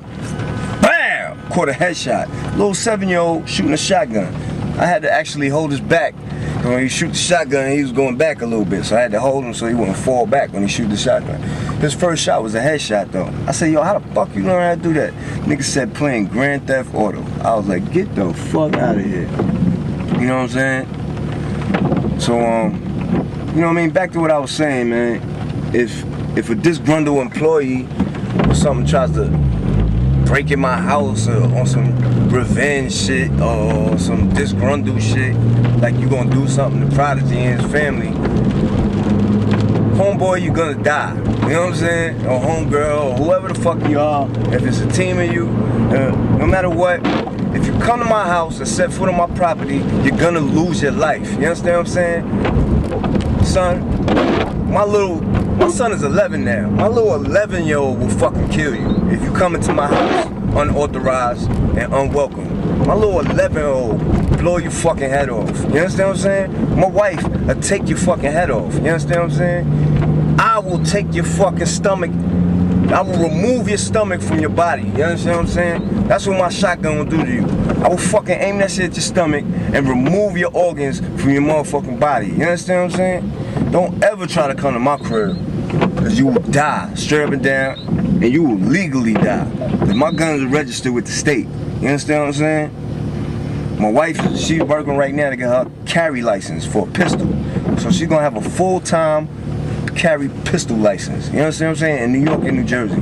So it's something that we should have did a long time ago, and I would have never caught this case if we did it, but hey, it's never too late, son. So that's what we're doing right now. So for anybody out there that got any plans of doing something to Prodigy, or coming to Prodigy's house, or you think Prodigy's pussy, or whatever the case may be, like, I'm telling you straight up and down, you're gonna die. Like, I can say that live on TV, you're gonna die if you try to break into my house or set foot on my property. And what do you call it? What do they call that? Not invasion of privacy. Home invasion, or it's another trespassing. That's the word I'm looking for. If you trespass upon my shit, you're gonna die, homie. You know what I'm saying? Straight, I'm gonna kill you, because I'm gonna feel like my life is in danger. You understand what I'm saying? And in the handbook rules of New York State and New Jersey, it says that if somebody sets foot on your property and you feel like your life is in danger, and you feel like they come and threaten your life in some kind of way, you have the right to shoot to kill. You understand what I'm saying? So I'm just letting you know that. So basically my point is, as far as the positive and negative, good and evil shit, you gotta have a balance of both, right? Because if somebody breaks into my house, it's not negative for me to protect myself. To defend yourself is something positive. It's a positive thing to defend yourself. That's not being negative. You understand what I'm saying? I'm simply defending my kids and my family. You understand what I'm saying? So that's what I say, that's what I mean when I say you gotta have a balance of positive and negative. You gotta learn how to balance it out. But for positive people, there has to be more positive than negative, straight up and down. Even when you're doing something negative, like when you gotta shoot somebody to protect yourself, you have to do it with a positive state of mind. You understand what I'm saying? Because you're doing it to protect what's positive. You understand what I'm saying? Like, it sounds crazy, but I know you motherfuckers understand what I'm saying. So I ain't really even gotta explain myself any further. You understand what I'm saying? So basically, that's what I'm all about. I'm all about positivity. I'm all about being a good person. And I don't want no negative shit in my life, man. It's over for that. I did that back when I was young. I did a lot of dumb shit. And now that's over, man. It's over for me. I'm married. I got a family. You know what I mean? I got a solo career. I own my own label now. You know what I'm saying? Plus we got Mobb Deep on G Unit. You know what I mean? So it's like, I'm good, man. I'm set for life, man. And anybody that want to hate on me, you just gonna have to deal with the consequences if you try to do some dumb shit, you know what I mean? So, where I'm going with my career right now, I'm just expressing myself even more now. And I'm not scared to express myself now. Because before I was kind of leery. I ain't want to lose fans. I ain't want fans to be like, oh, P on some KRS-One, trying to be a teacher. Oh, P trying to teach the world. P trying to say, like for example, in the song Stunt 101 with Banks and 50, Banks said Banks said a line where he was like, yo, I ain't trying to teach the world. Just roll up a blunt, come with me out front. I'll teach you how to stunt. You understand what I'm saying? So when he said that line in his rhyme, I was like, he ain't trying to change the world, just roll up a blunt. I see what he was trying to say, you know what I'm saying? He ain't trying to, like, in his rhymes, he ain't trying to be like to save the world conscious rapper. That's cool. You know what I mean? He could do that. And when I heard that, I understood what he was saying, because I kind of felt that way at the time, man. I ain't want, like I said, I ain't want to turn off my fans. I ain't want people to be like, oh, P on some teach the world shit, trying to save the world. But that was back then. This is now. This is 2007, 2008, 2009, 10, 11, all that shit, nigga. I'm on some new shit. Now I don't give a fuck how you feel. Now I'm just really expressing myself to the fullest. I'm a changed person, man. I changed back in 2000, man. Earlier than that. But I really made my transition back in 2000, man. You know what I'm saying? And it was hard for me to let my fans in the world know what time it is, man. But I'm letting you know right now, that's what time it is, man. You're gonna start hearing more shit in my rhymes about the government, politics, about crooked motherfuckers in this world, and I'm exposing everybody. I don't give a fuck no more. Basically, because these crooked ass cops lied on the stand, tried to set 50 up, because some cops lied on me. So I'm tired of it, man. So when I'm on the radio and I say, yo, they turning me into Malcolm X right now, that's what I'm talking about, man. And my niggas on the street, they already agree with me.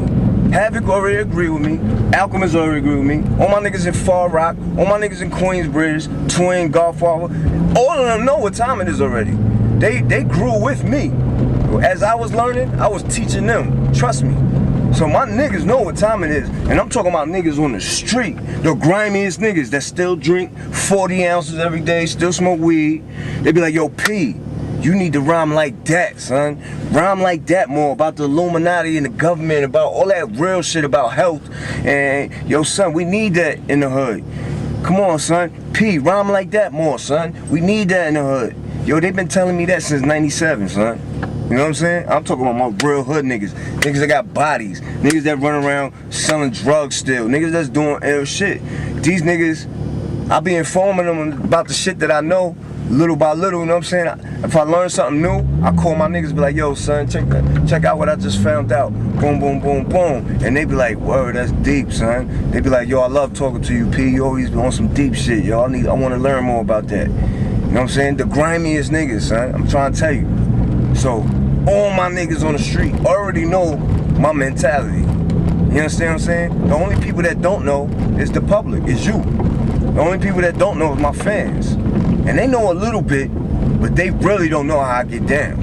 Nigga, I am the new Malcolm X. And there's plenty of more of them out there. I ain't the only one. You know what I'm saying? I am the new Dr. York. You know what I'm saying? Doc taught me everything that I know. Malcolm taught me everything I know. You know what I'm saying? All these black leaders that they murdered and killed, assassinated their character, I learned from them. You know what I'm saying? Trust me. You know what I'm saying? I am that new motherfucker. And like I said, I ain't nobody special. There's other niggas out there like that too.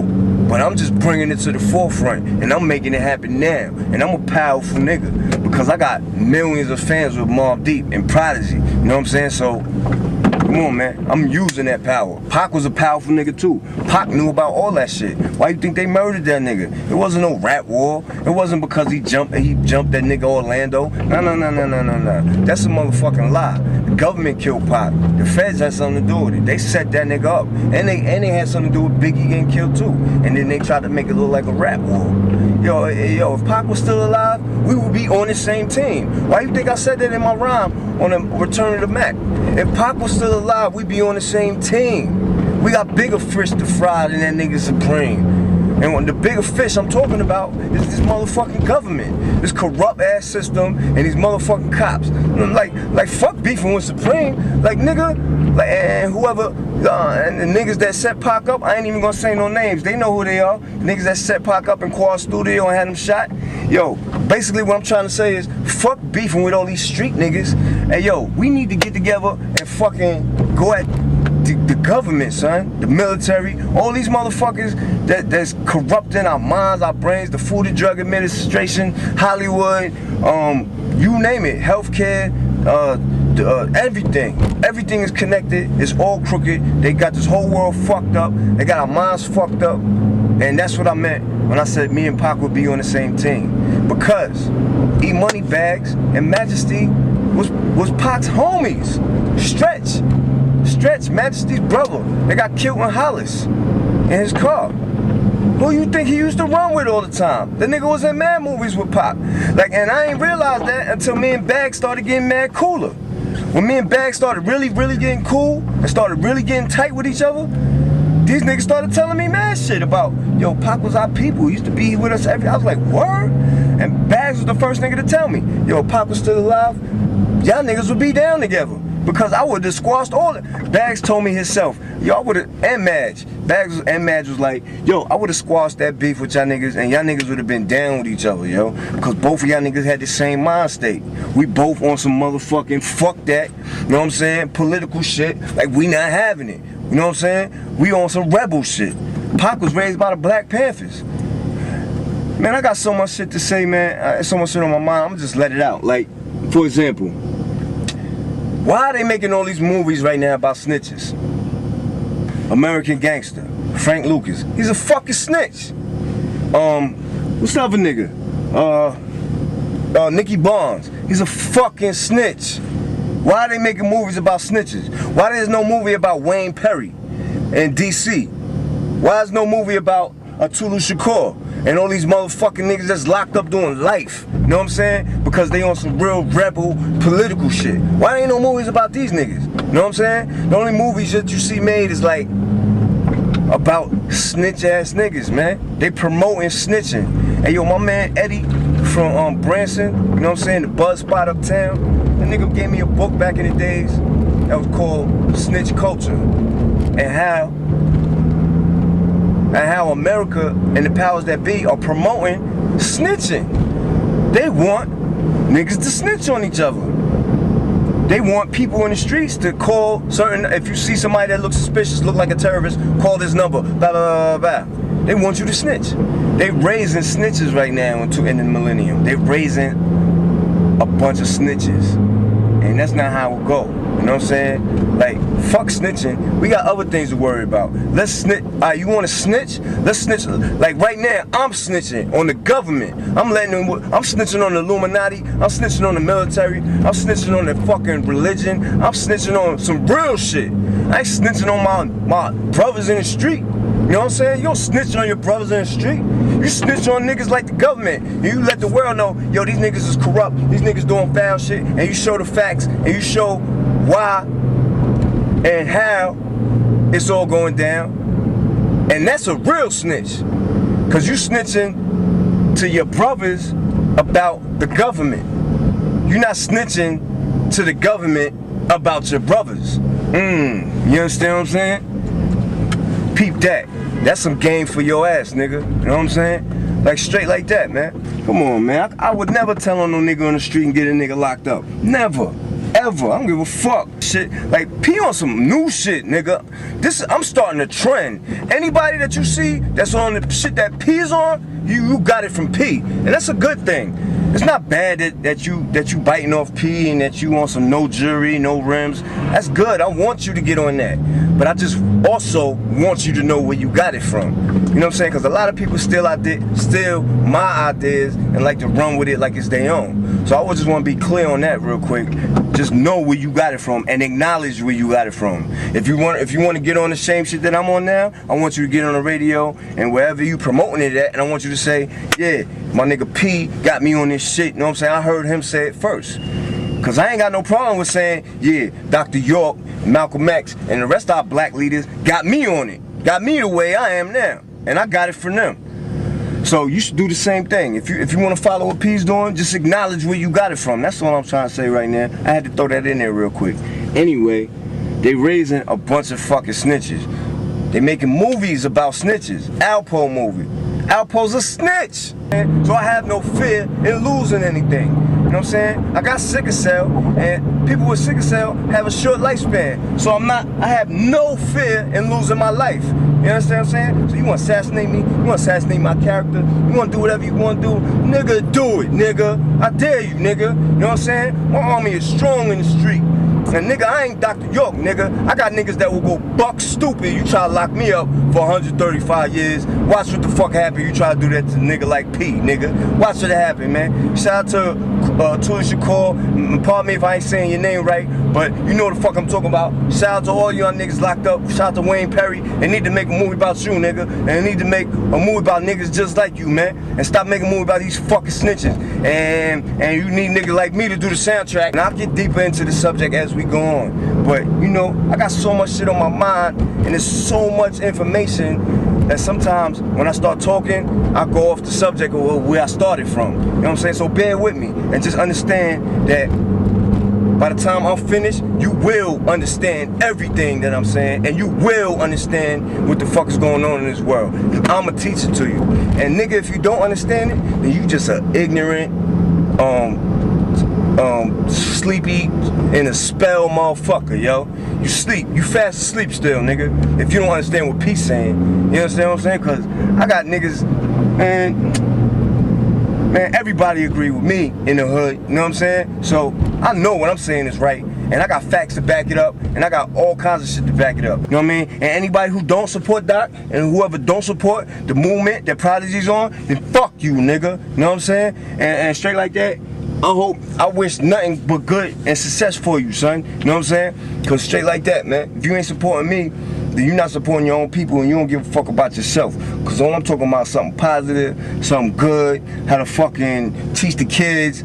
You know what I mean? Straight like that, I'm on some real bullshit, nigga. I'm on my shit, nigga. How I should have been back in the early 90s. But it's never too late. And I guess back then I couldn't articulate myself the right way. You know what I'm saying? But now I can. It's a whole different world right now. You know what I'm saying? And now I can articulate myself the right way so people can understand what the fuck I'm saying. I wasn't ready for it back then. Now I am ready. You understand what I'm saying? Now I'm ready. Now I'm ready to explain everything. Now I can explain everything the right way and where you can research the facts yourself. You don't believe what I'm saying. That's what I learned from Dr. York. He always said that. Don't believe me. Go out there and research the facts yourself, and you'll see what I'm saying is nothing but righteous shit, nigga. You know what I'm saying? I don't got time to be spreading lies. I ain't got time for lies. I'm building an army, nigga. I got an army in the street. You want to join my army? Everybody's welcome. I don't give a fuck what color you are, what culture you from, what religion you believe in. It ain't about that. It's all about you a positive and negative person, son. You know what I'm saying? And we'll get to the rest later. You understand what I'm saying? You wanna know if she the queen bee for real? Is she, or is she just a woman like the rest of us? Kim is Kim. What can I say? That's Miss White Queen Bee. She's who she is. Do you drink champagne? The Wicked Witch of the East. Are you still friends with her? I mean, we cool. I don't have nothing against her. Kim is not a bad person. She's caught between the rock and the hard place. Okay. You know, they sent her out to do something that she wasn't able to do. I'm a grown man. As an Eastern Star, what did they send her out to do? You know, they try to get her to get me to join it. You know, the homo club. Okay, I got you. How did you find out that Kim was an Eastern Star? Because in my opinion, that's something that you keep a secret until you can unfold it to somebody. Well, she never really, see, what they got to understand is that, and this is for the record, Kim never exposed nobody's private life. Right. Kim never exposed their secrets. So as hard as they being on her, they don't have to be because she was loyal to them. Yeah. So they really should be letting her eat instead of doing her the way that they do her. Okay. Because she's not eating the way she's supposed to. She never exposed nobody's private life. Oh. She never exposed their secrets. But, you know, I mean, all good comes from Allah. I can sit back and read through things. Okay. Because this is something that Allah blessed me with. And what kind of things were you reading through? Did she have, like how? I mean, you can just, it's all in the lyrics. It's all in all they lyrics. So then one day, she wants to introduce you to some people. No, it wasn't. It didn't come out that way. Okay. Because, I mean, you know me, I'm always speaking out against them. These people are enemies to Islam. Why the rap industry? I mean, there are so many other places that the Masons, the Elks, the president, so many other industries to conquer. Because this is, Malcolm X said it. When Malcolm X said it, he said it the best. He said, America has the best weapon in the world. It's not a bomb. It's not a gun. It's the media.